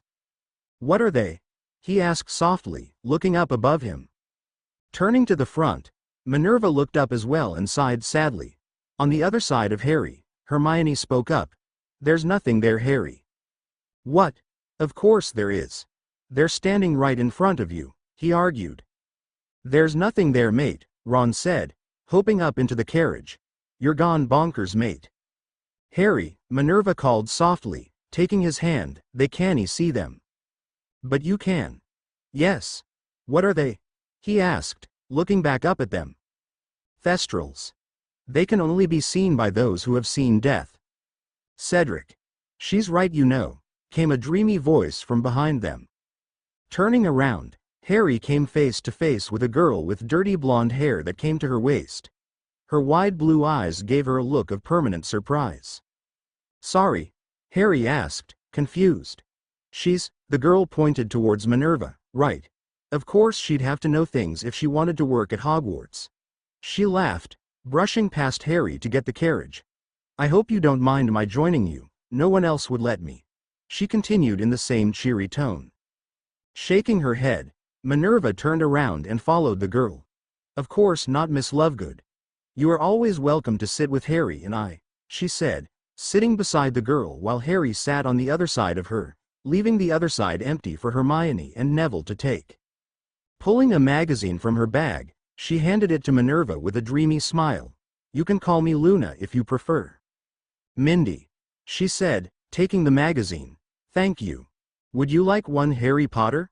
Luna asked, holding a magazine. "Ah, sure." Taking it, he was surprised to see the badly drawn cartoon of the minister on the cover. Chuckling, he opened it to a random page and started reading while Hermione and Neville got comfortable. "Who are you?" Hermione asked, looking the blonde girl over. "Luna Lovegood. She's a fourth year in Ravenclaw." "Wit beyond measure is man's greatest treasure," she chimed happily. "As in Loony Lovegood?" Shooting Hermione a sharp glare, Minerva opened her own magazine and glanced over the index. "Calling another student names is a form of bullying, Miss Granger, and those at Hogwarts do not tolerate that." Hermione's eyes widened, but quickly narrowed to glare at the girl across from her before sinking to the magazine she held. "Why would you want to read that rubbish?" she asked, turning her nose up at what she thought of as a rag. "Hermione," Harry gasped, looking up from an article about Sirius. Beside him, Minerva held back another hiss and settled for glaring at the girl. "Excuse me," Luna cut in, her voice losing any kind of emotion. "My father's the editor of the Quibbler." Minerva huffed in amusement, not even bothering to cover it as Hermione tried to backtrack. "Oh, well, I'm sure," she tried, but Luna had already disappeared behind the upside-down magazine. Reaching across in an uncharacteristic move, Minerva patted the younger girl comfortingly on the leg before returning to her own reading.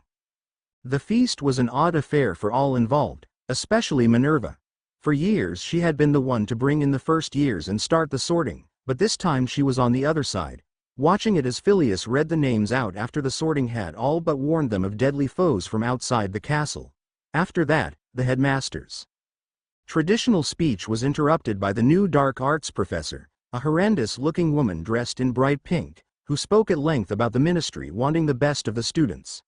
She, and the rest of the school, had a bad feeling about the woman. Something was going to happen. That night, after everyone had settled down from the argument in the boys' dormitory and gone to sleep, Harry snuck down to the common room where he hoped Minerva was, although if she was sleeping, he wouldn't wake her. Seeing the empty room, he sighed, but continued to make his way over to the sofa, Sitting down, he stared into the dying fire. He didn't know how long he had been sitting there, but some time later, he was drawn from his thoughts by the sound of the portrait slamming shut. Looking up, he was surprised to see Minervaa walk into the tower in disguise. "Hey!" Minervaa jumped and spun around to face him, her wand drawn. "Harry," she hissed, lowering her wand. "You shouldn't scare people like that. You'll get your head blown off." Smiling sheepishly, Harry ran a hand through his hair. "Sorry." Sitting down beside him, she sighed and kicked off her shoes. "I just spent the evening speaking to Albus." "Okay." He said to be careful this year, Harry. Fudge is not happy with everything that happened at the end of the tournament last year and is trying to find a way to remove him from the school. Harry stood up, outraged. "No, that." "Sit down, Harry," Minervaa pleaded, tugging on his hand. When he finally sat, she wrapped her arm through his and dropped her head to his shoulder. "It won't help getting upset about it. Besides, I doubt it will work," she sighed. For a while, neither spoke, but then Minervaa turned and looked at him with a frown. "Why are you up? You went to bed hours ago." "Ah," Harry scratched the back of his head. "Well, Seamus and I got into a bit of a row not soon after heading to bed." He sighed. "You were right." His mother didn't want him returning to Hogwarts this year after reading that Dumbledore had lost his marbles. "Oh, Harry." Harry shrugged. "You might be getting a letter tonight or tomorrow from him asking to be moved somewhere else." Minervaa frowned. "Why?" Looking at her, Harry stared for a couple of minutes until it dawned on him. Smirking, he leant away from her. "Well, Professor McGonagall, you are the head of house for Gryffindor," he said slowly, as if explaining to a younger child. "Oh," she groaned, reaching for the small cushion on the other chair. "You."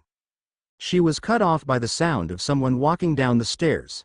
Dropping the pillow and moving further away from Harry, she quickly slipped her feet back into her boots and magically tied them up. As she rearranged her robes, she heard the person come to a stop. Professor McGonagall.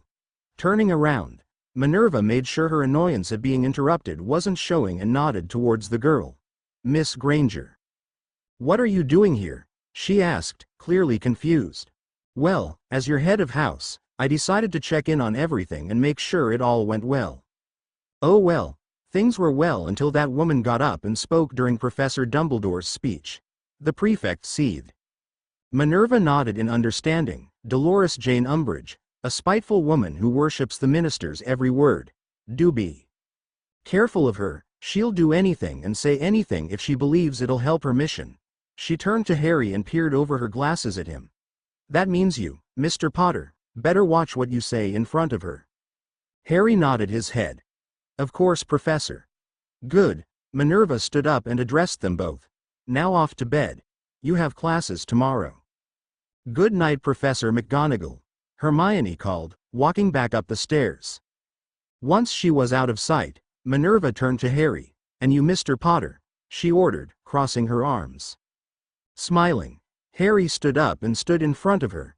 "Night, Minervaa," he whispered, kissing her lightly on her glamored cheek before heading upstairs. Shaking her head, Minervaa walked into the head girl's room, making sure to secure the door behind her before removing the glamours. The next day Harry wished he had stayed in bed. Not only had they been assigned 2-foot-long essays for Binns and Snape, but a month-long dream diary from Trelawney. He seriously doubted she wanted to read about his reoccurring dream of the graveyard and Cedric's death. Sighing, he made his way to the dark arts classroom, dreading it with every step he took. Sighing again, he closed his eyes and wished the floor would just open up and swallow him whole. Who was he kidding? The floor would probably spit him back out the way his day was going. Shaking his head, he continued down the hallway, stopping beside Minervaa, who was standing at the back of the line for some reason. "Hey, hi. How was runes? Dreadful. Divination? She wants us to keep a dream diary." Minervaa grimaced. "I'd say you could use mine, but they're not much different," she said, giving him a sad smile before following the class into the almost empty classroom. "This has to be the cleanest I've ever seen this room," she whispered, looking around. "It's odd." Minervaa nodded in agreement as she sat down in the second row with Harry. When everyone fell silent, Minervaa glanced around, not seeing Umbridge. I have a bad feeling about this," she whispered just before a soft hem-hem sounded from the back of the room. "Good afternoon, class," the short woman chirped in her sugary sweet voice. "Kill me now," Harry whispered to Minerva as everyone chanted back in a monotone voice. Smirking, Minerva glanced at him while the pink-covered woman droned on, "Don't be so dramatic." Barely 10 minutes after that, Minerva was close to actually killing him. She had specifically told him to be careful around her, and he goes and runs his mouth about he who must not be named. Just when she thought things were calming down, Umbridge continued in her sugary sweet voice. "Very recently, you have been told that a certain Dark Lord has returned from the dead. This is a lie. It is not. I saw him. I fought him. I watched him kill Cedric," Harry shouted, slamming his hand on the desk. "Detention, Mr. Potter," said Professor Umbridge triumphantly. "Tomorrow evening. 5 o'clock. My office. I repeat, this is a lie. The Ministry of Magic guarantees that you are not in danger from any dark wizard. If you are still worried, by all means come and see me outside class hours. If someone is alarming you with fibs about reborn dark wizards, I would like to hear about it. I am here to help. I am your friend. And now, you will kindly continue your reading." She turned around and moved to her desk. Behind her, Harry stood up, his chair falling backwards. Beside him, Minerva yanked on his arm, trying to get him to sit down once more. "So, according to you, Cedric Diggory dropped dead of his own accord?" Harry asked, his voice shaking. In front of the class, Umbridge stood without a trace of her fake smile. "Cedric Diggory's death was a tragic accident," she said coldly. "It was murder," said Harry. He could feel himself shaking. He had hardly spoken to anyone about this, least of all 30 eagerly listening classmates. "Voldemort killed him and you know it." Before the angry woman could say anything more, Minerva stood up and grabbed him by the front of his robes. "You will sit down, Harry," she ordered, her accent coming through strongly. When Harry opened his mouth to argue, she growled, "Sit down." Nodding once, he fixed up his chair and sat down, realizing he had gone too far. Taking a deep breath, he opened the book back up and pretended to read what was written on the page. He knew he was in for a tongue lashing when class was over. He only hoped that Minerva would forgive him. From then on, only Umbridge spoke. When classes ended, Harry wasn't dumb enough to try and speak to Minerva, so instead he just walked out with her and followed her as she walked away from the rest of the students. "Don't talk to me," she said as they made their way outside. "I am so mad with you." "I know," I said, "do not talk to me," Minerva hissed. "What you did was irresponsible and downright stupid." Harry gulped, but wisely kept his mouth shut. "You're lucky she didn't give you more detentions." He tilted his head in agreement at that. I told you flat out to watch what you say in front of her last night, and you did it anyway. You took the bait and did it. You argued with her and you pushed her. Even when you know that she'll do whatever she deems necessary to discredit you, you pushed." Throwing her bag to the ground, Minerva rounded on him, thankful that they had managed to make it to the tree around the lake before losing her temper. "God damn it, Harry, use your common sense," she snapped. "You know where she comes from. You must know to whom she is reporting." Harry nodded slowly. "Then you must realize this is about more than truth or lies. It is about keeping your head down and your temper under control." She stopped abruptly, coming to a standstill directly in front of him. For a second, Harry feared for his life. The last time he had seen her lips that thin, he and Ron had almost gotten themselves killed by a mountain troll. "Go." "What?" Minerva turned around and picked up her bag. "Go back up to the castle." "Minerva, go." For a moment, Harry thought about pushing the issue, but decided against it. The last time didn't turn out that well. So with a sigh, he left, hoping that he hadn't destroyed everything with his fit of rage. Chapter 21. Chapter 20. Weeks had passed since his argument with Umbridge and his tongue lashing from Minerva, and since then, he had managed to get himself thrown into detention with the pink hag at least twice a week, enough to keep the wound on his hand from healing properly. He had thought of going to Minerva for help the first time it happened, but figured that since she hadn't spoken to him, he wouldn't. He also refused to go to Dumbledore about it, much to Hermione's chagrin, citing that he had enough on his plate. But even though he was constantly forced to carve open his hand, he found that it wasn't as bad as having Minerva so upset with him that she refused to acknowledge him, even in class. He was sitting there, in front of the fire, pretending to read his Transfiguration book when in fact he was watching her as she consoled one of the younger students in the corner of the room. He didn't know why he was crying, but it seemed that no matter what Minerva said or did, he only cried even more. He was so surprised when she pulled him into a tight hug and rocked him that he forgot that he was pretending to read and turned to look at her. When she looked up and caught him looking at her, she gave a watery smile, her green eyes shimmering with tears. Giving one back, he mouthed one word. Sorry. The next day, during lunch in the Great Hall, Harry overheard some of the younger students whispering about McGonagall and how she was so mad some of the windows exploded. Frowning, he looked to Hermione, lowering his voice to keep from being overheard from anyone else at the table. Did you know Professor McGonagall's back? The bushy-haired girl nodded. Yes, I saw her just before coming here. Before she could say any more, the sound of two people arguing rang out through the hall. Turning around, the group looked to the open door as the sound of Umbridge's shrill voice rang louder than ever before. Pardon me, Professor. Are you questioning my authority in my own classroom? I am merely requesting that when it comes to my students, you conform to the proscribed disciplinary practices. Hearing Minerva's raised voice, Harry bolted out of the hall, followed by most of the others. Standing there, at the base of the stairs, were the two women, facing off. Harry couldn't help but smirk at the sight of Minerva's pursed lips, having extensive knowledge that when they became that thin, things were about to turn ugly. And from the snickers coming from behind him, he knew some of the other students realized too.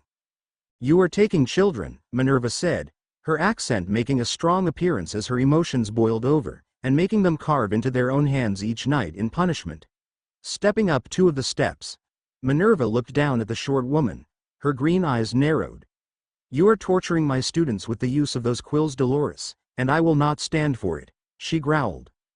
For a moment, everything was silent, but then the toad-like woman giggled. And what will you do, Minerva? She asked in her syrupy voice. You are barely here from issues with your health, even though you look perfectly fine. In fact, she began, stepping up to the same step as the enraged witch. This would only be the second time you have come by since the beginning of the school year. She pointed out, her smile widening. Is your loyalty to your students so wavering that you can't even teach them? Stepping up even higher, the brunette turned around and addressed everyone that had gathered to watch. I am a tolerant woman, but I will have order. She looked at Minerva, her smile shark-like. And I will have it. With that, she turned and marched up the stairs, leaving the students and Minerva stunned and angry. Chest heaving in effort to conceal her rage, Minerva turned around and looked at her students. For the first time in her entire teaching career, she felt like she had failed them. For a few minutes, she surveyed the crowd as each one looked at her until finally, Harry stepped forward. Thank you, Professor. For trying. Fighting the smile wanting to form, Minerva dipped her head before taking a deep breath. Away with you, she said, waving her hands dismissively. Gathering the skirts of her robes, she descended the stairs, hoping to be able to reverse the charms on her before the end of lunch. It wasn't until she almost walked into him that she realized Harry had stayed behind. My apologizes, Potter. That's all right, Professor, he said, but can I talk to you for a moment? Raising her eyebrow, Minerva inclined her head. Walk and talk, Potter. Nodding, Harry followed her as she led him out into the courtyard in silence. For the first time in weeks, Harry didn't feel any of the usual anger coming from Minerva. Smiling, he tucked his hands into the pockets of his robes, resisting the urge he felt to whistle. Seeing the bright smile, Minerva pursed her lips, though this time to prevent herself from smiling. Wipe that smirk off your face, Potter. Yes, Professor. From then on, they walked in silence, heading towards the Black Lake. Instantly Harry knew where they were going. Almost as soon as he realized, butterflies started flying around in his stomach. He was glad they were going somewhere private where he could talk to Minerva freely instead of having to try and watch his words in case anyone was hiding around wanting to listen in. But on the other hand, the last time they were at the tree, he had pretty much been dumped by the woman walking next to him. Swallowing around the lump in his throat, Harry tried to figure out how he was going to go about apologizing to her. "Sit, Harry, we need to talk." Later that day, after the classes where Harry was once again sitting next to Minerva, Hermione dragged him and Ron to a secluded part of the castle, stating that she had something important to talk to them about, away from prying eyes. So, after telling Minerva he'd see her later, he had followed Hermione down the many hallways of the ancient castle. Walking down one of the less used hallways, Hermione looked around until she spotted a small alcove, where she nudged the boys to. Making sure no one was behind them, Hermione turned on them, hands on hips. "Umbridge isn't teaching us anything, we know," the boys sighed. "We need someone who will." "Yeah, but who's going to risk detention with the toad?" Ron argued, "just to teach us a couple of spells." "Well, I thought," Hermione started, crossing her arms, "I thought that you would, Harry." Harry's green eyes widened in surprise. "Me? Yes. You want me," he repeated, pointing to himself, "to teach?" "Yes." "As in, teach?" Hermione rolled her eyes. "Yes. You can teach us everything we're missing." "Me?" he asked again. Hermione groaned. Sitting in what he was beginning to think of as their spot, Harry stared into the crackling fire, a mug of hot chocolate in his hands. As agreed in their talk from lunch, Harry was waiting for Minerva in the common room. They hadn't really had the chance to talk things out during lunch, so they had agreed to meet up later to discuss everything that had happened. And he was all for it, but first he had to apologize to her. Sighing, he looked down into his mug, hoping it would have the answers he sought. If he did what Hermione wanted and they were caught, the consequences would be worse than anything they had suffered through before. A soft laugh pulled him from his thoughts. "It looks like you're trying to find the answers to life in Cup there." Pushing herself from the doorframe, Minerva moved to the couch and sat down beside him. "What's going on in that head of yours, Harry?" "Oh, you know," he started, looking up at the roof. "Just the meaning of life." "UMMF. Harry moaned as a small pillow was used to hit him over the head. "Ah, what's with you and cushions?" "I don't know, but they're good weapons." Chuckling, Minerva dropped the pillow in question into her lap and settled back against the corner of the sofa. "What really had you looking so serious before, Harry?" Sighing, Harry looked back down into the cup he still held. I was trying to figure out how to apologize to you." "Harry, no, Minerva," he cut in, shaking his head. "You were right, I was an idiot. I let her bait me and because of that, I lost my temper. I'm sorry. For everything." Taking hold of his hand, Minerva gave it a soft squeeze. "And I am sorry for not talking to you sooner, and for not realizing what she was doing to you." Harry shook his head. "Some of the others have it worse." "I know," she whispered, "that's why I've been making some potions for them. They won't remove the scars, but they'll prevent infection and help with the pain." Smiling slightly, Harry nodded. "I know some of the younger students will love you for that." "Stephen will.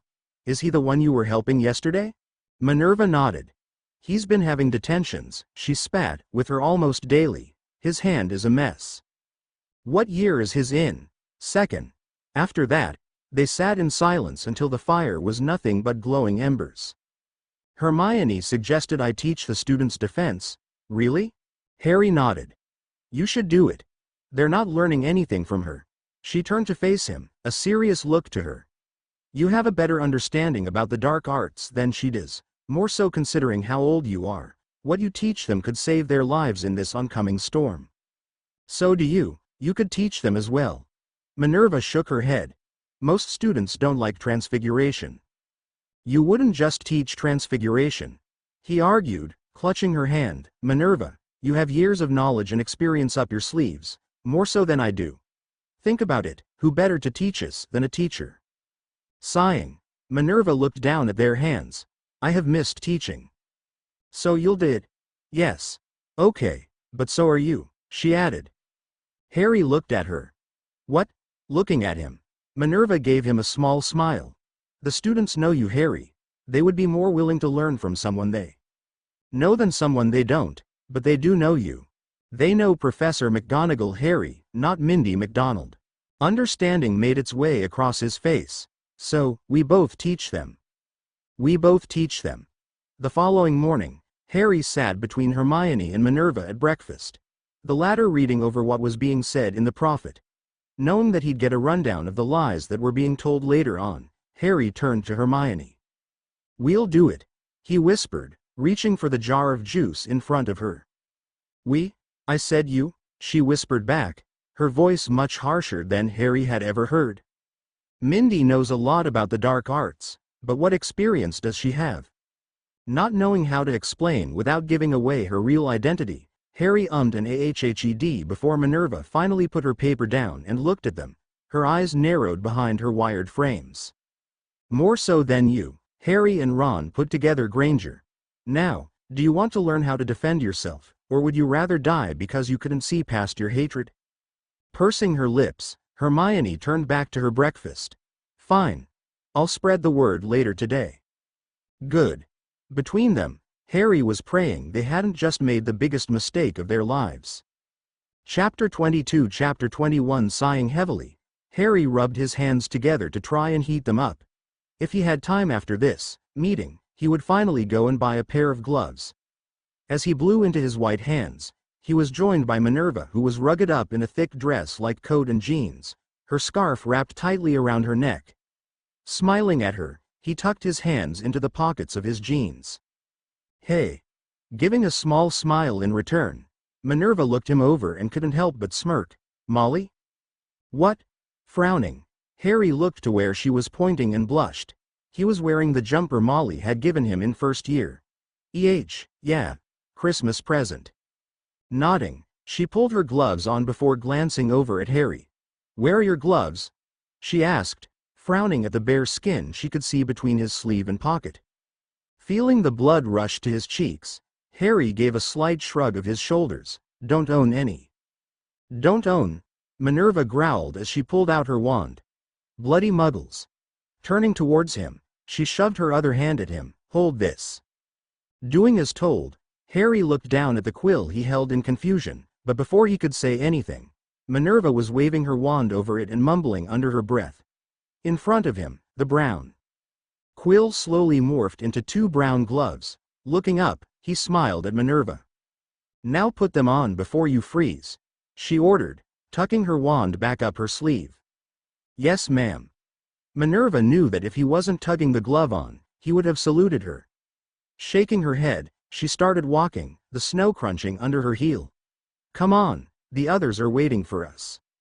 Following along behind her, still trying to tug on the second glove, Harry finally noticed the boots she was wearing. "How are you walking in those?" he asked, looking at the heels of the shoes in disbelief. Stopping, Minervaa looked down then back up. Years of practice. Standing beside her, Harry looked between her footwear and the icy path in front of them. "Won't you trip?" Arching a thin eyebrow at him, Minervaa waited before allowing a smile to form. "Well, if I trip, you'll just have to catch me, won't you?" Laughing at the stunned look, Minervaa wound her arm through his and tugged him along. They were late. They all made it to the Hog's Head without incident. Well, almost. Hermione had slipped multiple times on the patches of ice and almost pulled Ron down with her when she caught herself on him.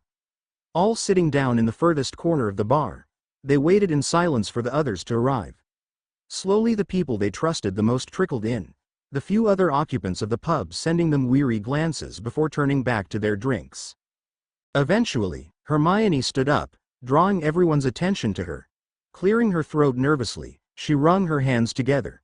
"We all know why we're here," she started, swallowing. "We need someone to teach us defense against the dark arts, and that's not from Umbridge.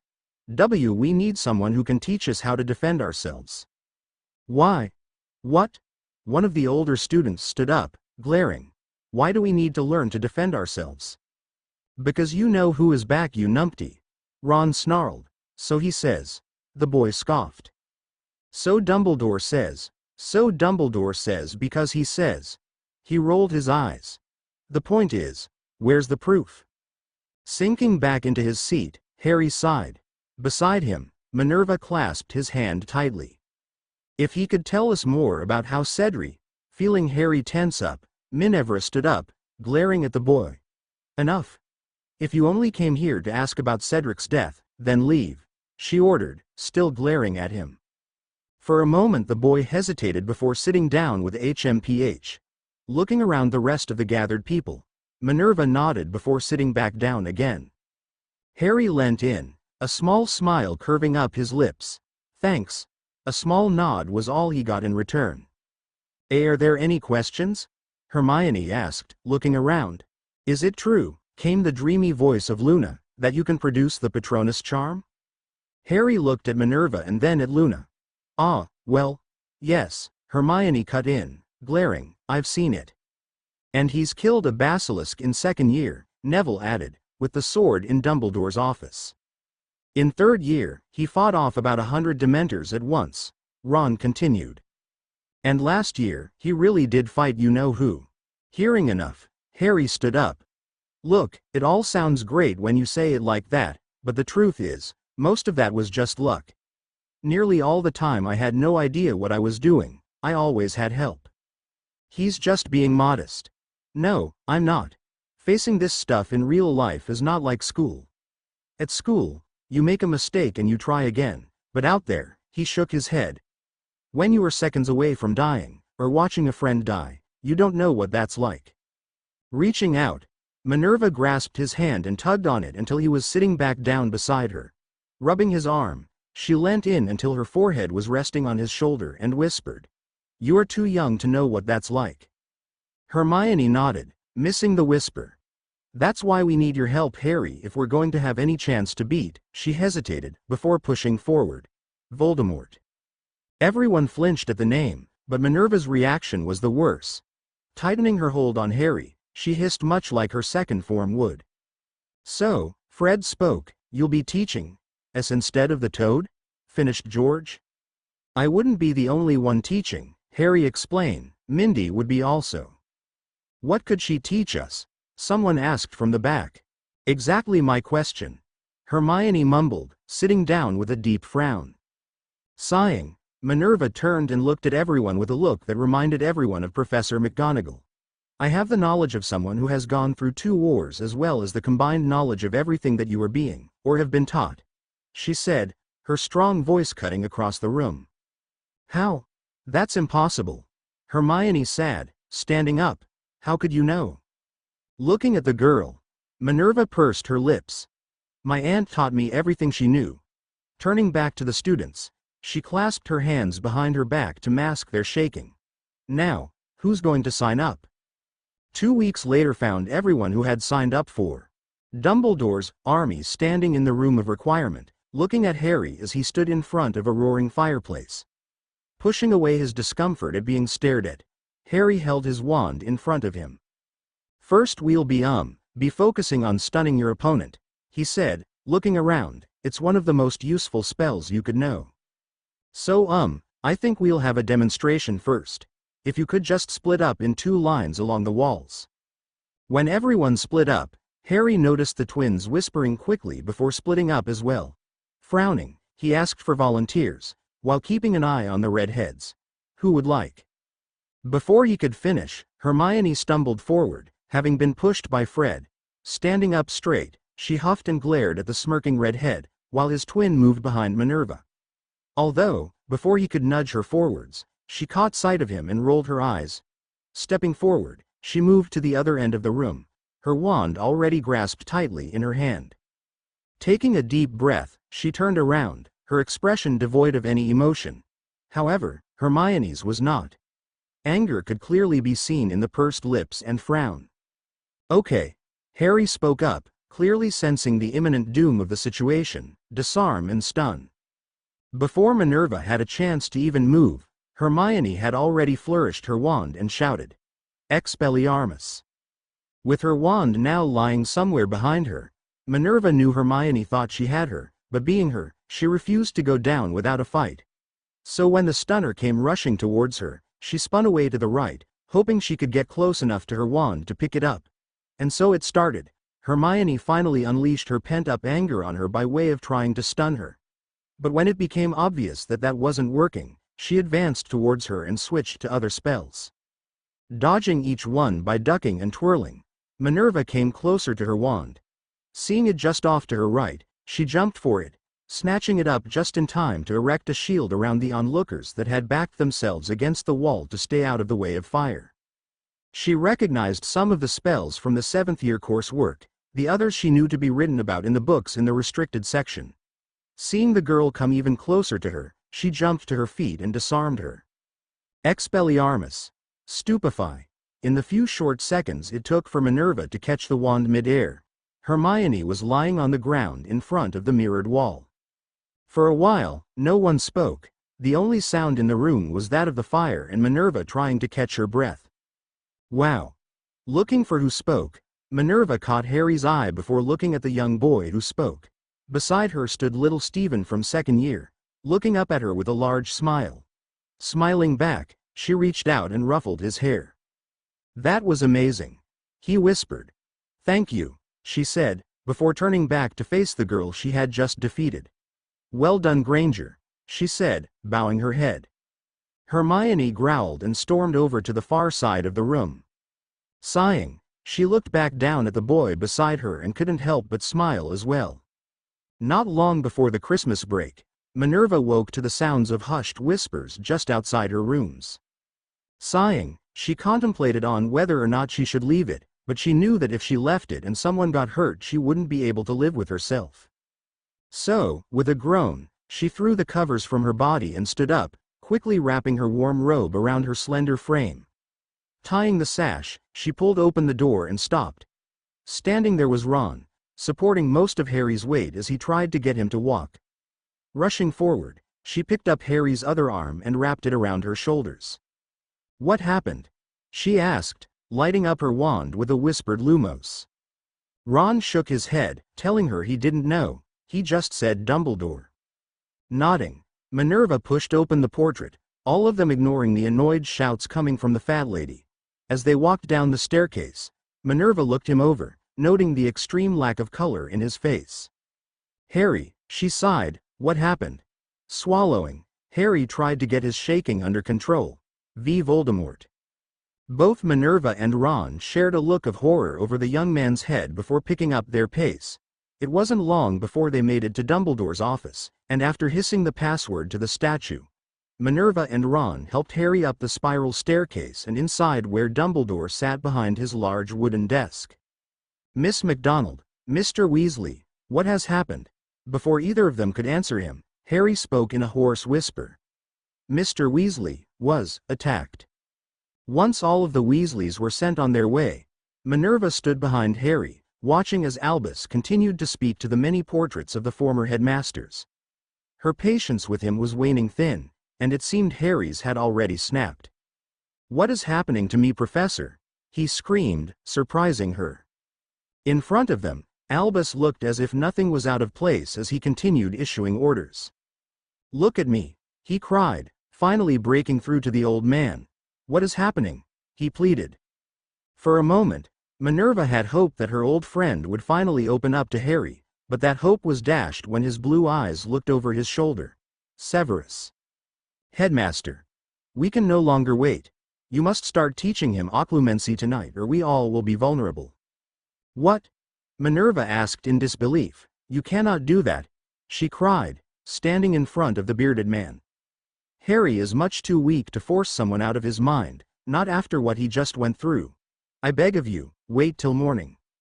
The potions master sneered at the girl, but before he could say anything, Dumbledore nodded.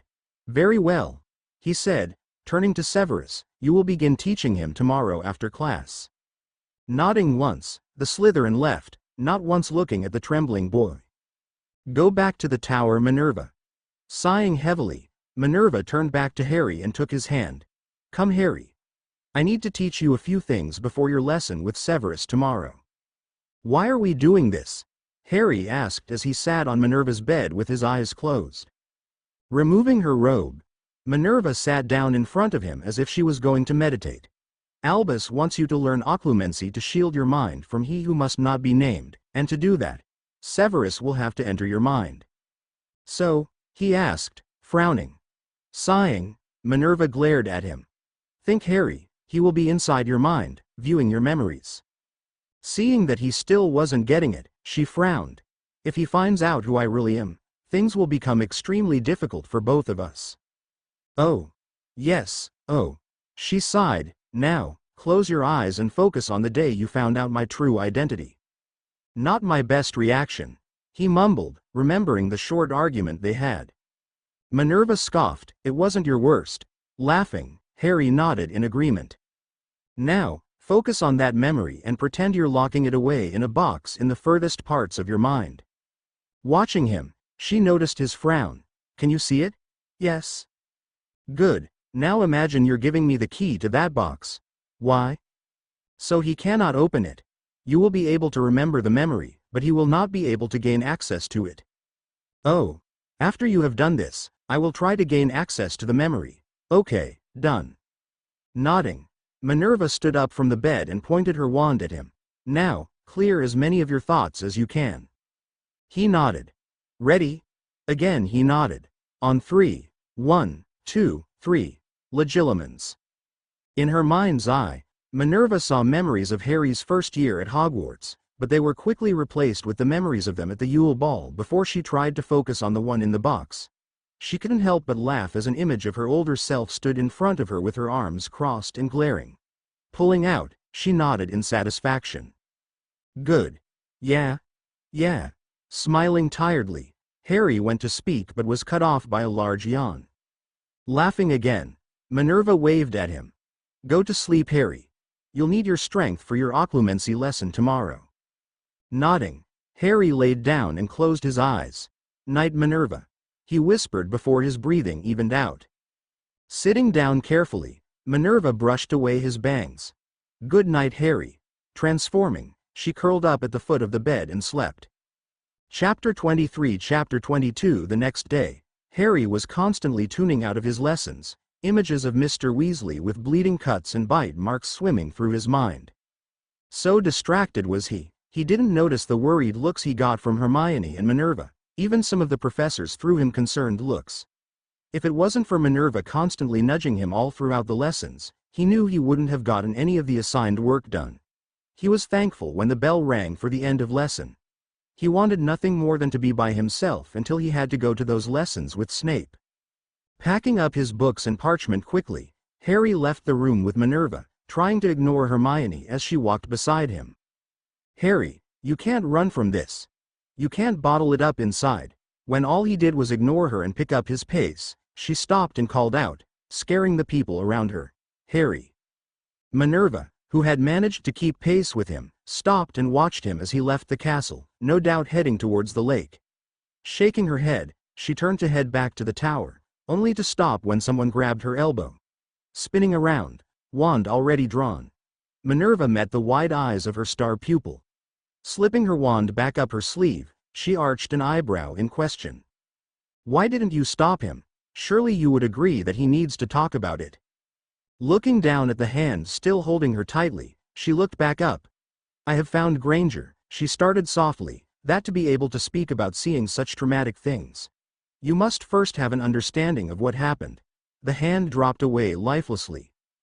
Harry is still looking for that understanding, and until he finds it, he won't talk about it. Good day. Hermione was left standing in the middle of the hallway. Harry was thankful when Minerva didn't follow him immediately. He just wanted some time alone, to organize his thoughts, to try and understand what was happening to him. He didn't want to talk, not to someone who couldn't understand. No matter how hard Hermione would try, she would never understand. He doubted anyone would. Dropping his backpack to the snow-covered ground, he sat down heavily in front of the tree, leaning back against it with a deep sigh. Looking out over the calm thin layer of ice on the lake, he clenched his fists, crushing the snow in his bare hands. As he tried to stamp down his sudden urge to break the ice on the lake, he didn't notice his body begin to shiver from the cold. Sitting there, the melting snow soaking through his robes, Harry thought over everything that had happened to him since finding out he was a wizard. Sighing, he picked up a small rock from under the snow and threw it across the ice. Some days I think I'd be better off being a muggle. Behind him, a voice spoke, startling him. I beg to differ. Standing up, he spun around to see Minerva. She had changed from her school robes into a pair of thick jeans, boots and a sweater. Minerva. Come, we're going flying. Looking down, he noticed her holding his firebolt and a Nimbus 2000. Why? You need to take your mind off the attack. Overthinking it now won't do you any good. She looked him over, noticing the wet patches of his robes. Why were you sitting in the snow? She asked, raising her eyebrow. Feeling his cheeks heat up, he scratched the back of his head. I was overthinking things, he mumbled. Rolling her eyes in annoyance, Minervaa drew her wand, mumbling a quick drying spell before putting it away again. Grab your bag, she ordered, turning around. Doing as told, Harry snatched up his backpack, noting the wet patch on it. Sighing, he decided to deal with it later and quickly shouldered it, following after the quickly retreating witch.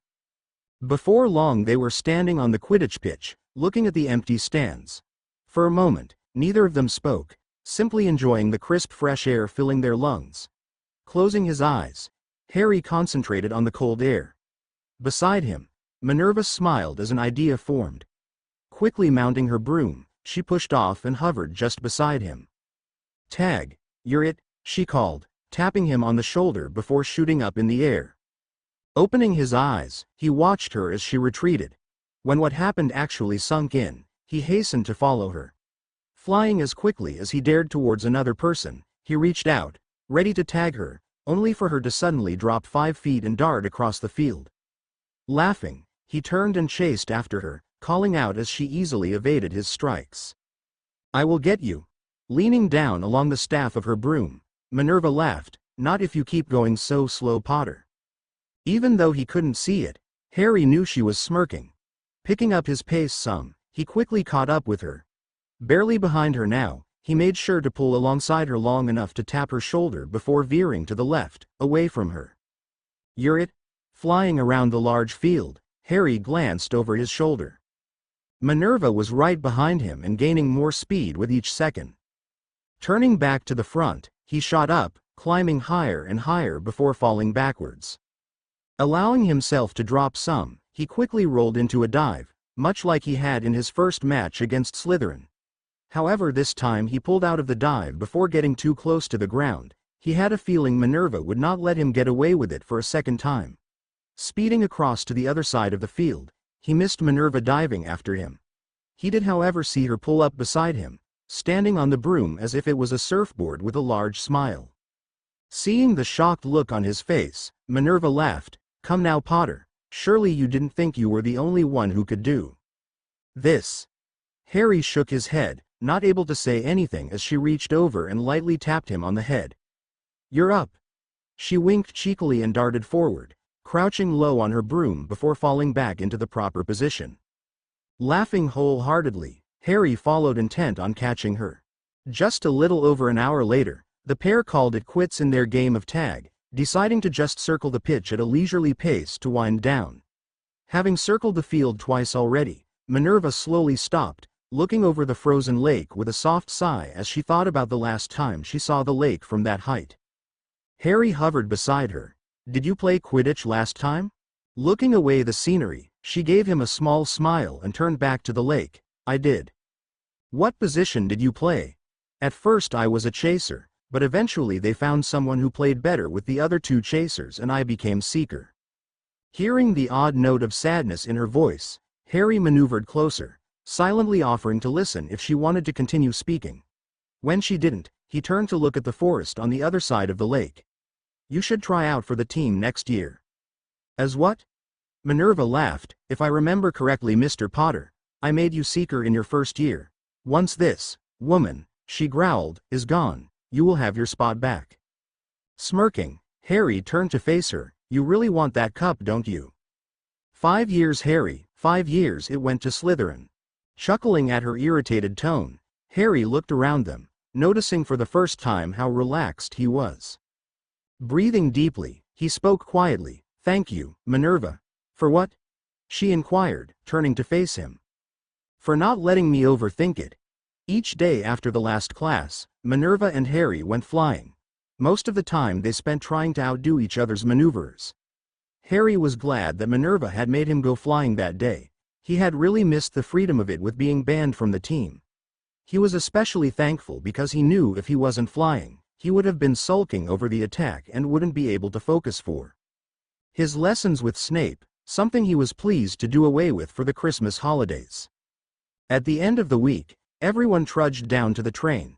Around them, the other students chattered excitedly about what they would be doing for the short holiday. Beside him, Harry heard Neville quietly telling Luna he was going to see his parents on Christmas Eve. Looking at the boy he had come to call a close friend, he smiled slightly. When the other boy gave a small one back, he turned back to the waiting train.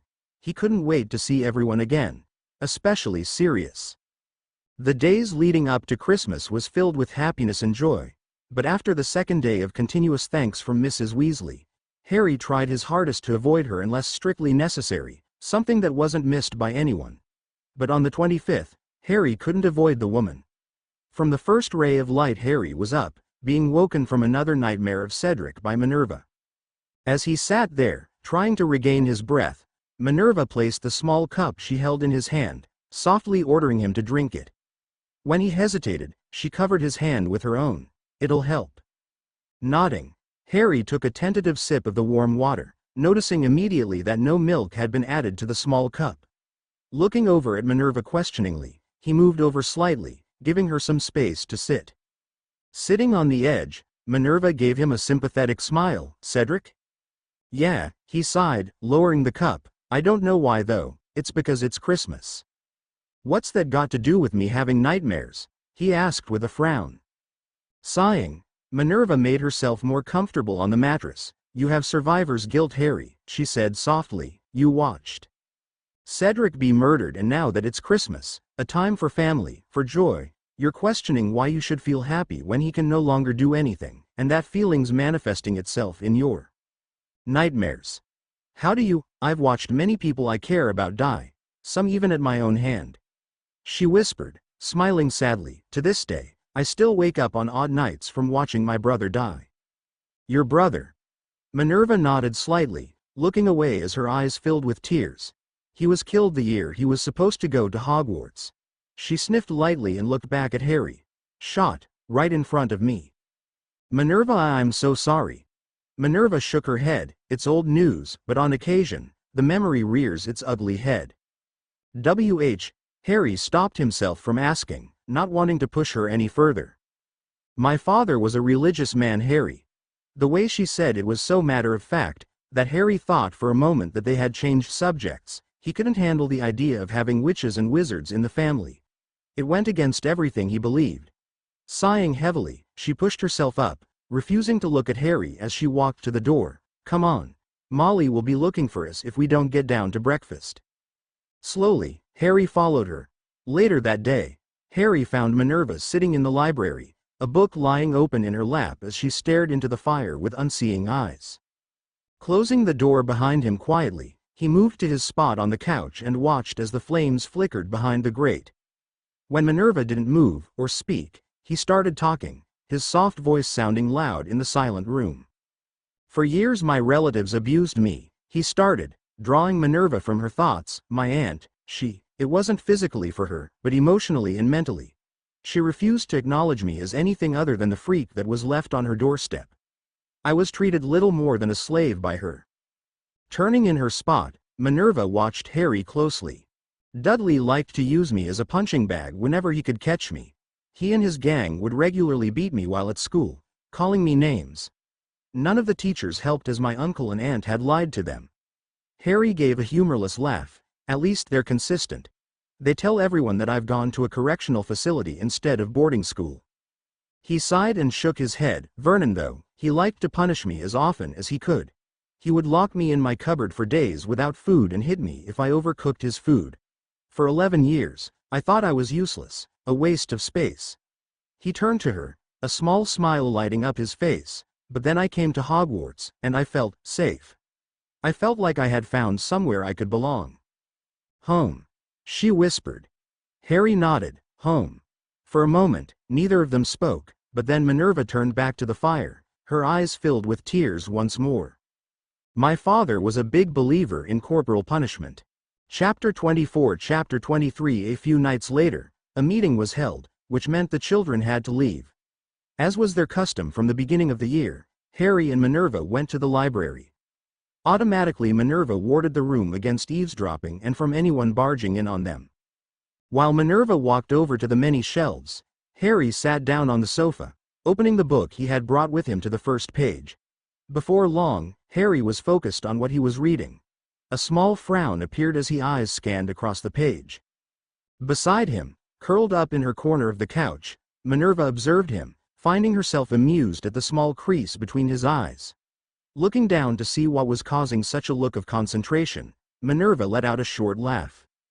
Looking up, Harry blinked. "What? Transfiguration?"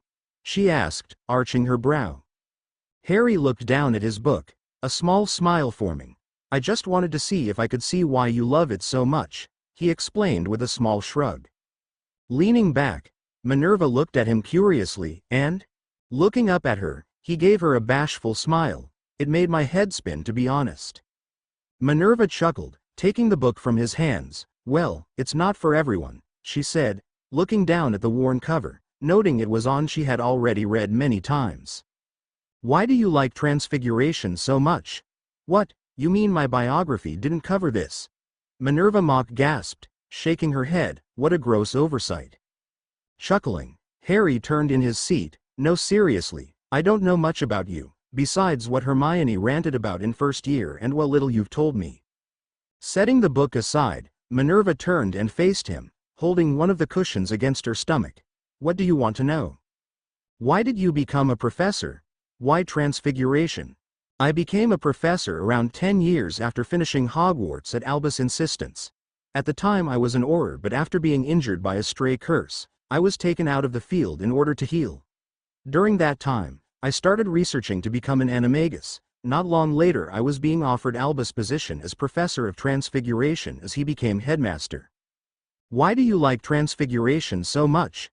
"Well, you know about my father and his hatred of magic." Harry nodded. "When I first went to Hogwarts, after finding out what Transfiguration really was, I became determined to figure out a way to change myself into a muggle." Minerva shook her head, a small smile gracing her pale features. "Eventually I realized that with all my extra studying of the subject in hopes of gaining my father's love, I had come to love it. And to be able to pass on what I know about a subject I love." She shook her head again. "It brings me joy." Harry looked up from the charms essay he was working on to Minerva, who sat in her corner of the sofa, reading. "Why do you wear your hair up all the time?" Glancing over the top of her book, Minerva smirked. "Why?" Harry shrugged. "Just curious. There are some rumors about why you do." "Oh, such as?" The look she was giving him was one he had seen many times directed at Ron during a Transfiguration lesson. It made him freeze for a moment. "Well," he stuttered, "some believe it's a wig." "Heard it. There's one where you lost a bet to Dumbledore." "Not once have I lost a bet to Albus." She scowled, before looking up at Harry. "Nor do I gamble with the other professors." Smirking, Harry drawled, "Sure." Ducking the cushion that came flying towards him, he laughed. "You were cursed and you can't cut your hair or you'll die." Minerva scoffed and shook her head. "I've had short hair before," she said, looking up with a twinkle in her green eyes. "I'm pretty sure I lived to tell the tale." Laughing, he turned around, leaning back against the low table. "So why do you wear it up?" For a moment, Minerva watched Harry as he continued to look at her curiously. Giving a small nod, she turned from her spot and stood up. Still watching him, she reached behind her and carefully tugged the hairband from her hair. A thick curtain of deep black fell down, resting just above her waist. Giving a small shake of her head to loosen the raven locks, she smiled at the stunned look he had. Running her fingers through her hair, she spoke. "Having this," she said, holding up some of her hair out, "in your face while you're trying to defend yourself is one of the worst mistakes possible, and with how thick it is, it gets hot." "Wow. What?" Minerva asked, sitting back down. Blinking quickly, Harry tried to focus on the words coming out of his mouth with little success. Just that. I've never seen you with your hair down, and wow." He stuttered, before trailing off in a whisper. Feeling the blood rushing to her cheeks, Minerva looked down at her hands. "Thank you, Harry," she whispered, glancing up through the veil of black that surrounded her face. Harry opened his mouth to say something, but changed his mind, instead giving her a small nod before turning back to his charms essay, his cheeks matching Minerva's. "When's your birthday?" "October 4th. Minerva looked away from the selection of books in front of her. "Why? Why wouldn't I want to know when your birthday is?" Harry counted. Turning back to the shelves, she ran her hands along the many spines. "Now I know that information was in the biography." "Most likely," Harry said, his attention already back on the quibbler in his hands. Looking over her shoulder, she spoke, confusion coloring her tone. "Most likely?" Flipping the page of the magazine, Harry spoke. "I didn't read it," he said, glancing up, a small smirk turning the corner of his lips up. "Asking you is more fun." Turning back again, she smiled to herself as she pulled a random book from the shelf. The first night back at school, Harry all but ran from his lesson with Snape to the common room. He was hoping that with it being as late as it was, only Minerva would be up. After what he saw, he wanted to know if it was true, if his father really had bullied Snape while at school. Running up the stairs, that for once did as wanted, and called out the password to the portrait of the fat lady, who sung open while grumbling about rude children. Sprinting into the common room, he was saddened to see that nobody was there. Throwing his robes away, he collapsed onto the sofa with a sigh and stared into the fire. He wasn't sure how long he sat there for, but the fire was almost out by the time Minerva walked through the door, once more in disguise, looking extremely tired. Sitting up straight, Harry forgot his own worries for a moment. "Is everything all right, Minerva?" he asked quietly, mindful of the possibility of someone overhearing. She ran a hand down the side of her face. "It's been a long day," she sighed, looking at him. "Why are you still up? Surely you're tired from your lesson with Severus." At the question, he remembered what he saw and sighed. "That's the reason I'm up. I saw something and I wanted to ask you about it." Minerva frowned. "Me, or me?" Harry looked her over quickly. "You," he answered, his lack of amusement telling Minerva which side of her he needed to speak to. Nodding, she gestured for him to follow her into her rooms. "What's wrong?" she asked the moment the door shut behind them. As Harry made his way over to her bed, Minerva stared, removing the glamours on her. "I saw one of Snape's memories." "What?" Minerva asked, her hands freezing in their quest to free her hair from the tight bun. "You saw his memories?" Harry nodded. "How?" "He left the room for a minute and I leant against what I thought was a table, but it was a Pensive." Minerva sighed. Turning around, she grabbed her nightgown and robe from the back of her chair. "Continue," she said, walking into the small bathroom off from the room. "I saw my father." "Your father?" Minerva asked, her voice muffled slightly from the door. "He was bullying Snape. He levitated him upside down and showed everyone his underpants." Minerva stepped out of the bathroom, tying the sash of her robe. "Yes, I remember that incident. Your mother came to me just before the exam started and told me about it." Harry looked up at her, a deep frown etched into his expression. Seeing the look, Minerva sat down beside him, plaiting her hair. "What's wrong, Harry? Was my father really a bully?" he asked sadly. "Did he really act like that?" Sighing softly, Minerva tied the ends of her hair up and turned to look at him. "Harry, your father was a good man. Once he matured, but before that, and on occasion after he did, he spent a lot of time tormenting Severus. At first we, the other professors and I, thought it was just a bit of fun, but as it continued, it became obvious that your father had it out for him." She sighed. "We gave your father detention after detention, but he just couldn't help himself. It didn't help that Sirius egged him on." Shaking her head, Minerva looked at her desk, a faraway look in her eye. "One year, Sirius decided to pull a prank on him. He set it up so Severus would hear that he, James, Remus and Peter were sneaking out one night, knowing Severus would follow them. Well, the night they did it, it was a full moon and Severus followed them to the Shrieking Shack." She sighed again. "He almost died that night. James and Sirius found it hilarious, and while they should have been expelled for purposely putting another student in danger, they weren't. Remus was beside himself when I told him what happened. He even offered to leave so he didn't put anyone else in danger." Harry seemed to shrink in on himself the longer she spoke. "So he really was a bully." Harry, she turned, taking his hand. I'm sorry he wasn't as perfect as everyone made him out to be, but we all have our flaws. I know, he sighed, it's just hard to hear it. Giving him a sympathetic smile, she patted his hand before standing up. Now, it's late and we have dark arts first up tomorrow. Harry groaned, but stood up, wishing her a good night before leaving. Good night, she called just before the door closed. Left alone in her room, she allowed her shoulders to drop as she thought about James Potter. Shaking her head, she removed her robe and climbed into bed, falling asleep almost instantly.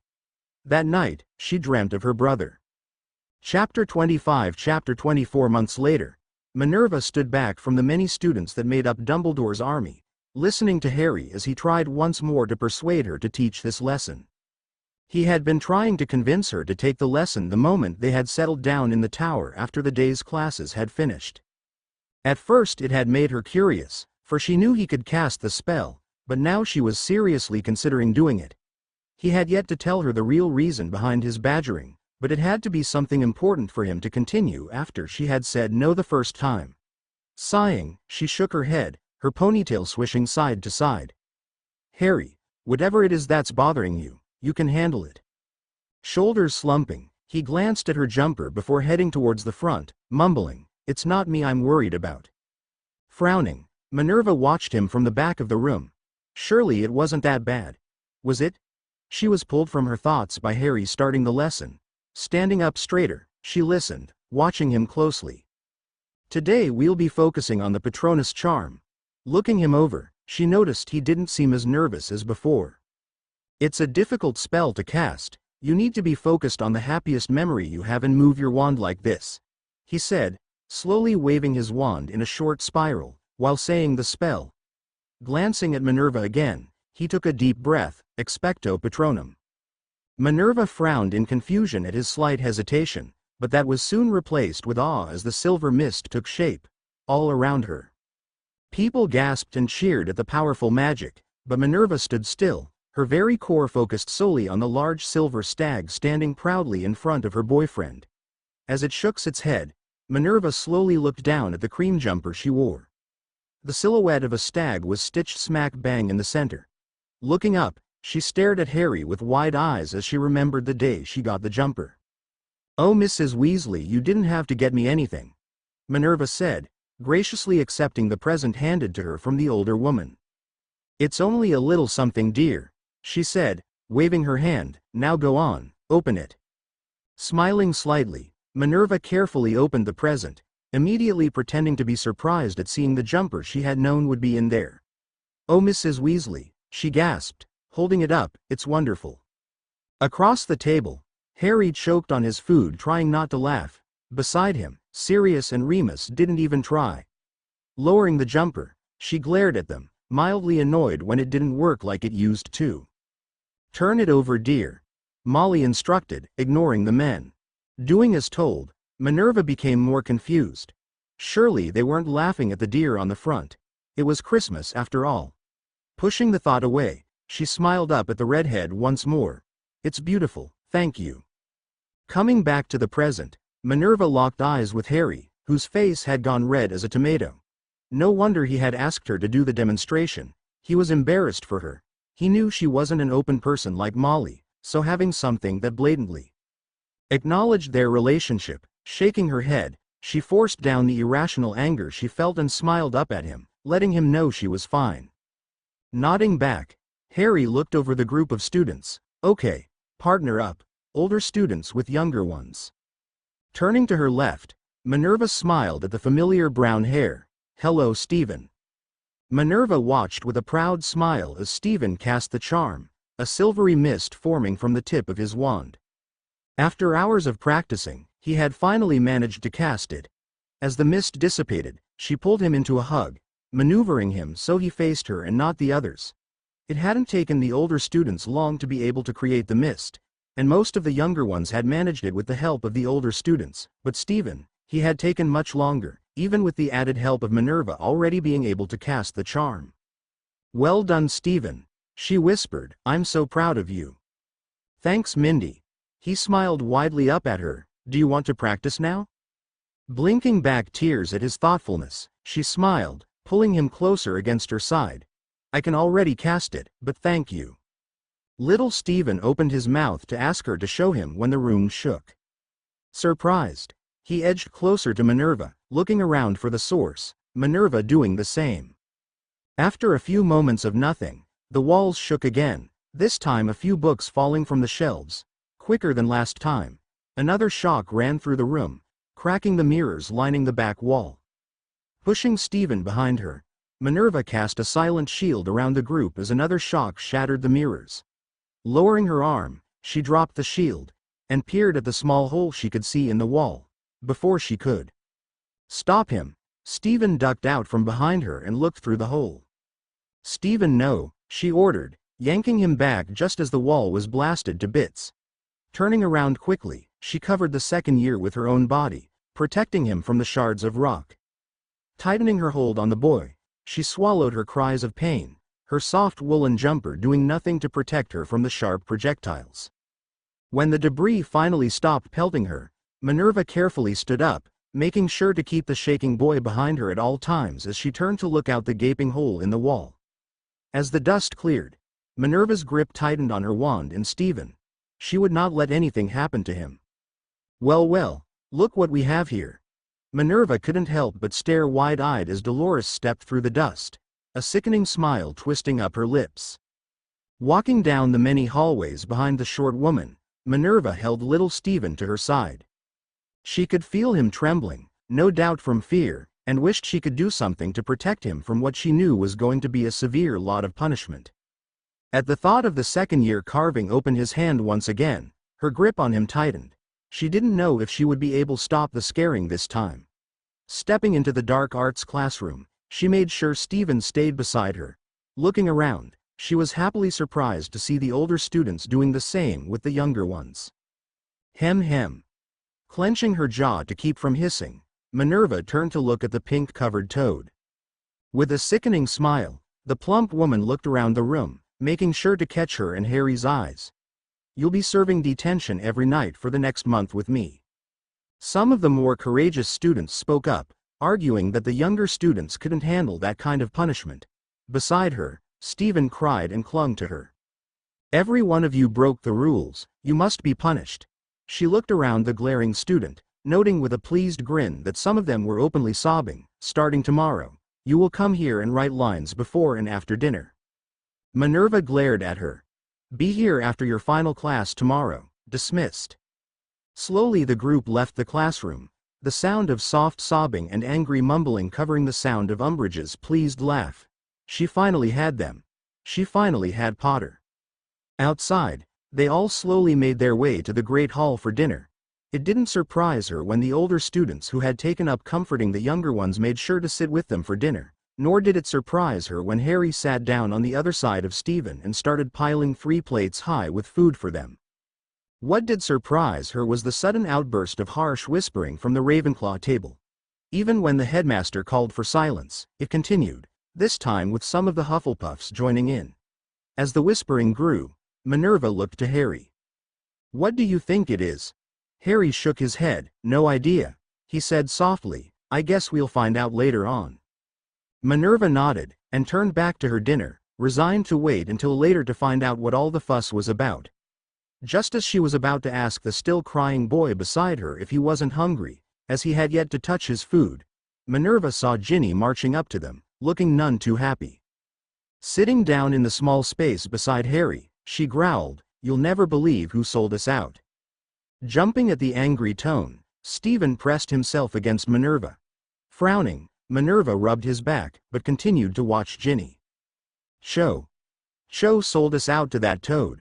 She tossed her hair over her shoulder, glaring at the Ravenclaw table.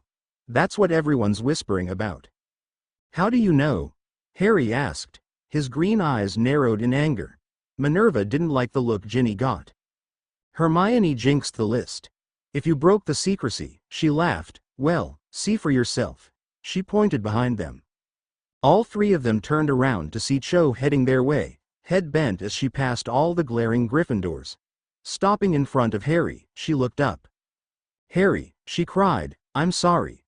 Looking from the thick black lines that made up the word narc written across her forehead to her eyes, Harry turned away, ignoring her as he picked at his food. Sobbing, she glanced at the two girls before spinning around and running from the hall. Minerva shook her head and returned to her dinner, occasionally prodding Stephen to make sure he ate. After dinner, Minerva and Harry walked on either side of little Stephen. He had continued to cry during dinner until he had finally worn himself out and fallen against Minerva. Looking down at him, she considered carrying him back to the tower, but before she could even think of picking him up, two men stepped in front of them. Glancing at them, she groaned when she saw Dawlish standing next to Kingsley. "You four, follow us," he ordered. Sighing, Minerva looked behind her to Ginny. "Can you make sure he gets to bed, please?" she asked, gently touching his shoulder. Nodding, Ginny took little Stephen's hand and hurried past the two Aurors, quietly wishing everyone a good night. Once she disappeared around the corner, Dawlish turned and marched down the hall while Kingsley hung back. "What's going on?"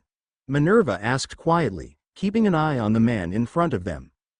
Umbridge had Fudge come to the school to show proof of Dumbledore's uprising. "What are they going to do?" "I believe they are going to remove Dumbledore from the school." "They can't do that," Hermione hissed from behind them. "He's the only Reese." Not looking at any of them, Kingsley cut her off. "They can and they will. They found all the proof they need." "What proof?" she growled. "Dumbledore's army." Less than an hour later, the group were on their way to the tower. None of them could believe what had just happened. Dumbledore had fled and Fudge, in all his idiocy, had proclaimed Umbridge the new headmistress. "We weren't learning anything from her, so we took it into our own hands. Surely they could understand that," Hermione complained. "It's unfair." Having put up with her complaining since they left Dumbledore's office, Minerva spun around, stopping directly in front of her. "Since when has life been fair, Granger? We knew the risk when we started the DA, and now we've been caught. So we either suck it up and take our punishment with our heads held high, or we complain about the unfairness of it all and sound like children." Looking the wide-eyed girl up and down, she sniffed, highly annoyed with the girl. "I don't know about you, but I will accept it and move on. I suggest you do the same." Turning around, Minerva whispered the password to gain entrance to the tower, but not before giving one final warning to the three behind her. "We all need to be on our best behavior from now on. We cannot risk upsetting her lest we be expelled." Chapter 26. Chapter 25. At that very moment, Harry was pushing his food around on his plate. All he wanted at that moment was for the day to be over. Unfortunately for him, it was only lunch. Sighing, he looked around the hall, noticing most of the 5th years and 7th years were rereading their textbooks, no doubt trying to cram for their next exam. Shaking his head, he looked down the table. The 4th years and 6th years had taken seats in the middle of the table so the crammers could sit undisturbed. Beside him, Minerva sat eating some fruit while reading a book she had taken from the library at Greenwold Place. She was the only one not trying to force months' worth of studying in at the last minute. Although, when he thought about it for a minute, he realized she wouldn't have to. She already knew everything that would be on the exams. She had told him so herself. Sighing, he turned back to his charms textbook. He knew most of everything they had been taught, but he knew with his luck the exam would focus on the few things he didn't quite have a grasp on yet. Turning the page, he focused on the words in front of him, tuning out the low whispers coming from the end of the table. Not long later, Minerva tapped him on the shoulder, drawing him away from the page he had been reading. "Yeah?" Smiling slightly as she swung her satchel over her shoulder, she flicked her hair over her shoulder. "It's time to go." Groaning, Harry closed his book and shoved it into his bag. "I'm not ready for this," he grumbled, standing up. Laughing softly, Minerva shook her head. "No one truly is ready for these exams." She glanced at the girl in front of them being guided by Ron, her head still buried in her charms textbook, the exception being Miss Granger. "I don't see why she's pushing herself so hard. Everyone believed she could have passed them in 3rd year," she whispered, leaning in close so no one overheard her next words. "I worry about her." Nodding along, Harry adjusted the strap. "Ron and I stopped trying to understand what drives her in 3rd year." He looked at Minerva sadly. "I think she's still trying to prove she belongs here." Looking back at her once prized student, Minerva sighed, "Oh, Miss Granger." Turning back to look at Harry, she tried to smile, "Perhaps you cool Harry." Minerva watched, terrified as Harry's eyes rolled back and fell to the floor. He wasn't sure what was happening.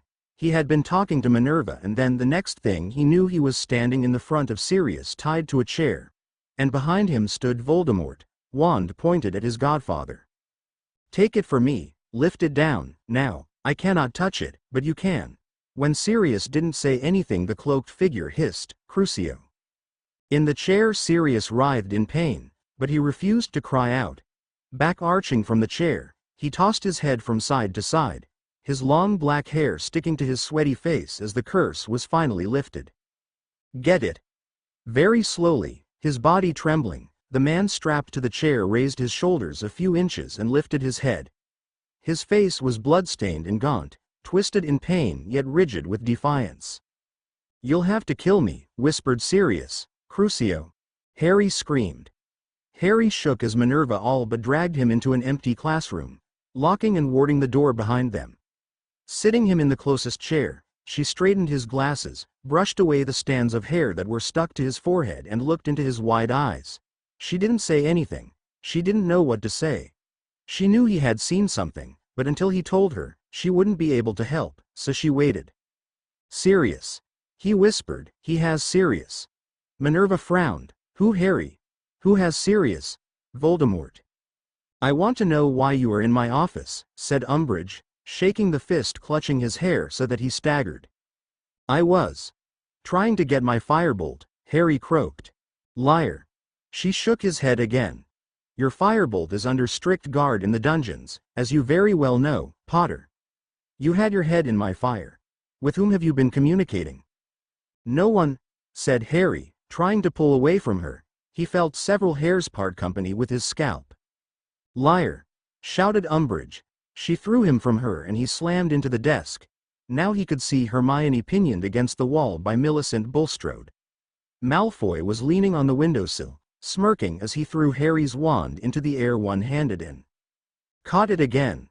There was a commotion outside and several large Slytherins entered, each gripping Ron, Ginny, Luna and, to Harry's bewilderment, Neville, who was trapped in a stranglehold by Crabbe and looked in imminent danger of suffocation.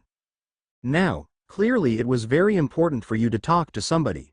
Was it Albus Dumbledore? Or the half-breed, Hagrid? I doubt it was your head of house. I hear she is too ill to talk to anyone." Harry let out a sharp laugh, surprising everyone. "My head of house?" He laughed. "Minerva McGonagall could be torturing me and she'd still be a better person than you," he spat out. The others nodded in agreement, surprising Minerva. Growling, Umbridge leant in close. "Tell me who you were trying to contact." "Bite me." Crack.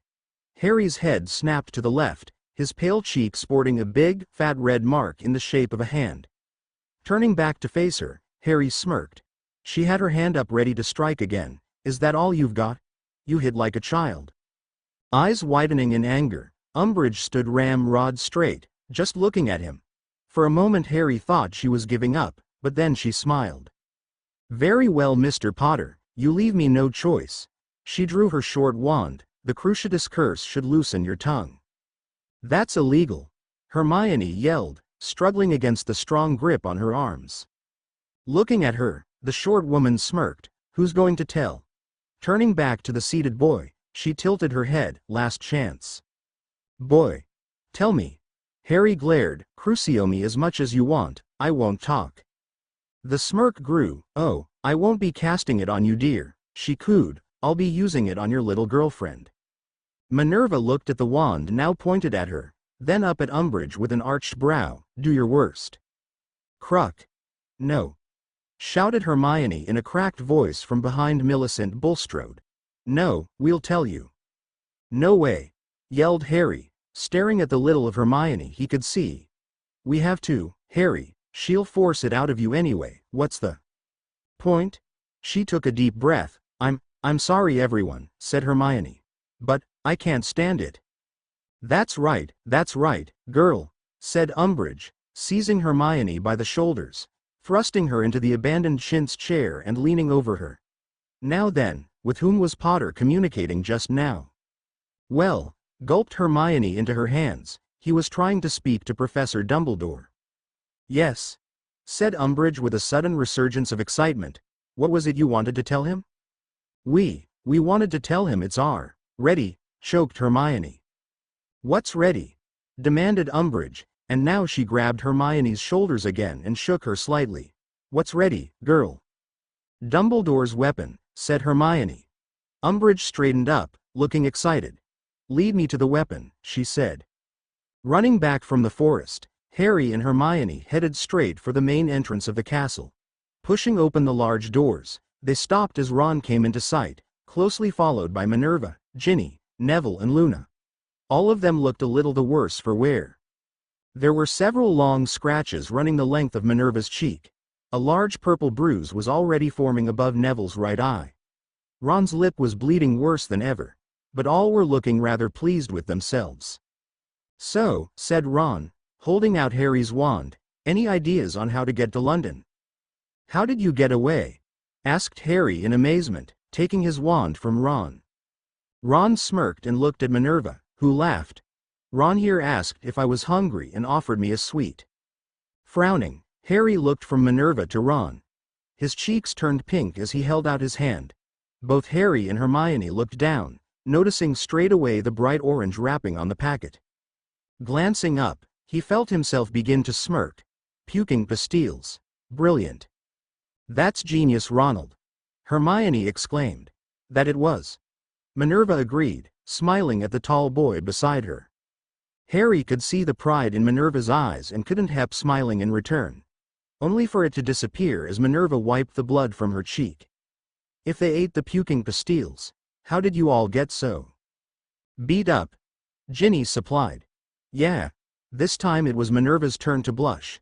Not everyone fell for it. Mr. Malfoy caught me before I could get out of the classroom and we ended up fighting. The boys jumped in and knocked him unconscious.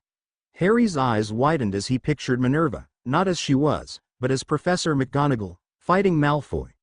The picture was something he would treasure. Snorting, he smiled at her. You really do have a thing against him, don't you? Minerva shrugged. He needs to learn some manners. Before any more could be said, Hermione cleared her throat, drawing almost everyone's attention to her. That's all very well and good, but does anyone have any ideas on how we're to get to London? Luna, who stood at the back of the group, stared out to the forest, her attention focused high above the trees. We fly. For Aslan's fire for encouraging me when I wanted to quit. Chapter 27. Chapter 26. Avada Kedavra. Minerva looked up at the sound of Bellatrix's voice. She had heard that woman cast that very spell too many times. She watched as the bright green glow lit up the dark room before flying forwards. As she followed it, time seemed to slow down. It hit Sirius square in the chest. It seemed to take Sirius a lifetime to fall, his body curving in a graceful arc as he sank backwards through the ragged veil hanging from the arch. Minerva saw the look of mingled fear and surprise on Sirius' wasted, once handsome face as he fell through the ancient doorway, disappearing behind the veil, which fluttered for a moment as though in a high wind, then fell back into place. She heard Bellatrix Lestrange's triumphant scream, even over her own as she pushed herself up, aiming her wand at the deranged woman. Stupef. Before she could finish casting, she was pushed to the ground by a member of the order. Pushing the person on top her, she gasped for breath, having had the wind knocked out of her thoroughly.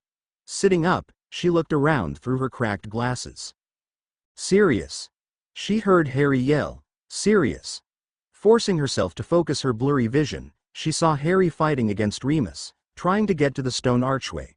Still gasping for air, she tried to get up, to go to him, only to be pulled back down by the back of her jumper. From where she was once again lying, she could see the moment Harry gave up on trying to go through the veil. I killed Sirius Black. At the loud screeching cackle, Minerva struggled to break free of the arm pinning her down and ran after him, ducking and dodging the many curses flying around the room. She had almost caught up to him when she was sent flying. Lying there, she saw Dumbledore running through the door she had been standing in front of mere moments before as her vision turned black. Minerva woke up with a groan. When her eyes fluttered open, it was to see the blurry face of her lifelong friend Poppy, hovering over her. "It's good to see you awake. You gave us quite the scare there, young lady." Minerva rolled her eyes and pushed herself up, ignoring the healer's instructions to stay down. "What happened?" she asked. "How is everyone?" Quickly waving her wand in a series of swirls, the matron uttered a quick diagnostic spell. "You were brought in late yesterday night unconscious. Unsurprisingly, you have a concussion." "And the others?" "Miss Weasley had a broken ankle while her brother, well, he'll be fine soon enough." The older woman shook her head. "Mr. Potter was fine for the most part, but he was exhausted, so he's been on bed rest over there since you all arrived," she said, pointing to the bed at the back of the wing. Nodding, Minerva turned back to her friend. "What about Longbottom, Lovegood and Granger?" "Mr. Longbottom had a broken nose, as did Miss Lovegood. Miss Granger on the other hand was hit by a curse from Dolohov." Pomfrey looked over her shoulder to the sleeping girl on the bed next to her. "She's doing fine, but she'll be weak for the foreseeable future." Minerva nodded her head, looking at the pale girl. "Was there any casualties?" she whispered, dreading the answer. "Just one."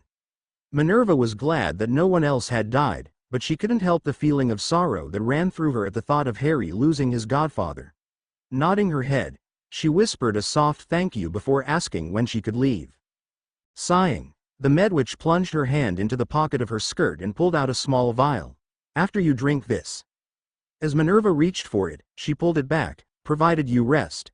That means no paperwork of any kind. You are to rest." Narrowing her eyes, Minerva pursed her lips. Back gave a sharp nod anyhow. Handing over the potion, Madame Pomfrey gave a tight smile. "Good." Turning around, she walked towards her office, calling over her shoulder. "I expect to see you tomorrow after breakfast. No excuses." Minerva had the good grace to blush as she collected her things from the nightstand. Glasses on, she looked down, glad to see that Poppy had kept her in her jeans and jumper. Waving her wand over herself, she cleared away the remaining dust and fixed her hair in her usual high ponytail. Feeling more like herself, she pulled on her boots and left the wing, heading for Gryffindor Tower. Walking down the many corridors of the school, she was surprised to find that no one was milling around. That was until she walked past the Charms classroom and heard Flitwick asking for demonstrations. The rest of the school was in class.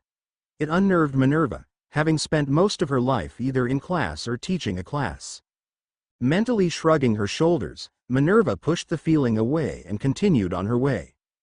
This way she had the common room to herself, something she enjoyed greatly. Whispering the password, she entered the empty room and magically lit the fire, easily settling herself down on the large sofa. She figured it was after lunch, and considering she hadn't eaten since this time the day before, she thought she would be starving, but she wasn't. Shaking her head, she picked up the discarded paper on the table and flipped through it, stopping at the large heading, "He who must not be named returns." Rolling her eyes, she quickly read through the article. In a brief statement on Friday night, Minister for Magic Cornelius Fudge confirmed that he who must not be named has returned to this country and is active once more. "It is with great regret that I must confirm that the wizard styling himself Lord, well, you know who I mean, is alive and among us again," said Fudge, looking tired and flustered as he addressed reporters. "It is with almost equal regret that we report the mass revolt of the Dementors of Azkaban, who have shown themselves averse to continuing in the Ministry's employ. We believe the Dementors are currently taking direction from Lord Thingy." "Thingy?" Minerva scoffed, rolling her eyes. "We urge the magical population to remain vigilant. The Ministry is currently publishing guides to elementary home and personal defense which will be delivered free to all wizarding homes within the coming month." Scrunching up the paper, Minerva threw it into the fire. "No doubt those books will do no good." Sighing, she leant back in the chair and closed her eyes. She wasn't sure how long she had been asleep for, but when she opened her eyes for the second time that day, it was because of the sound of someone talking. Sitting up from where she had been resting against the armrest, she looked around the common room. No one was there. Shaking her head, she stretched out along the sofa, mildly annoyed when she couldn't stretch out fully. Some days she hated being tall. Readjusting herself so she was leaning back against the armrest, she summoned her book from her room just as the portrait opened. Looking over her shoulder, she smiled as Harry stumbled into the room, cursing the portrait under his breath. "Hey!" Harry jumped and spun around. He had thought everyone was in class. Spotting Minervaa sitting on the couch, he allowed his shoulders to drop. "Hey! Join me?" Shrugging, Harry stuffed his hands in his pockets and shuffled over to sit beside her. When he didn't say anything, or even look at her, Minervaa turned back to her book, the only sound being the crackle of the fire and the turning of a page. Just as she was coming up to the turning point in the story, her concentration was broken by the soft voice from the boy in front of her. "How do you handle it?" Looking up, she watched him for a moment. "One day at a time," she said, putting her book aside. "You take it one day at a time. And the anger? It will fade over time, but you'll always feel it." "I want to kill her," he admitted. "Bellatrix. I want to kill her." Leaning forward, Minervaa touched his hand gently. "She killed someone you cared about. It's only natural to want revenge." Finally looking away from the fire, Harry stared at her. Do I what?" She frowned. "Do you want revenge? For what?" Hesitating slightly, Harry argued with himself on whether or not to ask, but seeing the questioning look he was getting, he decided to go for it. "For your brother." Pulling her hand back, Minervaa watched him, searching his face for any malicious intent. When she found none, she sat back, once again leaning against the armrest. "I already got it." "How?" Pursing her lips, Minervaa took a deep, calming breath through her nose. "The day I was to take Malcolm shopping for his supplies, I showed up early so I could talk to Father about having him live with me until he left for Hogwarts." Licking her dry lips, she wrapped her arms around her legs, pulling them up close to her chest. "I walked into the kitchen just as he was shot." Blinking back tears, Minervaa took another breath and held it until she knew she could speak without her voice breaking. "My father shot him, and my mother, because they were magical and didn't fit in with what he believed. He intended to do the same with me, he told me." So, clearing her throat, she continued, looking into the fire, "I knew I had to stop him, so I told him I'd do it. That I'd kill him and then myself, because if he did it, he would be committing a sin. Killing us unnaturals, that was service to God, but if he killed himself, it would be for naught. He handed me the gun, told me I was a good girl and kissed me on the forehead." She gave an empty laugh. "I shot him without batting an eye." Turning back to face him, she offered a small smile when he reached over and held onto her hand. "You're the first person I've told that to in over 50 years, she whispered. "Really?" he asked, the corner of his mouth twitching. "You don't look that old," he joked, trying to lighten the mood he had put them in. "Oh." Reaching behind her, Minervaa pulled the cushion from behind her and hit him with it, cheek. Ducking the second blow, Harry laughed and covered his head. When no further punishment came, he cautiously looked up between his arms. He learned from the last time to be careful of sneak attacks. Not seeing anything in her hands, he sat up properly and smiled at her. "Thank you, Harry." Dinner that night was a somber affair with only a few students daring to break the silence to comfort their friends beside them. The Gryffindors were all looking down at their food, avoiding looking at the boy who was right, as he had been dubbed by the article, after having turned their backs on one of their own. Harry and Minervaa were sitting in their usual place at the very end of the table, with Stephen sitting beside Minervaa once more. She was trying to convince him that she was fine, and that she didn't need any more food on her plate when she saw Hermione slowly walk into the hall. Watching her closely, she wondered if she should be up and about so soon, especially with how pale she was, but Minervaa knew that if she was the one to offer her help, it would only be shot down with a glare and possibly a growl. Resigning herself to just sit and watch as the girl all but staggered her way up the pathway between the two tables, Minervaa smiled at her as she passed and turned back to Stephen, who had finally stopped piling food onto her plate. Glancing at the mountain of potato, Minervaa couldn't deny that he had somehow managed to only put her favorites on her plate. "Thank you, Stephen." Flashing her a smile around a mouthful of mash, he mumbled, "You're welcome, Mindy," which came out more like, or Elcombe, Indy. Turning to her dinner, she dug in, not at all surprised at how ravenous she was. So focused on her food, she missed Hermione sitting down beside Harry, but as she was eating the last carrot, she glanced to her right. Harry was pushing his food around, while Hermione was leaning in close, whispering, not quite as quietly as she would like to think, about him once more bottling it all up again. Sighing, she dropped her fork, making sure it made a loud clattering against the plate, and turned fully to Hermione. Hermione, she sighed, while your concern for you friend admirable, I do believe now is not the time for Harry to talk about what happened in the Hall of Mysteries.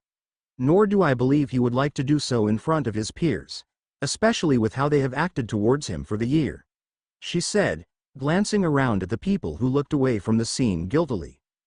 When she opened her mouth to argue, Minerva shook her head. This is exactly the same as what happened before Christmas. Hermione. Eyes widening slightly, Hermione gave a sharp nod before turning to Harry and apologizing. Satisfied that Harry wasn't going to be interrogated again anytime soon, Minerva turned back to her meal, but not before smiling as Harry mouthed thank you. Before long, Harry gave up his pretense of eating and left the table. Behind him, almost every eye in the room was following him. Sighing, Minerva turned to her dinner once more and started on the peas, noting absent-mindedly that Stephen copied her.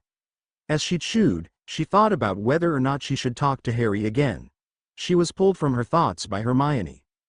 How do you know so much about what he's going through? She asked, looking the raven-haired girl over. Not hearing the usual accusing tone, Minerva decided to be honest. Harry and I have a lot in common. Like what? The tone had returned. Looking her dead in the eye, Minerva spoke in her signature sharp tone. Like death.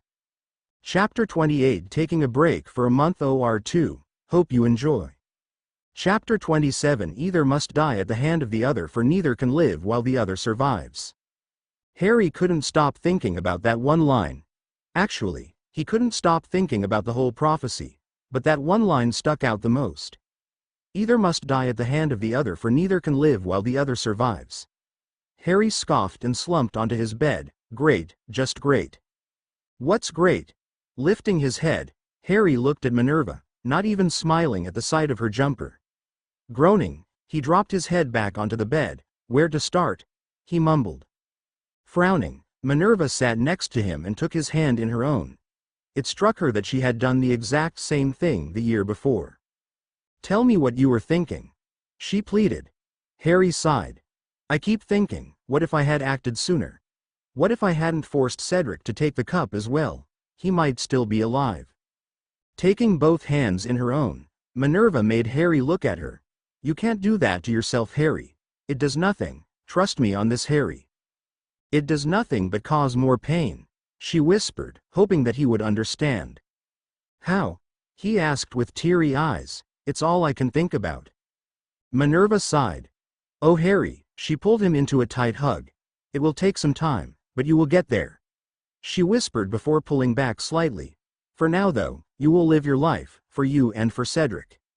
Shaking her head slightly to rid herself of those thoughts, she looked down at Harry curiously. Why was Albus here? To tell me about the prophecy. Minerva opened her mouth, and then closed it, trying to sort out her thoughts. Finally, she settled on, he knows what it said? Yup. You'd think he would have told me about it. Harry gave an empty laugh. He waited 15 years to tell me, and the bloody thing was about me. He growled, sitting up. Startled, Minerva jumped back. Sorry, he sighed, sitting up. This is my life, and most of it is being held from me. If I had been told most of the things I've had to find out from strangers earlier on, I would be more prepared for everything. Tilting her head, Minerva sighed. You're right. Harry looked up startled. If we had told you about everything, things would have been different. But Harry, you were a child when you first came here, 11 years old. How exactly would you tell an 11-year-old that a dark wizard was after them? Harry shook his head, knowing that she was right. Scooching over, she retook his hand. Now, what did the prophecy say? The one with the power to vanquish the Dark Lord approaches, born to those who have thrice defied him, born as the 7th month dies, and the Dark Lord will mark him as his equal, but he will have power the Dark Lord knows not, and either must die at the hand of the other for neither can live while the other survives. The one with the power to vanquish the Dark Lord will be born as the 7th month dies, he trailed off. Well, you've never had an easy year before, why start now? She quipped sarcastically. Harry snorted. Why indeed? The two shared a small smile. Walking down to the train, the members of the DA seemed to gravitate towards each other. Somehow Harry ended up walking beside Luna. Hello Harry Potter. Hey Luna. He tried to smile at the blonde. How are you? He asked, looking at the bandage on her nose. I'm fine. She tilted her head to the right, looking off into the distance. You? I'm fine. Looking at him, Luna smiled at him and took his hand, squeezing it lightly. It fades, the pain, she whispered, letting go. Yeah. He sighed, looking over to the Minervaa and little Stephen. Following his line of sight, Luna spoke quietly, you are good together. You think? Oh yes. Smiling, Luna looked over the people in front of them. I hope to find someone like that one day. Oh, that reminds me, Harry said, focusing on his younger friend, did you find your things? She nodded, people hid them. That's horrible. She looked at him, smiling, it's all good fun, she said cheerfully, her radish earrings swinging freely with her movements. I wish I had known, I would have helped. The long blonde locks swayed as she shook her head, you had enough going on Harry Potter. Besides, my mum always said the things we lose have a way of coming back to us in the end, if not always in the way we expect. Hours later, Harry found himself in the middle of a game of exploding snap with Ron while the girls sat reading beside them. For once Hermione hadn't spoken to Minervaa in any way, in fact she had barely acknowledged her since sitting down. When it was Harry's turn, she stood up, announcing that she'd be back in a minute and left the carriage. Still focusing on his cards, Harry didn't see Ron put his down and look at Minervaa with a serious expression. So explain something to me Minervaa. The pair looked up at him in surprise, Minervaa going pale. How is it that I noticed your disappearing act when Professor McGonagall visits, and Hermione hasn't? Part 3 Forever at War Part 3 Forever at War Chapter 28. Sitting around the hastily pushed together tables in the kitchen of the burrow, Harry absent-mindedly picked at his food in front of him. Beside him was Ron, who was shoveling as much of the crispy bacon into his mouth as he could while his mother's back was turned. Across from him was Hermione, quietly chatting with Ginny. Occasionally they would look up at him, their brows creased, but every time he went to call them on it, they turned back to their food as if nothing had happened. He wasn't sure what they were talking about, he had an idea, but then again, he didn't really wish to know either, so he kept his mouth shut. He didn't need any more reminders of what happened the year before. No, he had the dreams for that. First Cedric, now Sirius. He thought, jabbing at the piece of bacon on his plate, I kill everyone. Now Mr. Potter, a familiar voice called out from the doorway, what did that piece of bacon ever do to you? Dropping his fork unceremoniously on his plate, Harry turned to look up at the older woman. Professor McGonagall. He greeted politely, though he lacked his usual amusement at seeing her in her glamours. Tilting her head, Minervaa made her way to the table as Molly turned around. Tea Minervaa? Please. Smiling, the smaller woman gestured for her to sit, rest for a while. Merlin knows how long you've been up for. Hesitating in sitting, Minervaa avoided the gaze of the shorter woman. Not that long, she said lightly, sitting beside Harry. And I'm the Queen of England. Once more tipping her head, Minervaa gave the group around her a look that proved the matriarch right. Smiling slightly at the snickers from the twins and Ginny, Minervaa reached into the sleeve of her robe, pulling out 4 envelopes. I have your letters here, she said, passing the top 2 across the table to the girls. Thank you. They chorused together. Turning to her right, she reached behind Harry with the 3rd, lightly tapping Ron on the shoulder with the parchment, and yours Mr. Weasley. Looking up, mouth still full, Ron took the letter, mumbling a garbled thanks around his food, and continued to eat. Grimacing at the display, Minervaa looked from the redhead to Harry, her now empty hand resting comfortingly on his back. That leaves you, Mr. Potter, she said softly, holding out the last one for him.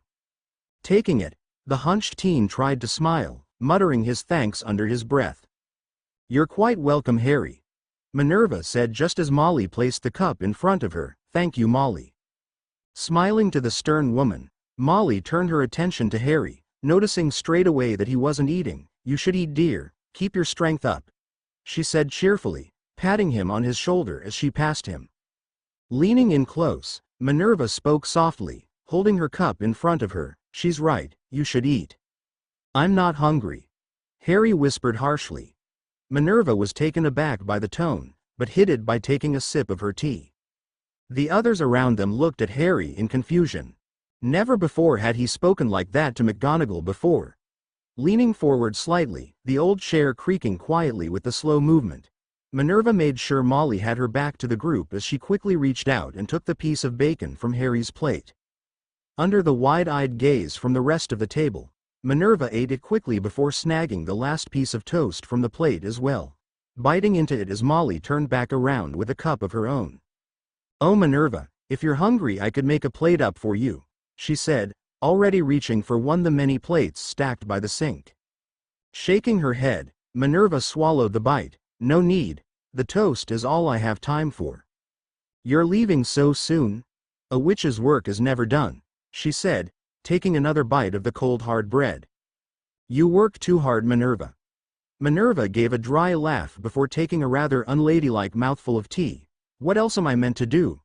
she asked, placing the now empty cup back on its saucer. "If I don't do anything, I'm liable to go mad."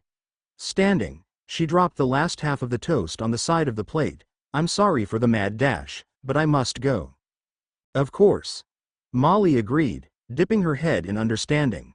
Looking around the group at the table, she gave a small smile before bending and whispering into Harry's ear, "Make sure you eat something at lunch, please." At the small, jerky nod, Minerva stood up once more, catching sight of the badly hidden smirk Ron was giving her. Arching her brow, she pointed her finger at him. "And you, Mr. Weasley, I'll be keeping my eye on you." Even though she had spoken as sharply as usual, the twinkle of amusement didn't leave her eyes. Remembering who was speaking to him, Ron nodded, his face frozen in fear, even as the memory of the train ride home replayed in his mind. "So explain something to me, Minerva." The pair looked up at him in surprise, with Minerva going pale. "How is it that I noticed your disappearing act when Professor McGonagall visits, and Hermione hasn't?" For a stunned moment, the two raven-haired students just looked at him. As expected, Minerva was the first to recover. "How did you find out?" she sighed, leaning back against the seat. "Well, it was sort of obvious with you disappearing when McGonagall came for a visit, but at first I thought it was because she was your aunt." He smiled as Minerva snorted in amusement. "Yeah, I thought someone would come to that conclusion." She shook her head. "Go on." "But in all honesty, I got hold of the map," said Harry was sitting next to Minerva McGonagall, "but when I went down, Mindy." Harry groaned, looking up at the ceiling. How could they be so stupid? "When was this?" he asked, looking at his friend. Ron shrugged. "Fourth year." "You've known since fourth year? Why didn't you say anything?" Again he shrugged. "What was I supposed to say? Hey mate, do you know yaw dating yaw head of house?" He snorted, slumping back against the seat. "I'd be in the hospital wing before anyone could say Quidditch." Harry narrowed his eyes, looking at his friend suspiciously. "You're taking this rather well." "I've had 2 years to freak out," the redhead said, running a hand through his hair. "What I really want to know, why haven't you told Hermione?" This time it was Minerva's turn to snort. "Oh, I'm sure that would go well.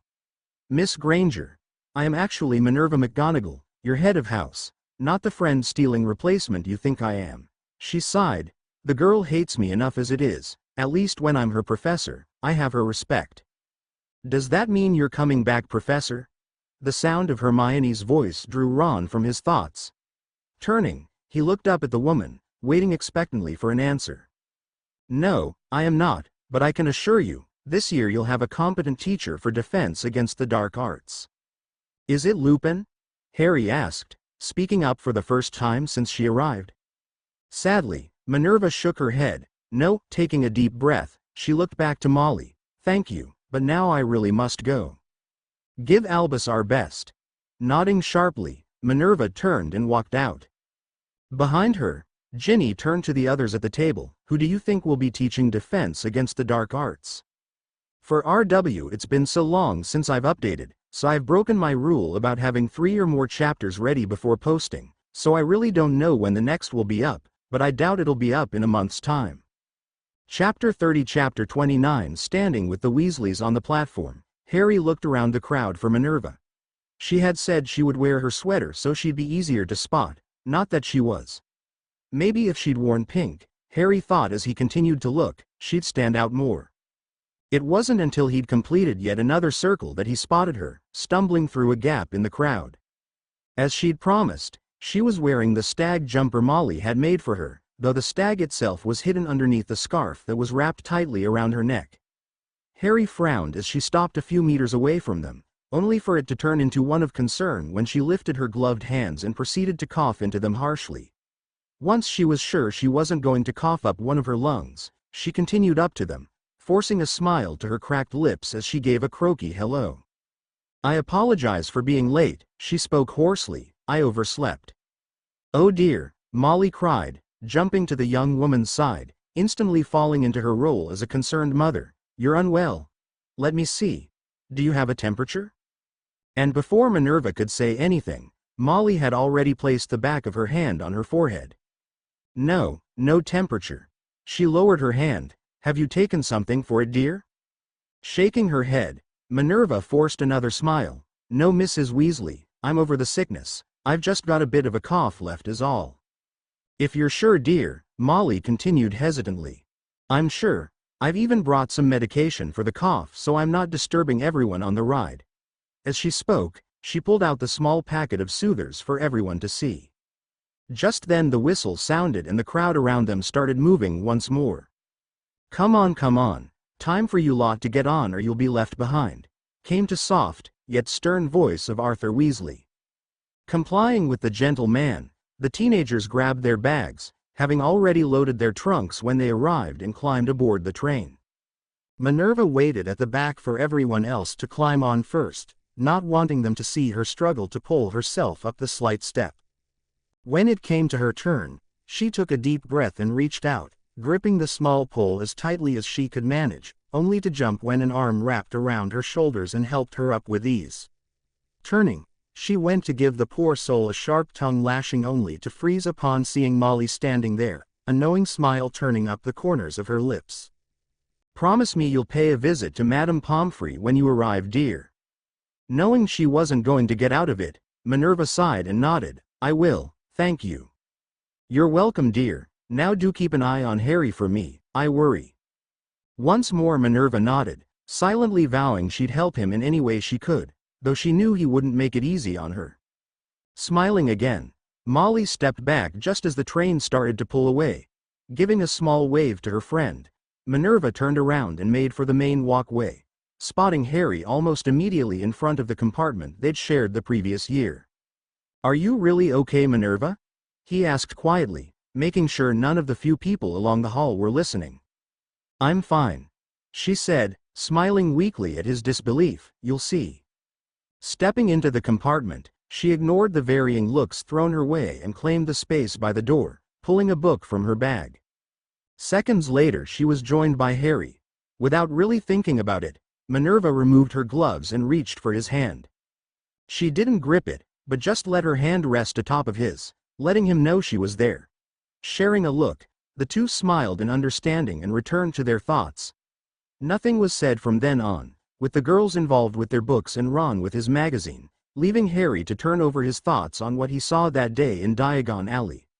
For a while the only sound from the compartment was that of pages turning and the occasional cough from Minerva. When the sky outside started darkening, Harry looked around, only then realizing that Minerva hadn't made a sound since moving to tuck her sock-covered feet under his legs earlier. Turning to face her, he smiled at the sight she made. Curled up in the corner of the seat, Minerva sat with her back against the window, her head resting on the back of the seat and her book clutched tightly to her chest. Carefully, so to not wake her, he placed his hand on her knees. When she didn't stir, he turned to Hermione, voicing the thoughts he'd already spoken of once more to his friends. "Think about it, Hermione," he spoke softly. "All those people, the cabinet, it was a ceremony, An initiation of some sort. He's a Death Eater. Slamming her book shut, Hermione shook her head, her wild hair whipping around with the sharp movements. Stop it, Harry. You saw it, Hermione, and I told you, Harry, I don't know what I saw. Letting out a rather animalistic growl, Harry pushed himself up from the seat, pausing when Minerva stirred. Waiting long enough to see her settle once more, he turned and left, speaking over his shoulder just before the door slammed shut. I need some air. Frowning at the immature display, Hermione turned back to her book while Ron looked over to Minerva and sighed. He was the only one to notice the difference in her breathing. She had been awake for the entire talk. When the train pulled into the station, Hermione jumped up, slinging her bag over her shoulder with such force she stumbled forwards. Come on, Ronald, she chastised him, frantically waving her hands up and down. Get a move on or we'll be late.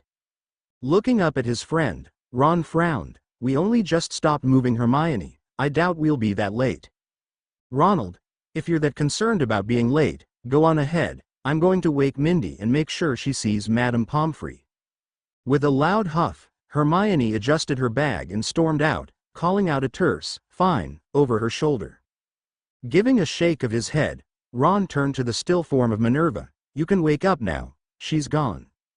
How did you know? Minerva spoke as she pushed herself up, that I wasn't asleep.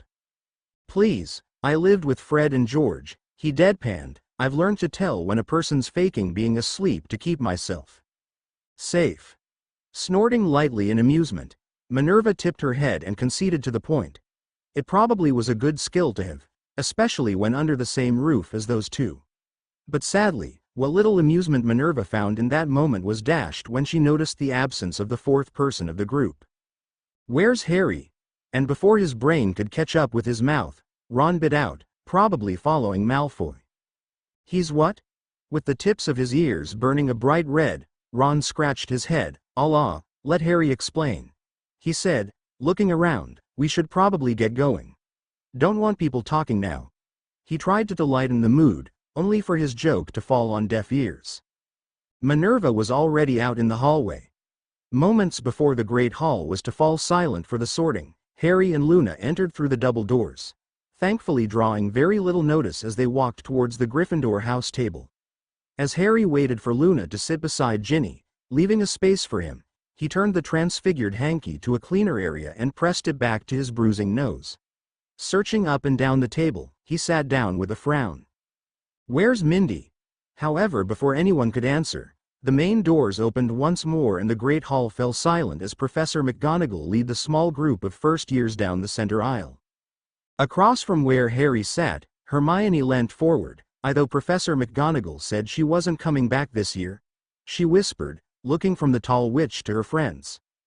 Maybe she wanted it to be a surprise, Harry offered, taking the hanky away from his nose to see if it had stopped bleeding. Before they could say any more, McGonagall drew the attention to herself and started the sorting. Slowly, one by one, the students were placed in a house, some taking mere seconds, other a few minutes of careful deliberation, until it was only her standing there. Rolling the parchment up, she tucked it in the sleeve of her robe and waved her hand, banishing the sorting hat and stool back to the headmaster's office with little effort. Taking a step forward, she cleared her throat. I may not be teaching you, but I am still the head of Gryffindor and deputy headmistress, she said, her clipped voice reaching the furthest students easily, so know this. I will not tolerate any repeats of what happened last year. She glanced over to the Slytherin table. This year will be challenging enough without your added foolery, so should I hear even a whisper that you are acting in such a way, there will be consequences. Waiting a few beats to look around the entire hall to make sure everyone understood, she nodded once and crossed her arms, disapparating from where she stood with a crack. At the Gryffindor table, Harry looked to Ron, eyebrows raised. The redhead merely shook his head and turned to Hermione. How did she do that? There's not apparating within the school grounds, Hermione demanded, looking around for someone to answer her. You didn't tell me where Mindy is, Harry said, drawing his best mate's attention back to him. She's in her room resting. Ron spoke as he piled his plate high with food. I promised her I'd bring her some pudding. Later that night, after everyone had gone to bed, Harry stayed in his seat by the fire, waiting for Minervaa as had become their custom. In the time he was waiting, he pulled out the small box from his pocket and looked at its contents, admiring the way the light of the fire shone from its polished surface. Sighing, he slipped the item back into his pocket, just moments before the door to the Gryffindor's headgirl room opened with a slight creak. Turning some, he smiled at remarkably well-looking Transfiguration Master. "You're looking better." Dipping her head to hide her faint blush, Minervaa settled down beside him, absent-mindedly waving her hand to summon one of the blankets from her room to cover their legs. "Magic is a wonderful thing." Shaking his head at her sense of humor, Harry picked up the chilled bowl from beside the floor, passing it to Minervaa with little comment. When all she did was look at it blankly, he couldn't help but smile. "Ron said he promised he'd bring you some pudding, seeing as you were too sick to come to the feast." "Ah." Minervaa cleared her throat, taking the bowl with both hands. "Of course. Thank you." Yet she still didn't take the spoon. "Not one for pudding?" Harry asked, watching her as she stared at the bowl uncertainly. "In small proportions I am fond of it, but," she trailed off, holding the bowl up to prove her point. Laughing, Harry nodded. In typical Ron fashion, he had filled the bowl to capacity, and then some. How it hadn't toppled over on the way to the tower was beyond anyone's guess. "Come on, we'll share it," he said once he'd stopped. Side-eyeing him, Minervaa bit her tongue to prevent herself from saying that even sharing she wouldn't be able to manage much. But if it meant that Harry would eat more, she'd be willing to. She just hoped she wouldn't regret it later. "Sounds like a plan." Smiling, she conjured another spoon, holding it for Harry to take. 2468, dig in, don't wait. Laughing, Harry did as instructed. Between the two, though it was mostly Harry, the desert didn't last long, and by the time the bowl was cleared, Minervaa had decided on what she wanted to know. So, after sending the dirty dishes to the kitchen, she turned back to face Harry, her expression serious. "Tell me about the situation with Mr. Malfoy." Harry sighed. He'd known she'd bring it after Ron had warned him about her not really being asleep. He just hoped she'd wait a day at least. So, slumping forward, he started his tale of what he saw that day. "While we were in Diagon Alley, happy holidays all. Especially to RW, thanks for the continued support. Poll for story. There's a poll on my page asking if I should put this story up for adoption. I honestly don't believe I'll update this for a long time, and I'm getting messages asking when the next one will be. I just wish to know if you would prefer someone take over the story or if you'd stick it out for when I'd be able to update it. Please let me know." Chapter 32. Chapter 30. Making her way down the aisle between the tables, Minervaa looked out for Harry, hoping he'd remembered to save a seat for her. She'd just spoken to Albus about the potions class and wanted to inform Harry about it.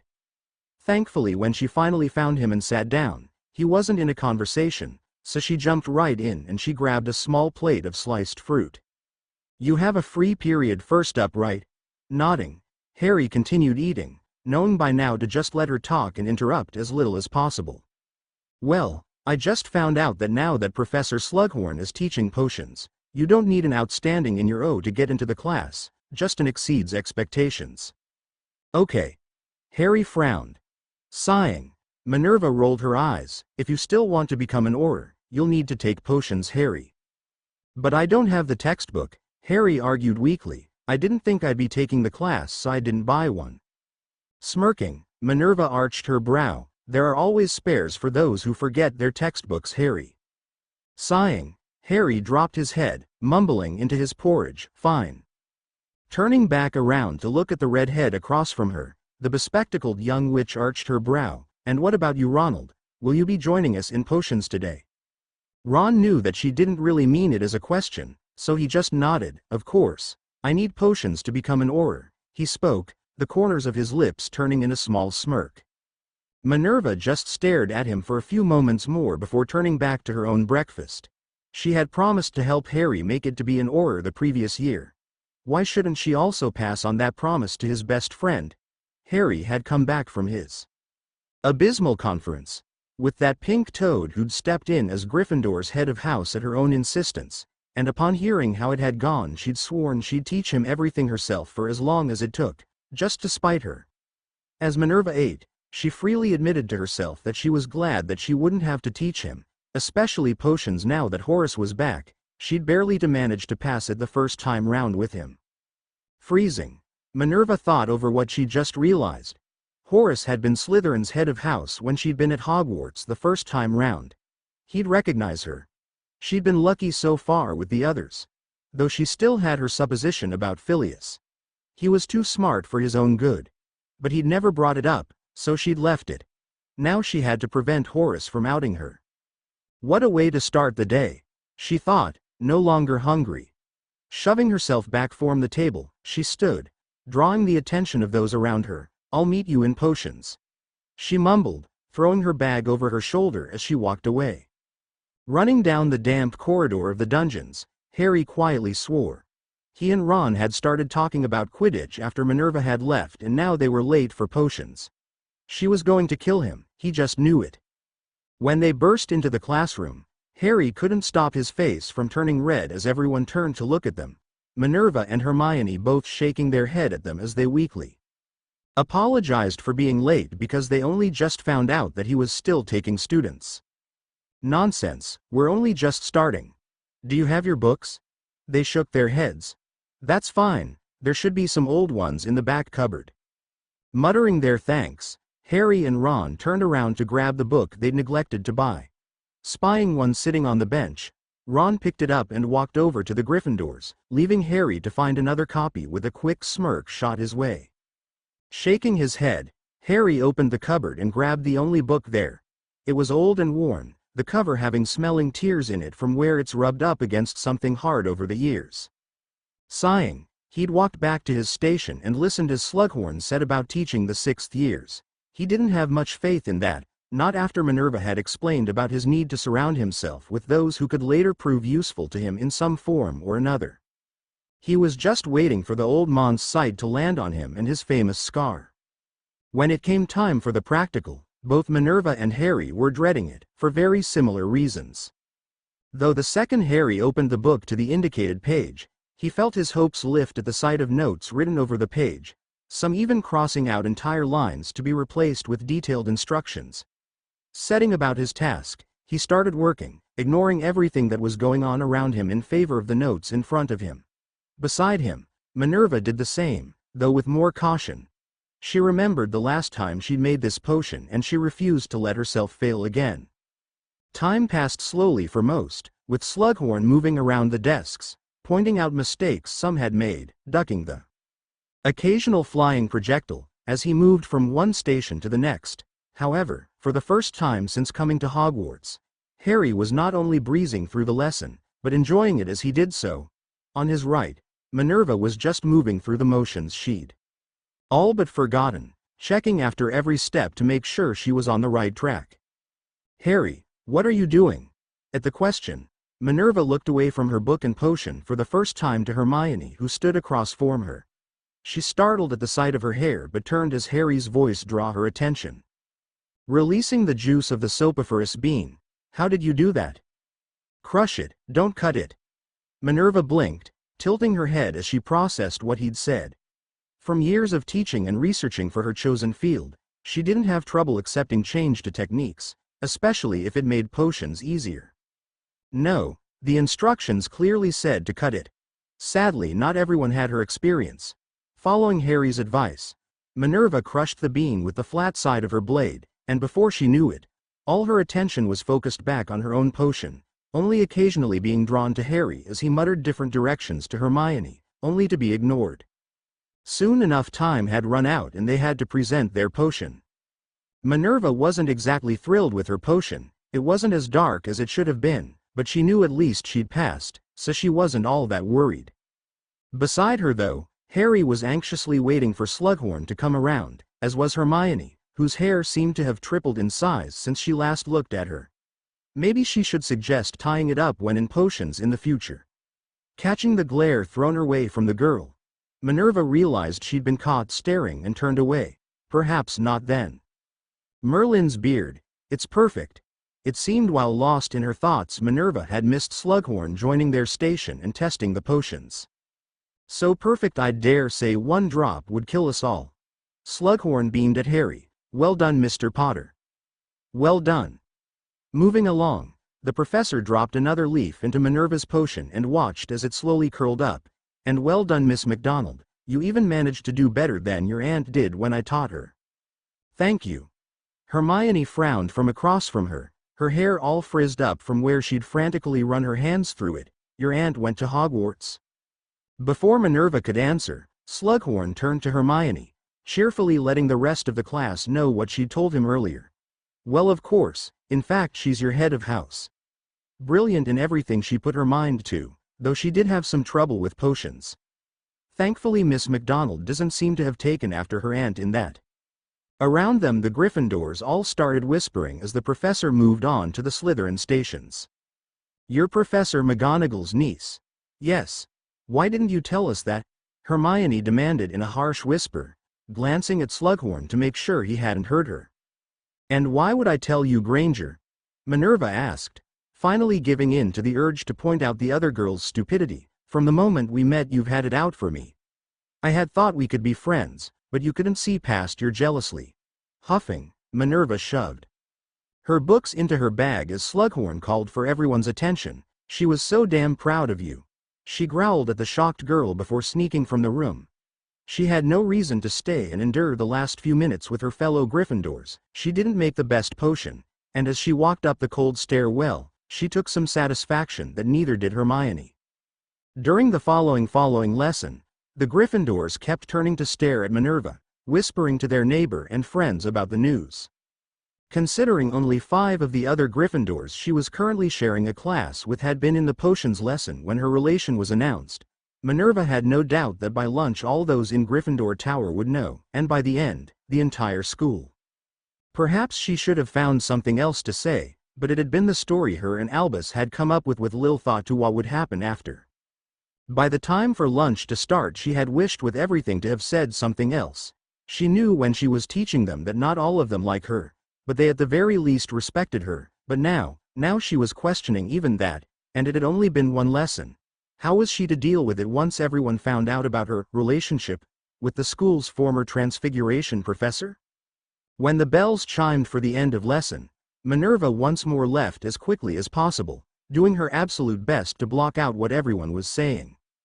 Oh, don't get it wrong, she'd been called worse, much worse, and considering some of the things she'd done over the years, she could handle it. However, ever since being returned to her younger self, she didn't have the emotional control she'd prided herself on.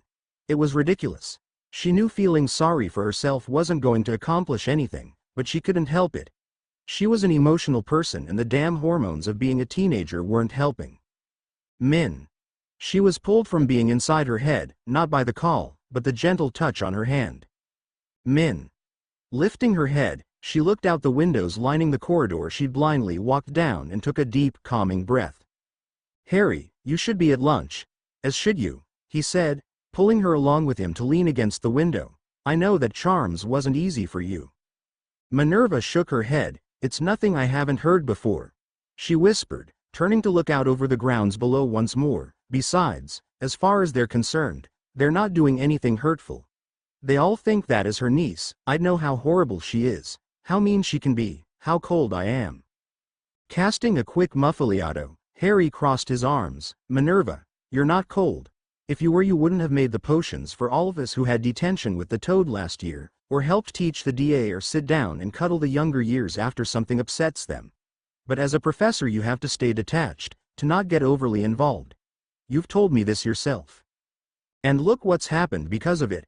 They think I don't care. She faced him. That the reason nothing was done sooner last year was because I didn't care that the students were getting hurt. They think I took enjoyment out of it. Reacting to her pain, Harry pulled her into a hug. They don't know anything. They're only saying those things to fit in. As you know, very few students have common sense. He waited a few beats before carrying on in an even softer tone. Besides, we know if we needed to, we could go to you. I don't believe that, Minerva whispered. Sighing, Harry held onto her just a bit tighter. I do. Harry didn't care how long they'd been standing there, or how long they would have stayed there when the bell rung, but Minerva did. She'd already had to deal with the whispers. She wasn't going to add to them by being caught in an embrace with Harry. Pulling away, Minerva gave him a small smile and adjusted the strap of her bag. Come on. Let's head to the tower. We can hide in my room until you have to go to your lesson with Albus. For a few moments Harry said nothing, just looked at Minerva, but when she gave him an impatient sigh, he sent her a cheeky grin and followed her, stuffing his hands into the pockets of his robes. They didn't speak as they walked, they never really did unless they were with someone else, with the two taking comfort in the shared silence, in the knowledge that the other knew to savor the peacefulness of the moment. They had nearly made it to Gryffindor Tower when they ran into Katie Bell, the only remaining member of the original Gryffindor Quidditch team when Harry had joined in his first year, who stopped to talk to Harry. I heard you were made captain. Well done, I knew you'd get it. Blushing, Harry scratched the back of his head, glancing at Minerva to see her smirking. Thanks, Katie. He mumbled, looking back at her. Let me know when you have trials, I'll be there. Harry frowned. You don't need to try out, I've seen you play for 5 years. You mustn't start off like that, she said warningly, for all you know, there's someone much better than me out there and that's what you'll want on the team. Nodding to show he understood, he relaxed when the 7th year smiled again. Anyway, I have to go. Let us know about trials, yeah. And before Harry could respond, she was gone, leaving him and Minerva alone once more. She's right, you know, Minerva said, making her way up the stairs to the portrait. I've seen brilliant teams ruined because captains just kept playing the old faces, or letting in their friends. Don't fall into that trap, Harry. No one will thank you for it. Knowing that Minerva loved Quidditch and loved even more having the cup at the end of the year, Harry wisely said, of course. Before giving the password to gain entrance to the tower. Good. Will you try out? Spinning around, Minerva looked at him in astonishment. Me? What would I play as? Chaser? Seeker? Laughing, Minerva walked into her room. I won't try out, Harry. I know for a fact that my skills for Quidditch lay with being a seeker, however they are not nearly as good as yours. Dropping her bag on the end of her bed, she pulled out the assignment for charms. No. I'll stick to being the backup for when you land yourself in the hospital wing. She smirked. Now let's get a head start on the homework before you leave for your meeting with Albus. Giving the sheet of parchment she held a dirty look, Harry sighed. No winning in anything with you. Arching her brow, Minerva just pointed to the desk, silently commanding him to do as she said. With one last sigh, Harry fell into the chair and got to work. Moments after Harry left, there was a knock. Looking up from the book she'd been reading, Minerva stared at the door in confusion. No one had ever come to see her in her room before, even Harry. The few times he'd been inside was from her dragging him in. When a second round of knocking sounded, Minerva sighed. Just a moment, she called, carefully slipping the photo she used as a bookmark between the pages. Placing the book on the nightstand, Minerva glanced around, making sure nothing that could give away her true identity was out in the open. It'd be just her luck her first visitor would see her teaching robes and freak out. Once satisfied, she moved around her bed and over to the door, pulling it open. Yes? Got a moment? Surprised to see none other than Ronald standing there, she automatically moved aside, letting him inside. Thanks. Closing the door behind her, Minerva looked at the tall boy as he stood awkwardly in the center of her room. Smiling some, she moved back to where she had previously been sitting and sat back down. Sit down and tell me what's bothering you, Weasley. Surprisingly, instead of taking a seat at the desk like she'd expected him to, Ron sat down on the foot of her bed, back as stiff as possible, staring straight ahead at the wall. What's wrong? Glancing at her, Ron took a fortifying breath. I wanted to talk about Harry. Okay. And your relationship with him? He continued quietly, knowing he was possibly crossing every line there was. For a moment Minerva considered telling him to mind his own business, but the fact that he actually came to talk to her about it pushed her not to. It's complicated. Minerva sighed. Because you're still technically his professor and head of house? Minerva cringed at the reminder, her mind flashing back to the few times they'd shared a kiss, especially the one during the second task of the Triwizard Tournament in their 4th year. They'd been surrounded by everyone. If it ever got out who she was, and she had no doubt it would, considering Ron had already found out by accident, she would be in for a world of trouble. Shaking her head, she focused back on Ron. That, and the fact that I was at Hogwarts the first time round just as his grandparents were finishing and taught his parents. Blimey. That's all you have to say? Minerva demanded, not believing for 1 second Ron was as unfazed as he portrayed. Ron smirked, contrary to what Professor Snape, says, I'm not much of a underhand as he thinks, so I won't be mentioning your age. I'm 16. Minerva deadpanned, wanting to see where he would go with the conversation now. But not mentally. You still have all those memories, all those experiences that none of us have. He had a point. Yes, she sighed, except for Harry. Except for Harry, she repeated in agreement. The way I see it, you've found someone that same physical age, but closer in mental age as well. Smiling sadly, Minerva had to admit that he was correct, though now that she had someone to voice her thoughts to on the matter, she couldn't help but keep arguing. But as you pointed out, I am still his head of house and professor, and whatever Harry and I are. It goes against everything you uphold as a professor, he finished for her. Yes. Then be no more than you already are. Looking up at him, Minerva's eyes stung with unshed tears. But I know, Ron sighed, taking her hand in his own, I know. It's not fair. I have second chance, but I can't do anything, I'm still stuck. For a moment Ron watched her, frowning. There was more to that statement than he knew. Shaking his head, he pushed that aside, returning his attention back to his companion. I hate to say this. Minerva, he started softly, surprising her WTH the use of her true name, but if everything was fair, everyone wouldn't be counting on Harry to lead us in this war. That none of us should be involved with, but we are. We have been since we first stepped foot in this place. This war isn't ours, nor is it yours anymore, but because we care for Harry, we'll be right beside him. It's not fair, but it is what it is. Neither spoke for a while after that, each content to sit and quietly think things over with the other. However, the closer it came to dinner time, Minerva became aware of Ron's continuous fidgeting. Was there something more you wished to say? She asked, wondering if she could handle any more emotionally charged topics. More like ask. Arching her brow, Minerva turned to face him fully once more. Ask away. Smirking at her professor tone, Ron decided that being upfront would be the best strategy. Have you thought about what you're going to do when it gets out that you're posing as your own niece?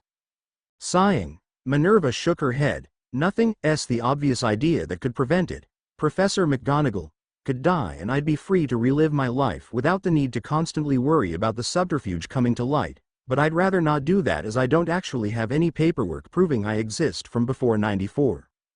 Not very helpful that. Rolling her eyes, Minerva folded her legs, leaning her elbows on her knees as she thought. Mindy McDonald could die during the war. I could slip back into my old life with the use of glamours, she said thoughtfully. But then you'd have to stop whatever's going on between you and Harry, Ron pointed out softly. Minerva grumbled under her breath, I never said it was a good plan. Snickering, Ron offered his own idea. What if you own up to it, say after the war, and say that after finding out that Hogwarts was going to host the Triwizard Tournament, you alongside the headmaster thought it'd be best to have someone join the students as extra protection and that you volunteered. Pursing her lips, Minerva considered it, only to shake her head. That would make it seem like we'd known something was going to happen, or heaven forbid, that I wanted to get closer to Harry for nefarious reasons. Ron opened his mouth, no doubt to make some smart remark, only to clench it shut at the glare Minerva sent his way. Clearing his throat, he moved on with their discussion. Then the truth. You were de-aged against your will, and in an attempt to keep you safe you were hidden amongst the many other students of Hogwarts. He paused, thinking for a few moments, and as extra protection for you, the headmaster requested that Harry keep an eye out for you the day after you joined us, and that soon enough you felt you could trust him to keep your true identity quiet, so you told him. Same for me the following year. Minerva frowned. That's not the truth. Close enough, he shrugged. And what about Granger? Where does she fall in this plan? If you tell her the truth now, after what went down in potions, things will get bloody awful, fast. He sighed, shaking his head. Honestly, I don't know how she hasn't caught on by now. So I shouldn't tell her? Minerva demanded. Should I follow this plan, she'll accuse me of distrusting her or worse, that I was abusing my position of power over you and Harry for personal gain. And that is why you should sit down with Harry and have a very blunt conversation with him about why the relationship between the two of you can't move any further than what you've shared already, so you can prove that nothing like that was at work. I notice you didn't say anything about distrusting her. Ron shrugged again. After the way you've been treated by her since you joined us, I wouldn't hold it against you for not wanting to trust her with anything personal. With a great sigh, Minervaa slumped forward, dropping her face into her hands. Is this the best we can come up with? You could always continue on as you have, living two lives as bother Professor McGonagall and Mindy McDonald. Slowly lifting her head, Minervaa glared at him, and spoke in the most outraged whisper he'd ever heard. That is the single most worst idea I have ever heard. Pushing herself up and off her bed, she mumbled to herself as she walked over to the door. Live two lives. Can barely keep up as it is without even teaching. Bloody two lives. Opening the door, she turned to Ron, who sat with an amused smile gracing his lips. Get out before I decide to turn you into a tea kettle and give you to the house elves. With a laugh, Ron got up and walked past her, turning back to look at her with a serious expression that he rarely wore. If I were you, I would have a plan ready just in case. Minervaa nodded. I'll have one in place by the end of the year. Good. He nodded back, before shooting her another smile. I'll see you at dinner in a few. I'll go find Hermione. Of course, I'll meet you down there. She paused, her brows knitting together for a moment. Thank you, Ronald. Anytime. Maybe you can help me one day. Oh? Minervaa asked, wondering where this was going. Say with my transfiguration? He spoke hopefully. Chuckling, Minervaa shook her head. I'll see you at dinner, Ronald. Pouting, Ron turned and left the tower. Worth a try. Chapter 33 Chapter 31 Thinking over everything that Ronald had said during their chat all those weeks ago, Minervaa came to the conclusion that she'd have to talk with Albus, and possibly Ronald, to help her come up with something that she hadn't already considered and thrown to the side. That being said, it was the other part of her conversation with the youngest Weasley male that had her wound up.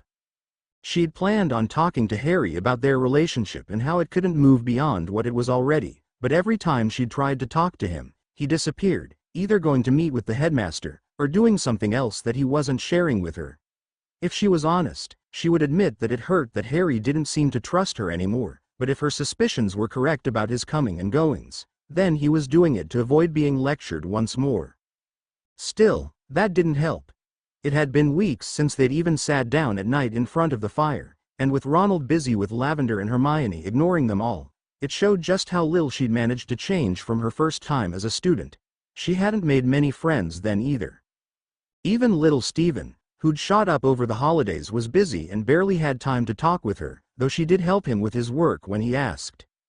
So it was quite the shock when late at night, long after curfew, Harry walked into the common room and sat down beside her on the sofa with a heavy sigh. He looked like he wasn't sleeping again.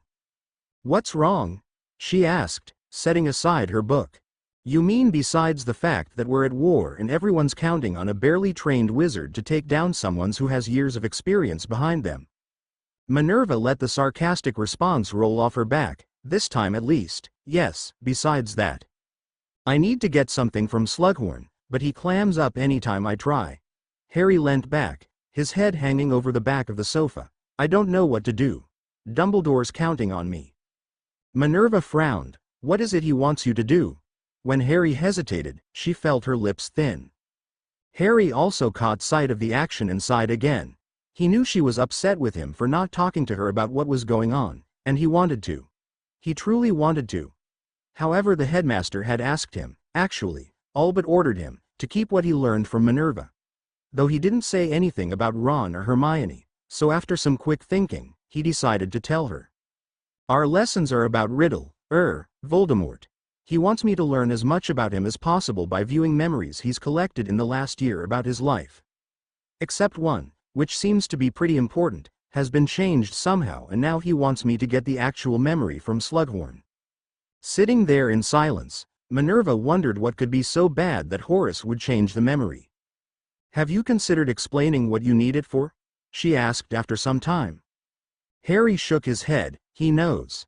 Again they fell into silence, and as they sat there, Minerva watched Harry stare into the dying flames of the fire and decided to leave the talk about them for another time. Months had gone by and Minerva still hadn't had the chance to talk to Harry. Although with how distracted Harry was with his mission, they rarely spent any time together besides the odd night on the sofa after everyone had gone to bed, which sadly helped her case. Rumors had started circulating that they'd broken up since her relation to their dreaded deputy had come out and she'd done nothing to dispute them, neither had Ronald after he'd brought them to her attention. Harry was too wrapped up in everything else to notice them, and as neither she nor Ronald was going to bring his attention to them, and Hermione would prefer not to ever think about her, let alone talk about her, it was safe to say he would remain oblivious to them for a while. However, as Christmas drew closer, Harry asked her to join him on the Hogsmeade weekend. She hadn't even tried to say no. It was actually embarrassing how fast she'd said yes, but she'd missed him, and she needed to go shopping for presents. So it was some enthusiasm that she left her room to join the others for the walk down to the small town. Stepping out into the common room, she found the trio waiting for in front of the fire, though only two looked pleased to see her. Smiling in greeting, she tugged on the thin leather gloves so she wouldn't have to when they reached the cold entrance hall. "I apologize for being late, I had to finish writing a letter." Ron smirked. "Hope you told the professor we said hello." Even as she stared at him, unimpressed, she could see Harry turn away from Hermione to keep her from seeing the barely held back laughter. "I told her all about your falling grades in Transfiguration. She will be most disappointed when she reads that." Instantly the smirk fell from Ron's face and appeared on Minerva's. "Shall we?" she asked, heading for the portrait hole.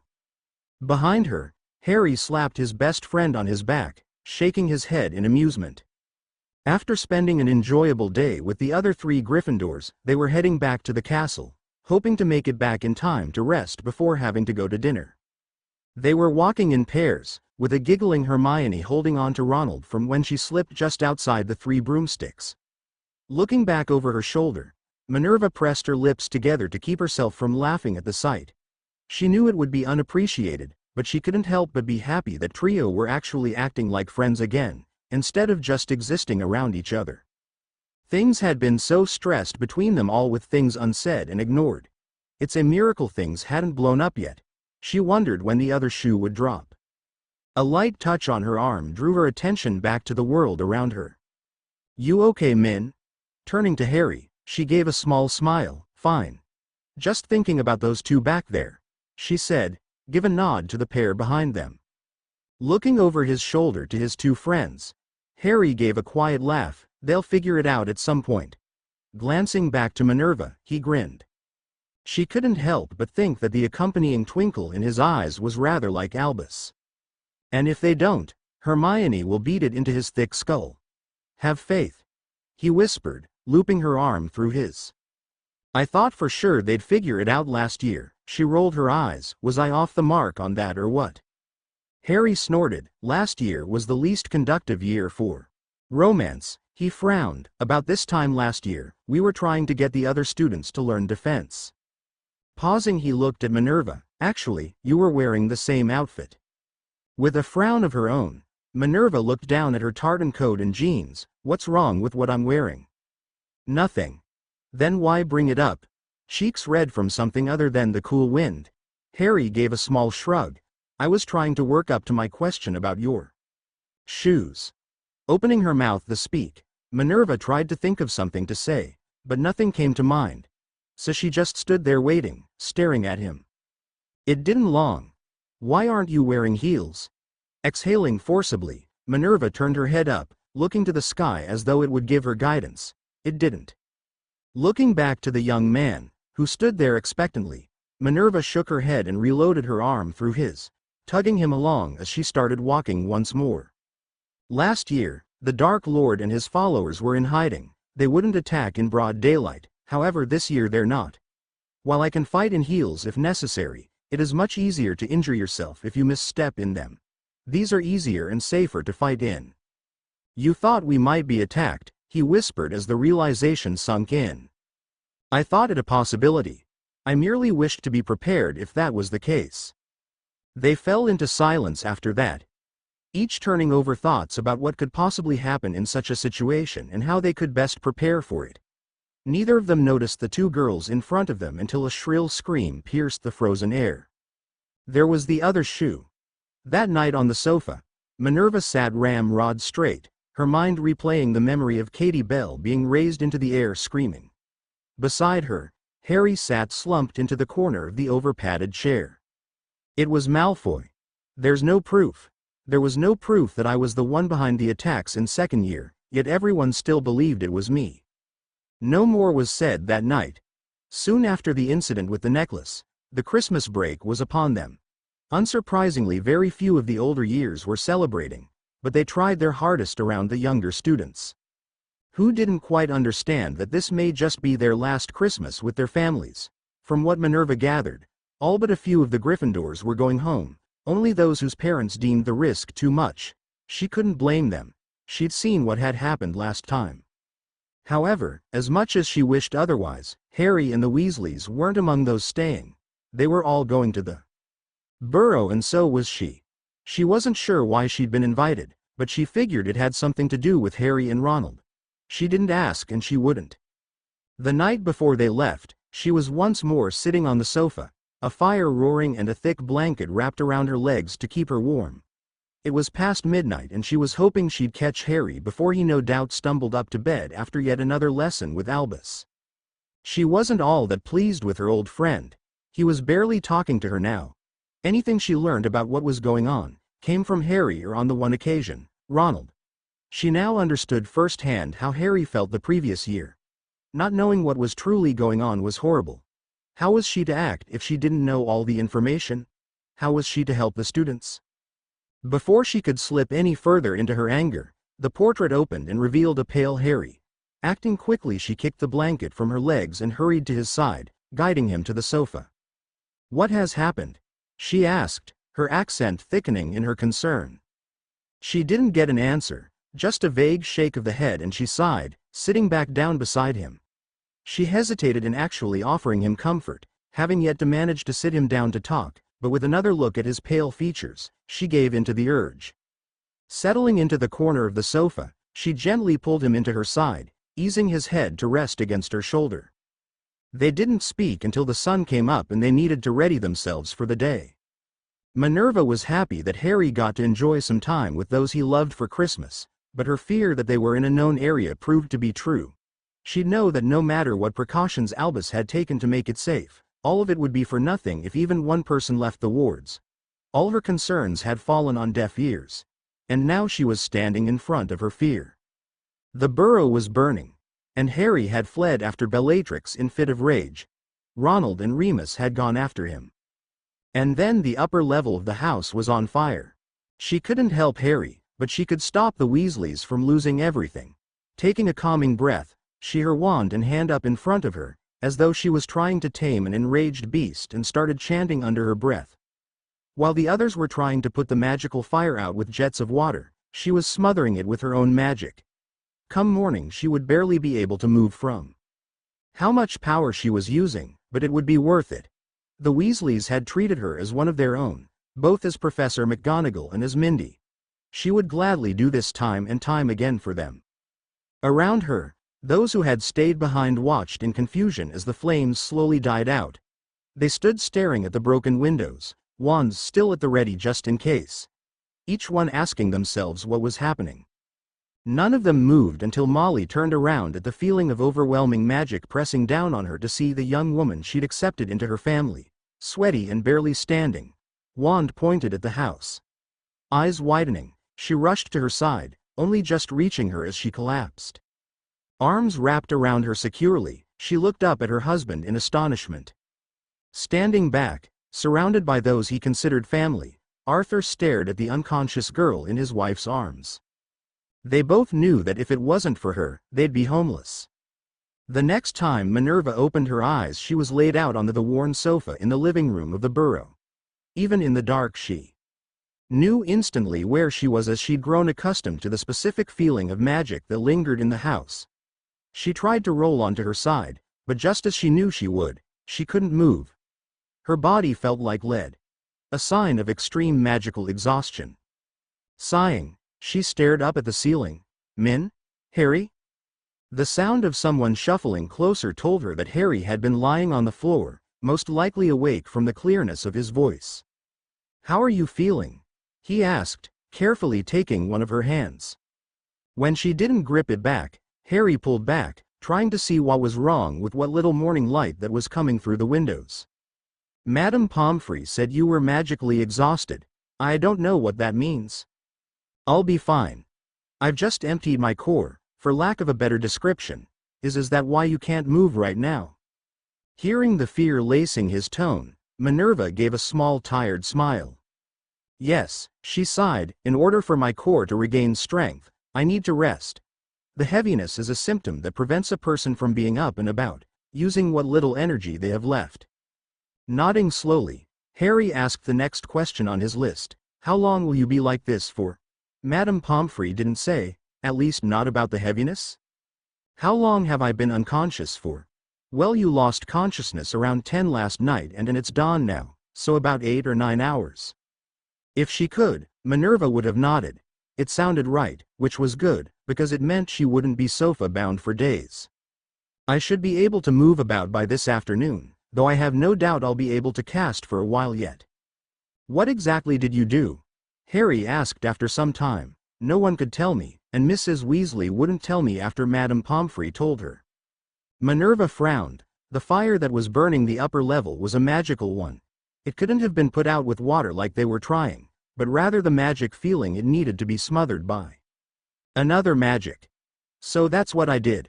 Closing her eyes, she sighed. I don't know why she wouldn't tell you. For a few minutes, the two stayed silent, each running over the events of the previous night and how lucky they were. But as the room was filled with the warm morning light, Minervaa realized that for the first time in months the two had a moment to themselves. It was time to have that chat. Only, as she went to speak, the sound of multiple feet coming down the numerous stairs brought her up short. With another sigh, she left it for another day. Almost 2 years since the last update. I know it's been a long wait, but in those 2 years I've regained my interest in writing, so fingers crossed it won't be such a long wait for the next chapter. Thanks for sticking with me, R.O.